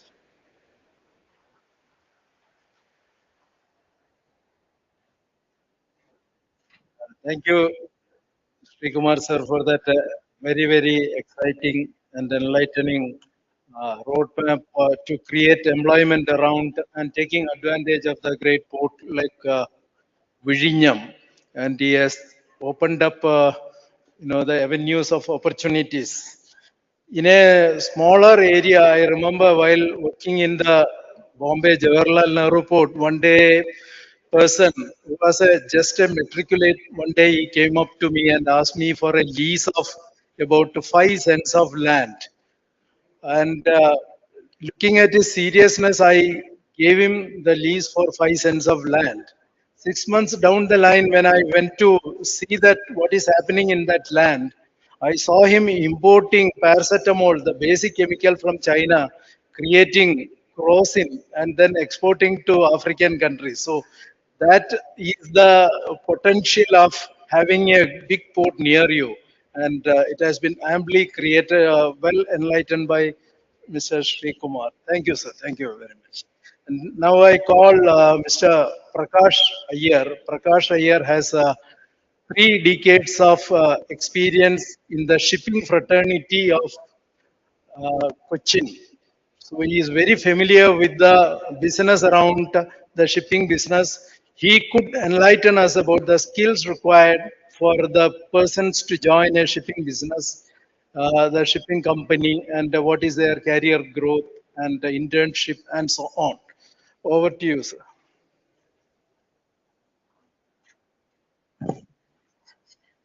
Very good afternoon. Most of my job has been taken over by both the CEOs, Vidinyam and Cochin DP World. Because we work in tandem, a shipping line need a terminal, a shipping line need an exporter, a shipping line need a transporter, a shipping line need a customs broker, where Mr. Savio was heading earlier. And like that, it's a joint effort of everyone so that the shipping and logistics will pass through or survive. And there is no boundary for a shipping professional. As such, what we are looking into is a graduate with a MBA in shipping and logistics or a PG in shipping and logistics. Our primary requirement is language because we interact with the international organizations. Even Walmart, was one of my customer when I was with a Japanese line. So the language proficiency is very important for a shipping professional to become a shipping person. And a knowledge on geography. A geographical knowledge is also important for us. So we have different departments like we have a sales and marketing, we have an operations department, we have a customer service department, we have documentation and finance. A finance person need to know about the income expenditure on not only that, but how to remit fund from India to abroad and how to bring in from abroad to India. So these are the primary requirements of finance person. Whereas a salesperson need to be having knowledge in all aspects because we don't have a product to showcase. It's a service. So how do I tell a customer what is my service, how do I make them experience over my service? So for that, I should be, having knowledge on export, import, and all the other activities, including I should be knowing about the terminal operation. I should be knowing and the working culture of a customs broker, a transporter, and everybody. So that, it is like a shipping line is like a semi-industrial organization. Like we have a ship, we have containers, but we don't have, we don't export our own product. Whereas we need to find an exporter, we need to serve them. So it is entirely a skill which can be, which can be learned through experience. And any graduate, any discipline, can become a shipping professional. Need not be a commercial graduate or an economic or a science graduate also can become a shipping professional. And the growth will be tremendous. Like when I have started, just a correction, I was not only worked in Cochin, I worked in Bombay, I worked in Chennai, I worked in Vizag, Bangalore, Hyderabad, and all the South Indian locations. So when we move around the ports, when we move around other locations, we learn about how the working style is there. The mainly what we learn is the product what we have at that locations. In whatever export available in Cochin may not be available in other ports. Like an onion will not be exported through Cochin. Spices will not be going through Vizag. But whereas other products like a seafood, primarily Cochin was number one in seafood exports. Now Vizag has taken over. So we should have a knowledge acquired through the experience working across anywhere. Even if you look into any shipping industry, there will be one Kerala in Africa, in Middle East, in Europe, in US, or in India, every Indian ports we can see a Caroline because we are ready, we are prepared to move out and learn and to work with other states or other countries. So primarily we must be interested to learn. We must be having we must generate ourselves a knowledge, a skill, and a passion over that. A person who starts as a typist or a stenographer can become a shipping line, become an owner of a shipping line. Many of these people, who have been with a commenced their work career with a small job, has reached to that level, and we get time as well because now I am spending my time here because I work for a shipping line. I don't think that any other industry will have this type of all our port operators, even nations are even there is no retirement. There is no retirement unless you have your brain, unless you start forgetting. So the industry is vast. It is very open for everybody. There is no restrictions, and we also can do better. We can do a lot of corporate social responsibility. We can do a lot of CSR activities, community services. As Unishan sir was saying, internship to provide an internship because any industry, when we look for a candidate, we will ask for an experience. How do we get experience? Unless you take them, you will not be able to give them an experience. So what we do is that we give internship. We provide internship, unpaid internship. We provide unpaid training. And if students start demanding for that, demanding for a payment, then it will be difficult. Otherwise, if a graduate comes ready, prepared to work with a company for some time, for 2 or 3 months or 4 months, by the time it is sure that he will get a job if he has a passion in that. That is what I have to say.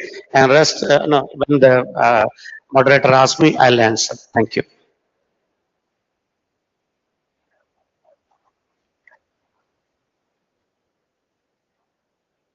Thank you, Mr. Prakash Iyer. He was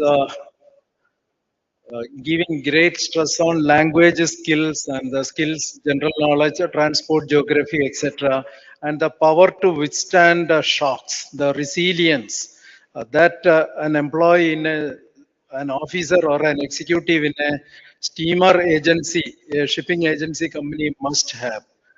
We have one example in Kerala. Kerala used to send huge amount of export, huge amount of shrimps, which he was referring to. And one fine morning, the US gave an order that they will not import shrimp from Kerala for the simple reason that Kerala, in their fishing operation, kills sea turtles. They are not and sea turtles is very, very essential for biodiversity and sustainability, and therefore Kerala shrimp is not being imported into USA. And now the shrimp from Andhra Pradesh, where it is basically from aquaculture, so there is no risk of sea turtles being killed. So the shift is now to the Andhra Pradesh ports. So the person here, the shipping agent here, is in a shock. He has to meet the challenges. Similar challenges are plenty. So the power to individual power to withstand shocks, find new avenues, etc., comes with aptitude. Very beautifully highlighted by Sri Prakash. Thank you, Mr. Prakash. I now request Mr. Dipu to address us. Mr. Dipu is from the Walmart company. I request him to, highlight about the spin-off effects, how enterprise is coming up in the land, how his company and their network is encouraging the youngsters to come up with, how they support new industries, how employment and creativity is generated in this ecosystem. Over to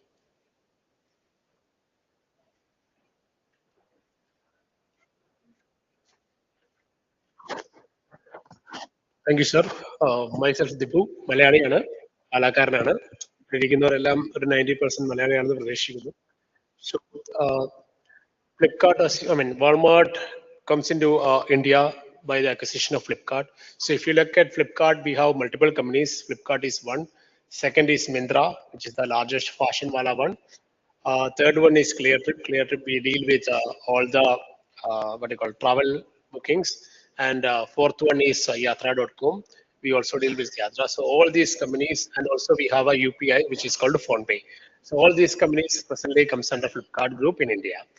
So Sir's question was not about how Flipkart recruit people, but about the opportunities Flipkart can bring in different sectors. So rather than the job which you will get in Flipkart, PhonePe, ClearTrip, or Mindra, I'll speak about what people can do, or I'll give a couple of examples which presently what people in Kerala and especially South are looking at.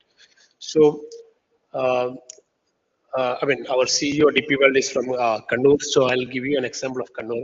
കണ്ണൂരിൽ നിന്ന് തന്നെ പറയാം. കണ്ണൂരിൽ ഒരാളുണ്ട്, ഒരു ചെറുപ്പക്കാരനാണ്. പുള്ളി college കഴിഞ്ഞിട്ട് ഉടനെ so he was started selling in multiple items in Flipkart, but was not successful. So he went for multiple journey across Southeast Asia, and they found out it is very difficult to, ഈ യാഗത്തിന് തീ കൊടുക്കാൻ ഭയങ്കര പാടാണ്. So യാഗത്തിന് ആൾക്കാർ തീ കൊടുക്കുന്ന either കർപ്പൂരം വെച്ചിട്ടായിരിക്കും, അല്ലെങ്കിൽ വേറെ എന്തെങ്കിലും വെച്ചിട്ടായിരിക്കും. So back home he used to see his mom lighting using what he called ചാണകം വെച്ചിട്ടാണ് തീ കത്തിക്കുന്നത് കണ്ടിട്ടുള്ളത്. So he got this idea, so he started taking small what he called cow dung, roll it into small pieces. So ചാണകം എടുത്തിട്ട് കുഞ്ഞു പീസായിട്ട് പുള്ളി 12 കുഞ്ഞ് ബോൾസ് ചാണകം പാക്കറ്റിലാക്കി 45 റുപ്പീസിന് സെൽ ചെയ്യാൻ വേണ്ടി തുടങ്ങി.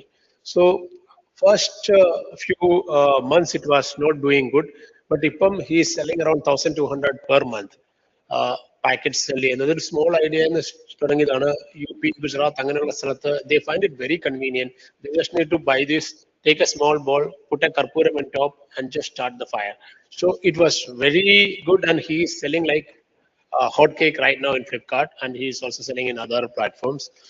One more example which most of the people are knowing. So I am not sure whether നിങ്ങളൊരു ഫൂൾ എന്നൊരു കമ്പനി, ഫൂൾ എന്ന് പറഞ്ഞാൽ ഫ്ലവർ എന്നൊരു കമ്പനി കേട്ടിട്ടുണ്ടോ എന്ന് അറിയത്തില്ല. It is based out on south and east. So his father was a pujari, so എല്ലാ ദിവസവും he went to temple and he find out that father is offering flowers to almost all gods for from morning till evening. Then he find out that these flowers are being wasted. So ഒരു idea തോന്നി, he started purchasing, convincing the priest of different temple, including Tirumala, etc. And he purchased this flower. ഈ ഫ്ലവറെ purchase ചെയ്തിട്ട് ആള് അതിൻ്റെതായ process ഒക്കെ ചെയ്തിട്ട് he started making it as agarbattis, സാമ്പ്രാണി ഉണ്ടാക്കാൻ തുടങ്ങി. And he started marketing in such A well, ദൈവത്തിന് അല്ലെങ്കിൽ ദേവന് അർപ്പിച്ച പൂ വെച്ചുണ്ടാക്കിയ അഗർബത്തിയാണ്. ഒരു അമ്പലത്തിൽ പോകുന്ന അല്ലെങ്കിൽ ഒരു പള്ളിയിൽ പോകുമ്പം എത്ര ആൾക്കാരുടെ പ്രാർത്ഥന, എത്ര ആൾക്കാരുടെ ഇതെല്ലാം കേട്ടിട്ട് ദൈവത്തിന് കൊടുത്തേക്കുന്ന പൂ വെച്ചുണ്ടാക്കി സാമ്പ്രാണി വീട്ടിൽ കത്തിച്ചാൽ ഒരു അമ്പലത്തില് അല്ലെങ്കിൽ ഒരു പള്ളിയിൽ പോകുന്നതിന്റെ ആ സെയിം മഹത്വം നിങ്ങൾക്ക് കിട്ടും. ആ ഒരു മാർക്കറ്റിംഗിൽ ആള് ചെയ്തു. ഒരു 2 മാസം അദ്ദേഹത്തിന്റെ product cycle agarbatti which is selling number 1 in India അതിനെ കവർ ചെയ്തു. So it is not about എന്താ പറയാ ഒരു കമ്പനി കയറി ജോലി ചെയ്യുക, വർക്ക് ചെയ്യുക എന്നല്ല. there are lot many opportunities. So ഈ രണ്ടെണ്ണം ഞാൻ പറഞ്ഞു, ഒന്ന് at a high scale, one at a low scale. People are doing it. Find out these opportunities around you. Start practicing it. Ultimately, it's not about what you call you being getting a job. It's about you giving jobs to others and also earning money for yourself. So I mean, I'll stop my examples here. I'll continue in my other questions which comes in because I know short of time. So once again, thank you so much, and especially for Savio for inviting me. Thank you.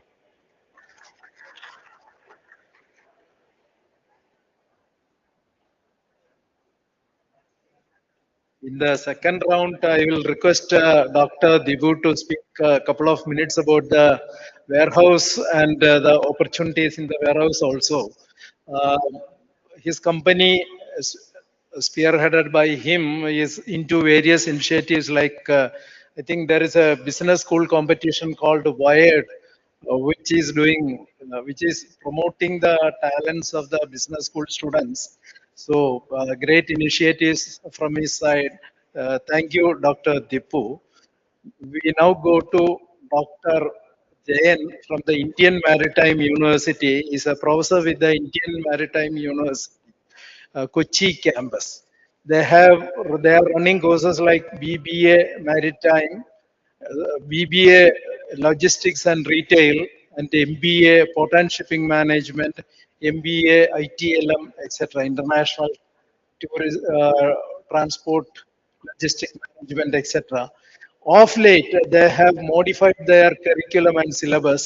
So we would like to know what value addition the university is giving the students, and would like to be enlightened about the curriculum. Thank you, sir. Thank you, sir. I'm Dr. J. Nachudan from Indian Maritime University, Kochi. Indian Maritime University started in 2009. Then onwards, Port and Shipping Management, that is the first MBA program we launched. Apart from that, after 2 years, the establishment of IMU, we also launched the Indian International Transportation and Logistics Management, ITLM course. These are the two important specialized programs Indian Maritime University offers. We have campuses in, mainly we are located in Chennai. Chennai is the headquarters. Chennai also having campus. Most of the Malayali students are also there. In 80% students are also in Chennai. Here also, this time we got a very good admission. Vaishak campus is also there. Mumbai we have 2 campuses. Mumbai we have 2 campuses. Vaishak campus is also. Kolkata campus is also there.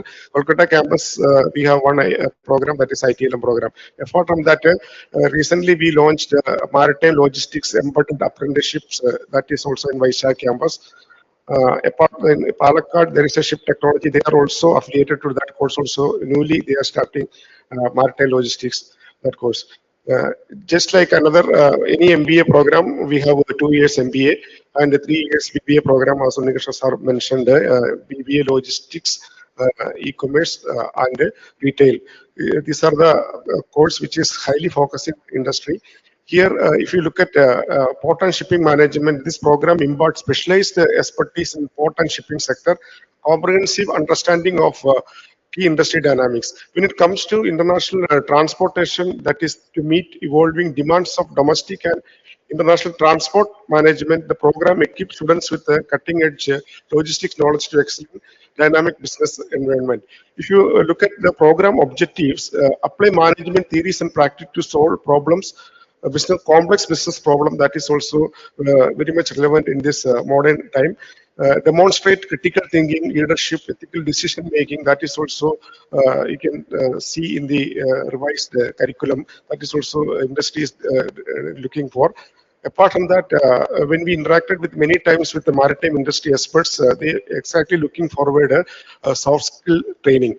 Soft skill training is very important for the industry. For that purpose, many students coming from different parts of the country, they are very weak in English. In the first semester itself, we are just running English speaking and writing skills program. That is, English teacher is there. Once they are migrating to semester one, second semester, all these people are well equipped in speaking English.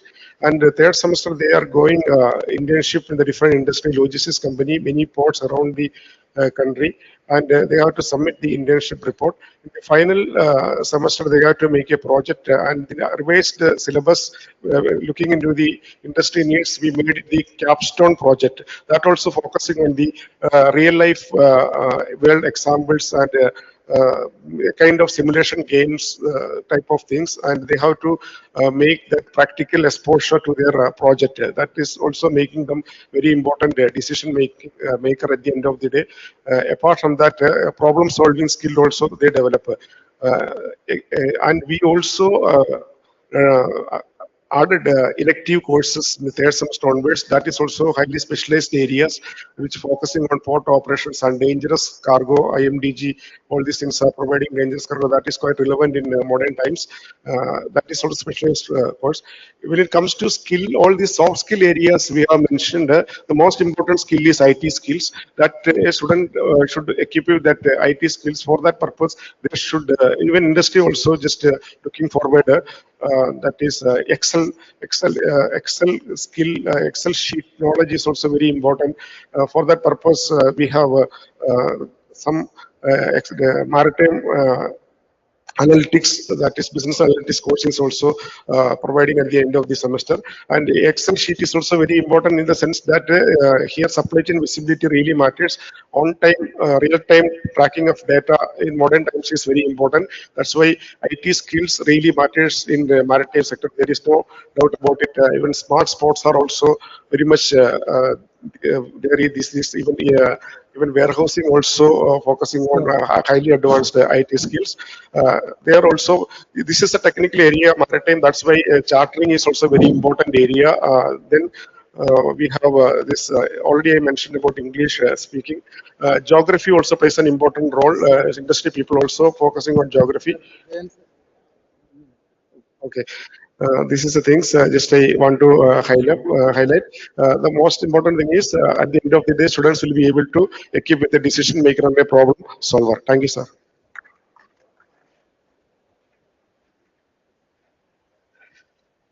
Thank you very much, Professor Jain from Indian Maritime University. So we have had one round of speakers highlighting the spin-off opportunities from the ports like Vizhinjam and Vallarpadam.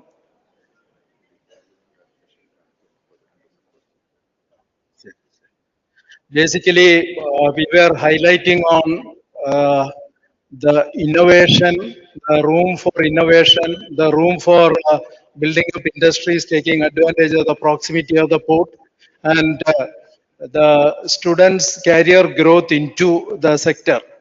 One small example is like the Airbus manufacturing unit in France, Toulouse. They are importing 45 items, sub-assemblies from various countries, out of which just two, just two items go from India.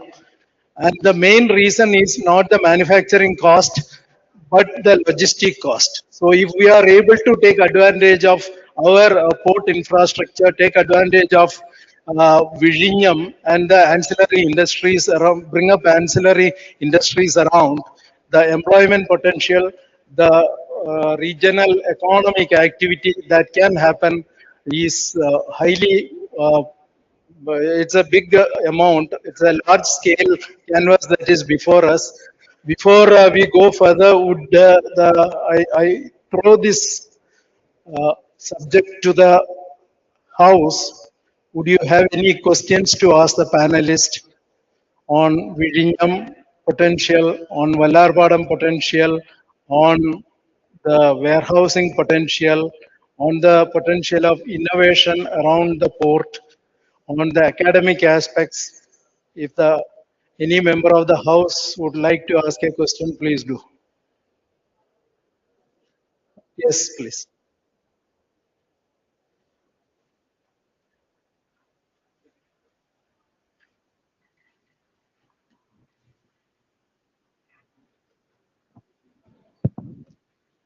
Good afternoon, sir. Good afternoon, the respected speakers, Minister of Kerala and former Finance Minister Thomas Isaac. So myself, Ismail K. Bashir. I'm working as Associate Director in ASAP Kerala, Additional Skill Exchange Program Kerala. We have developed a training model with Cochin Shipyard to develop the local talent so that they also get opportunities in shipping industry. Example, every year 200 apprentice students are from ASAP Kerala is recruited by Cochin Shipyard. These students, after the initial 6 months training, will be given ASAP Kerala. After that, they will be given a 2-month training by Cochin Shipyard, and they are directly inducted into Cochin Shipyard apprenticeship 1-year training. If their performance is satisfactory, they are further hired on contract basis. So usually, the job trend is that after 2 years, they get much more better opportunities in other shipbuilding industries in other parts of the country and also abroad. So like that, have you developed any kind of model that gives access to local talent pool opportunities in related to logistics and shipping maritime? A similar model like we have done with Cochin Shipyard, how industries or companies developing any kind of model that gives access to a local talent pool in Kerala, local youth in Kerala to get a participation, to get an opportunity in the shipping maritime industries. The question is to Dubai Port World, then to the Flipkart. So what we do is that we have apprentices coming through the NATS and NAPS schemes. So whoever's registered over there, when we have opportunities for apprenticeships, we call them, we interview, and then we take them on board. If they are found to be good post apprenticeship of a year, they move into trainees and then into our employees. This is for the operators, engineering, etc. Other than that, we have lateral entries for all other categories of work which we have. So that's one. We also have MOUs signed with certain universities. So we have something with XIME in Cochin. So we have programs like that also. Other than that, we also, like I mentioned, that we have 500 employees overall, right? Skilled plus unskilled. Every year, we get about 200 to 250 apprentices, internships, right? So if you look at it, there's a large amount of people which we are exposing to the trade. This is for the port alone, but then if you look at DP World as a group, there are various other entities as well where we have similar programs. Thanks. Thank you. And to Walmart, Dr. Thank you. So Flipkart got something called SCOA, which is called the Supply Chain Operations Academy. It's a 45 days program, out of which 3 days is theoretical, and rest 42 days is OJT, on-the-job training.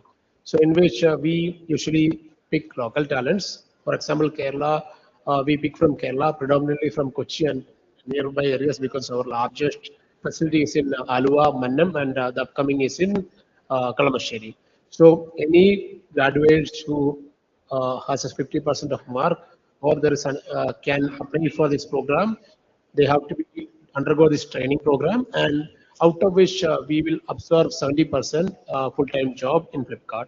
So what we do in other states there is a committee which is called an e-commerce working group.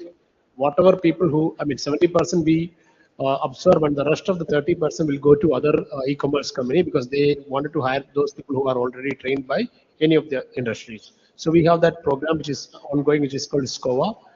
Maybe we can connect and probably work together how ASAP or CASE can work together for a joint certification, and we can do that. Thank you. Thank Sir, you. I forgot to mention, Srimar sir, already Vizhinjam Seaport is aligned with ASAP Kerala in our community skill park. to offer two programs for the local community in ASAP Community Skill Park in Virinam, sir. Just forgot to mention that contribution of Virinam Port.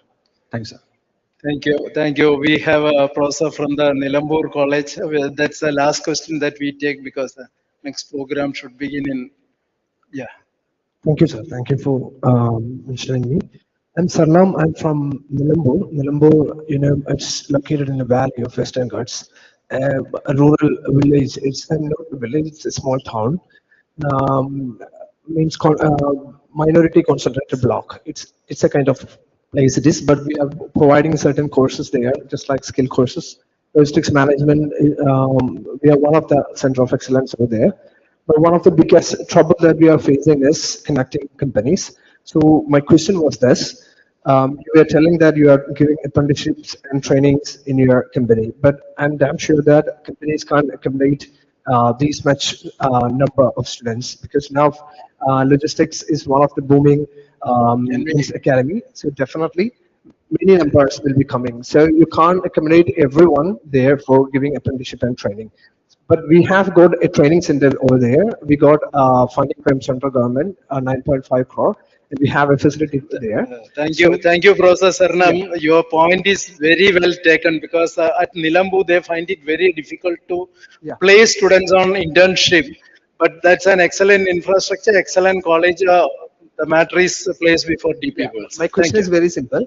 Um, can you give all such trainings to our students by bringing your experts to our campus? Means maybe 1 week or 1 month long training, such kind of things. Then you can directly have people from means candidates from there. So having people there for a month and all might be difficult. But then maybe if we can have a tie-up, we can look at maybe people coming in maybe a couple of days in a week, something like that. That's something which we can look at. But I think we'll need to discuss further before I can really comment on that. This is for everyone, sir. All the Thank you. We are running short of time. We have put the other session to start. I know that we are not going, we are not doing justice to the elite panel here because of the positive time we like to end up because the session will begin. On behalf of Vicky and KDs, I'd like to take this opportunity to thank all our eminent panelists, especially our moderator of the session, Dr. Sivanikishan Nair, and the panelists, Dr. G.N. Achudan, Prakash Ayyar, Jipin Kayat, Srikumar K. Nair, and Dr. Thomas Choi for joining this the Ellen panelist on the employment opportunity and skills on the maritime sector. I request Binish George, HMK KDs to kindly come over and hand over the mementos to token of appreciation to the panelists and the moderator.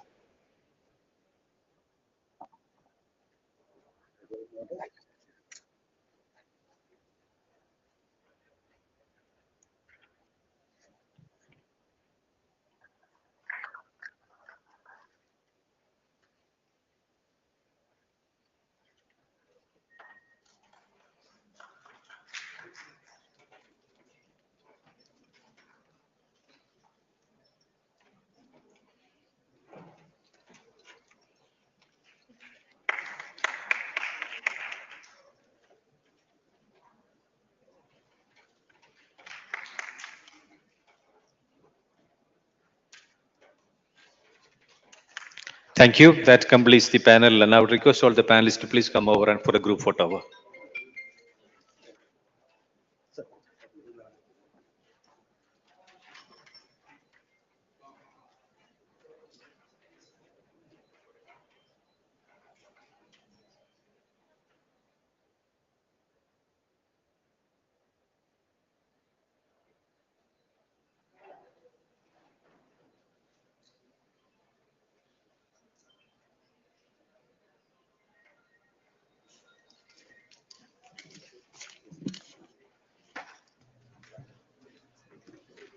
Thank you once again. Now we bring to you a talk that looks deep into the heart of our nation's workforce, its challenges, patterns, and potential. This session, titled How India Works, will provide unique insights into the dynamic of Indian talent. We are honored to welcome Ms. Rukmini S., founder of Data for India. Ma'am, please.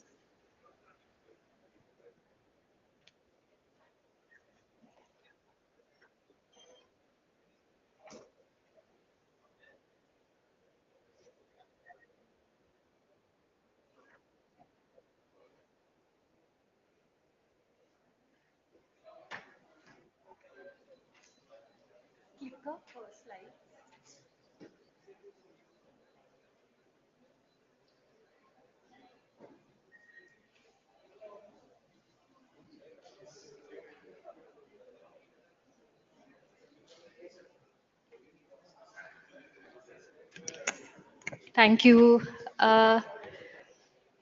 If there's anyone who'd been waiting for some time, I apologize for the delay. Um, I know I don't have a lot of time, so I'm going to have to really rush through this, but I'm happy to talk afterwards if anyone has any questions. Just to talk, let me talk briefly about who I am and what I do. My name is Rukmini. I run a public platform called Data for India, which communicates data about India to a lay audience.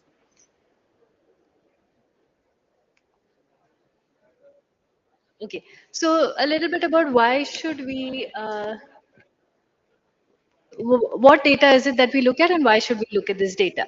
At Data for India, we largely look at data from large Indian household surveys. Sorry, it would be helpful if conversations could happen outside, please. It's a little distracting to talk when people are talking. Thank you. Okay.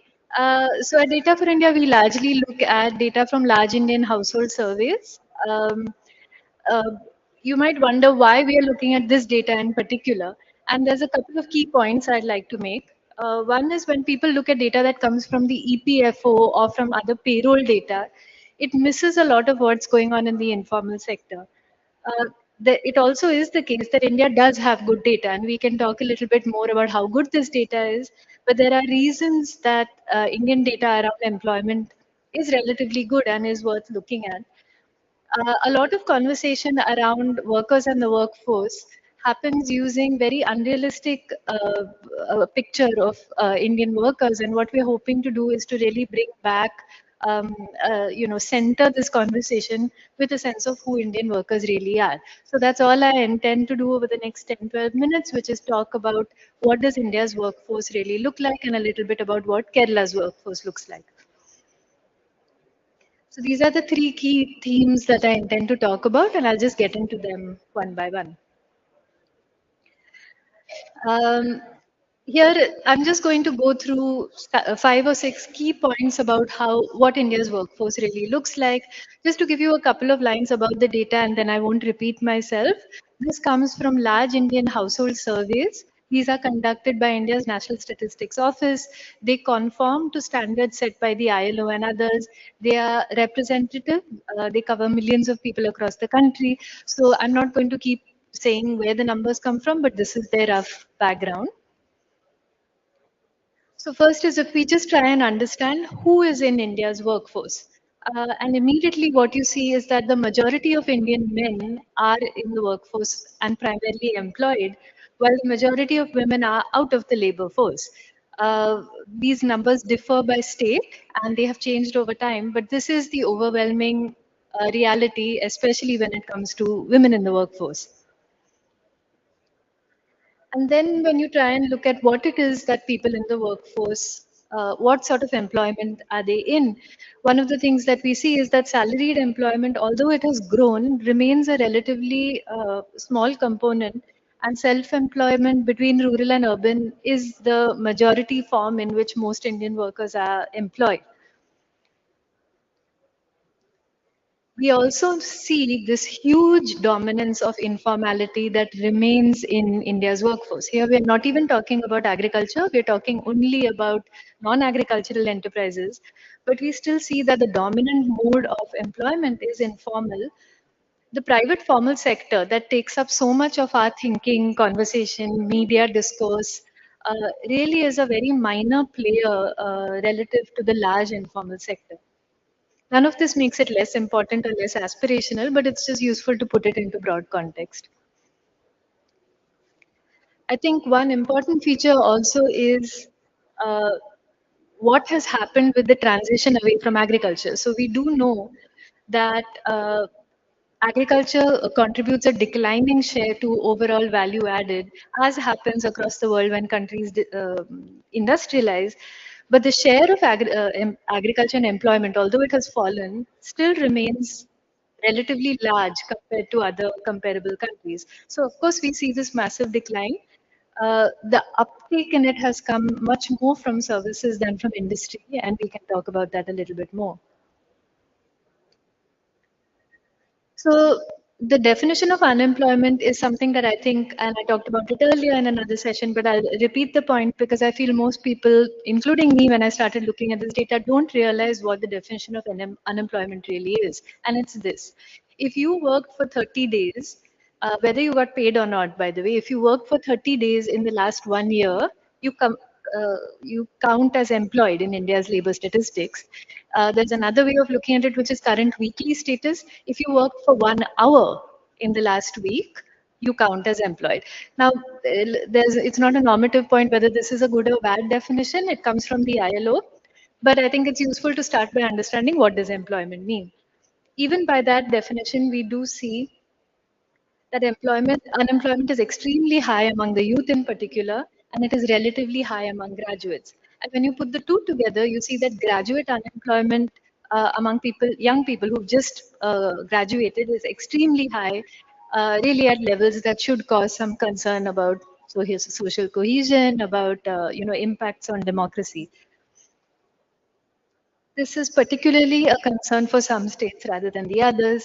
And you will see, for example, that Kerala and Goa have among India's highest unemployment rates. Now, this is quite easily explained by the demographic composition of the state.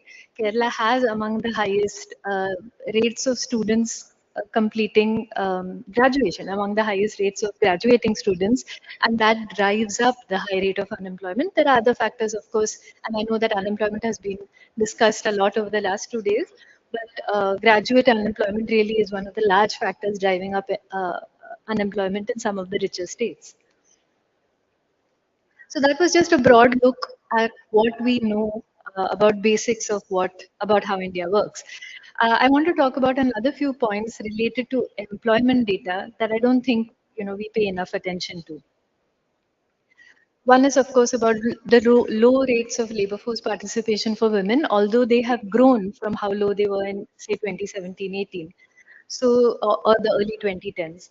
So we do see that in comparison to other countries, male labor force participation is high and at comparable rates with other countries. So if you see the yellow dot, they are all for men, and you see that the dot for Indian men compares quite well with other countries, but you see that for women it really stands out in being particularly low. And there's no great mystery about why it is that women are out of the labor force. This chart is for rural women, the one on the right, but it's the same for urban as well. The reason women are out of the workforce is because they are having to look after the house, because they are having to look after children and domestic responsibilities that remain disproportionately the role of women. Another point that I think we talk much too little about is what about women in the workforce? So much of the conversation is about getting more women into the workforce. Once they're in the workforce, are they getting the kind of jobs that we want or that we hope for as a country? So we see, for example, that in rural India in particular, but partly in urban as well, a large share of women are doing unpaid work, which means that they are workers on household farms or household shops in urban areas and are getting paid no wages.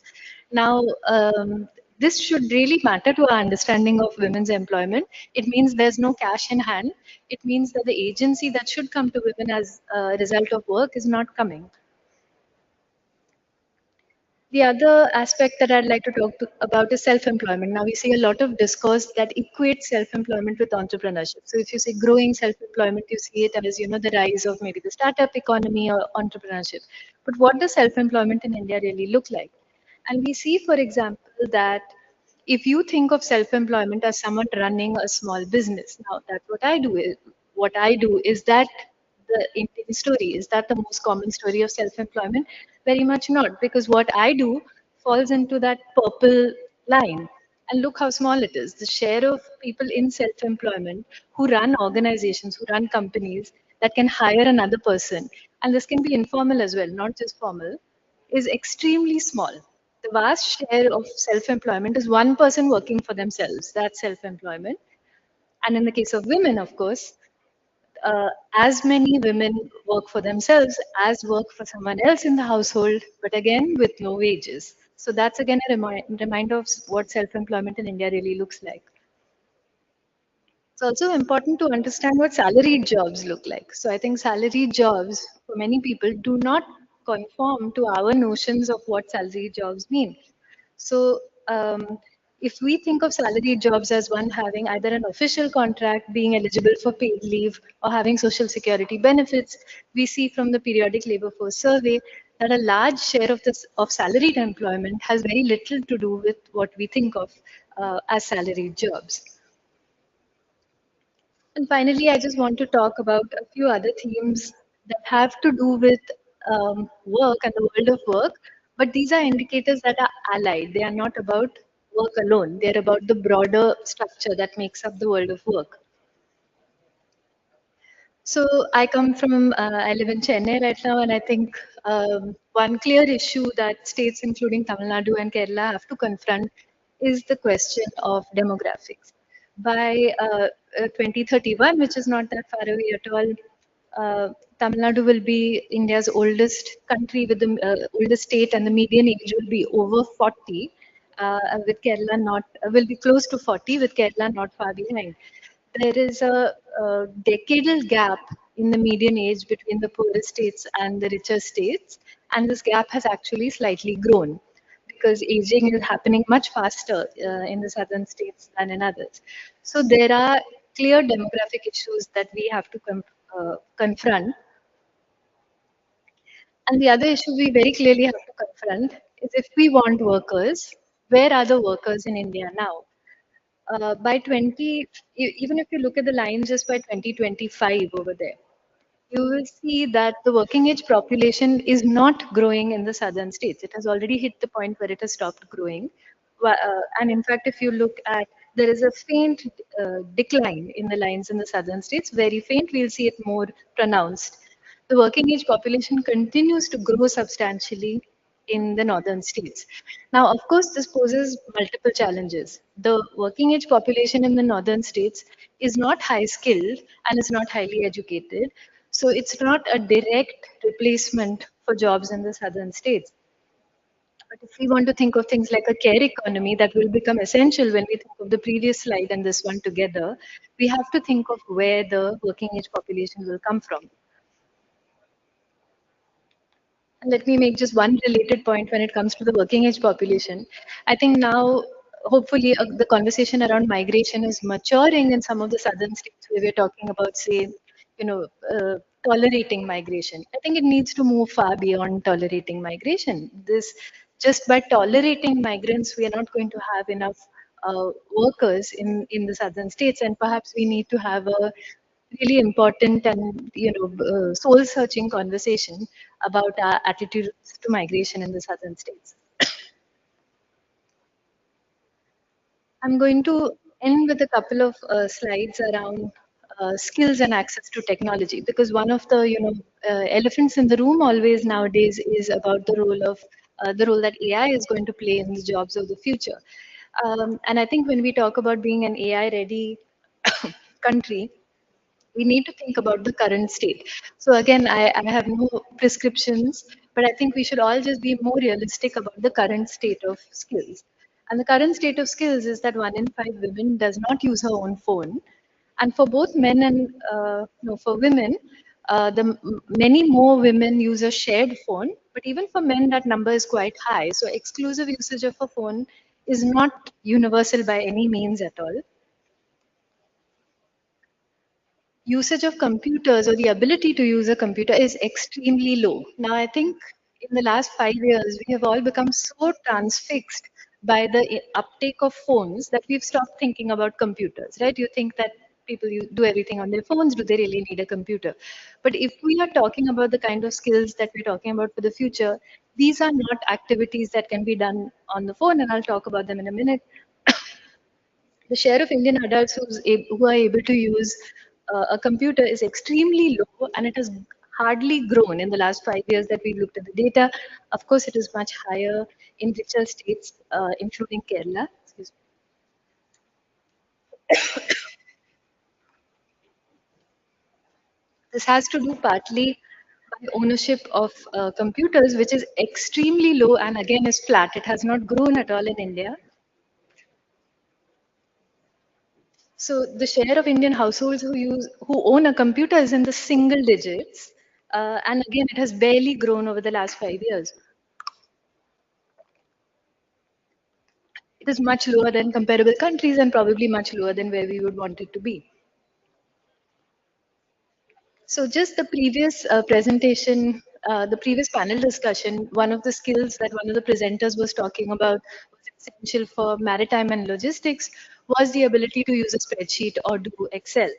So I've just pulled out ICT skills by state and I've looked at just that one, the ability to use basic arithmetic formula in a spreadsheet.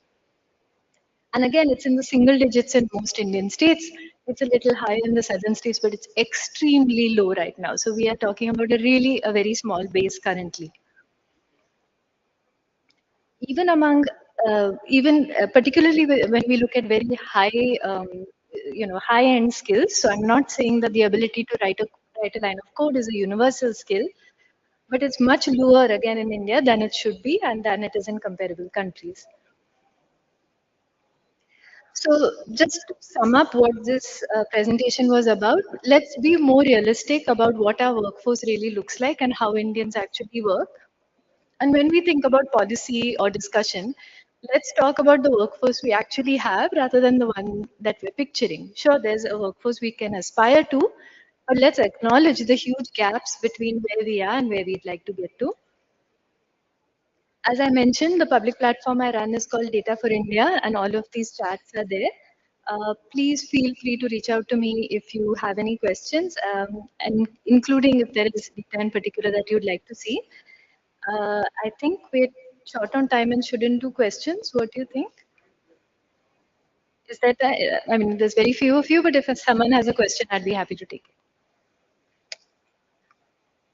If not, we can all go and have a cup of tea. Sure.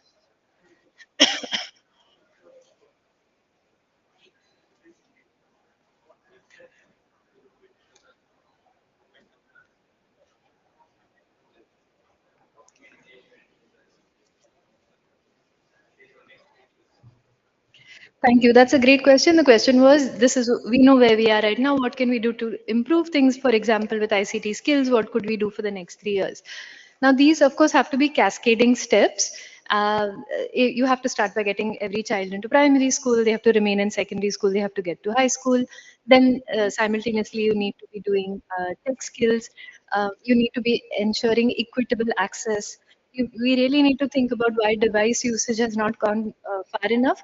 The chart I shared was about people who owned laptops or computers, but the difference, even people who can use it, is not that much higher. So it is very much that if you own a laptop, you're able to use it. If you don't, you're not. So we do need to think more strongly about why we've not been able to put more laptops or computers.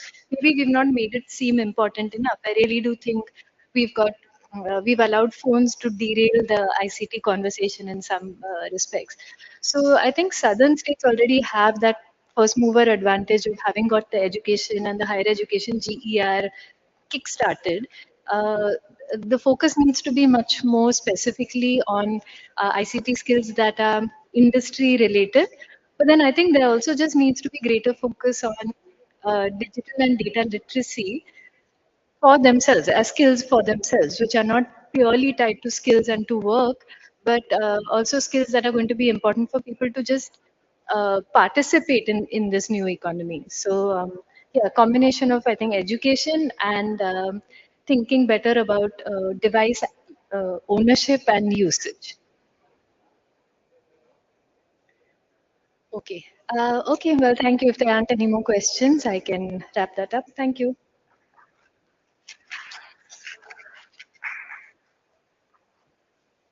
So on behalf of everyone present here, thank you so much for the wonderful section, ma'am. Then thank you so much. And thank you, Sukusha, for everyone who has been here. So നമ്മുടെ എല്ലാവരും venue 1 time gather ചെയ്യേണ്ടതാണ്. And thank you so much.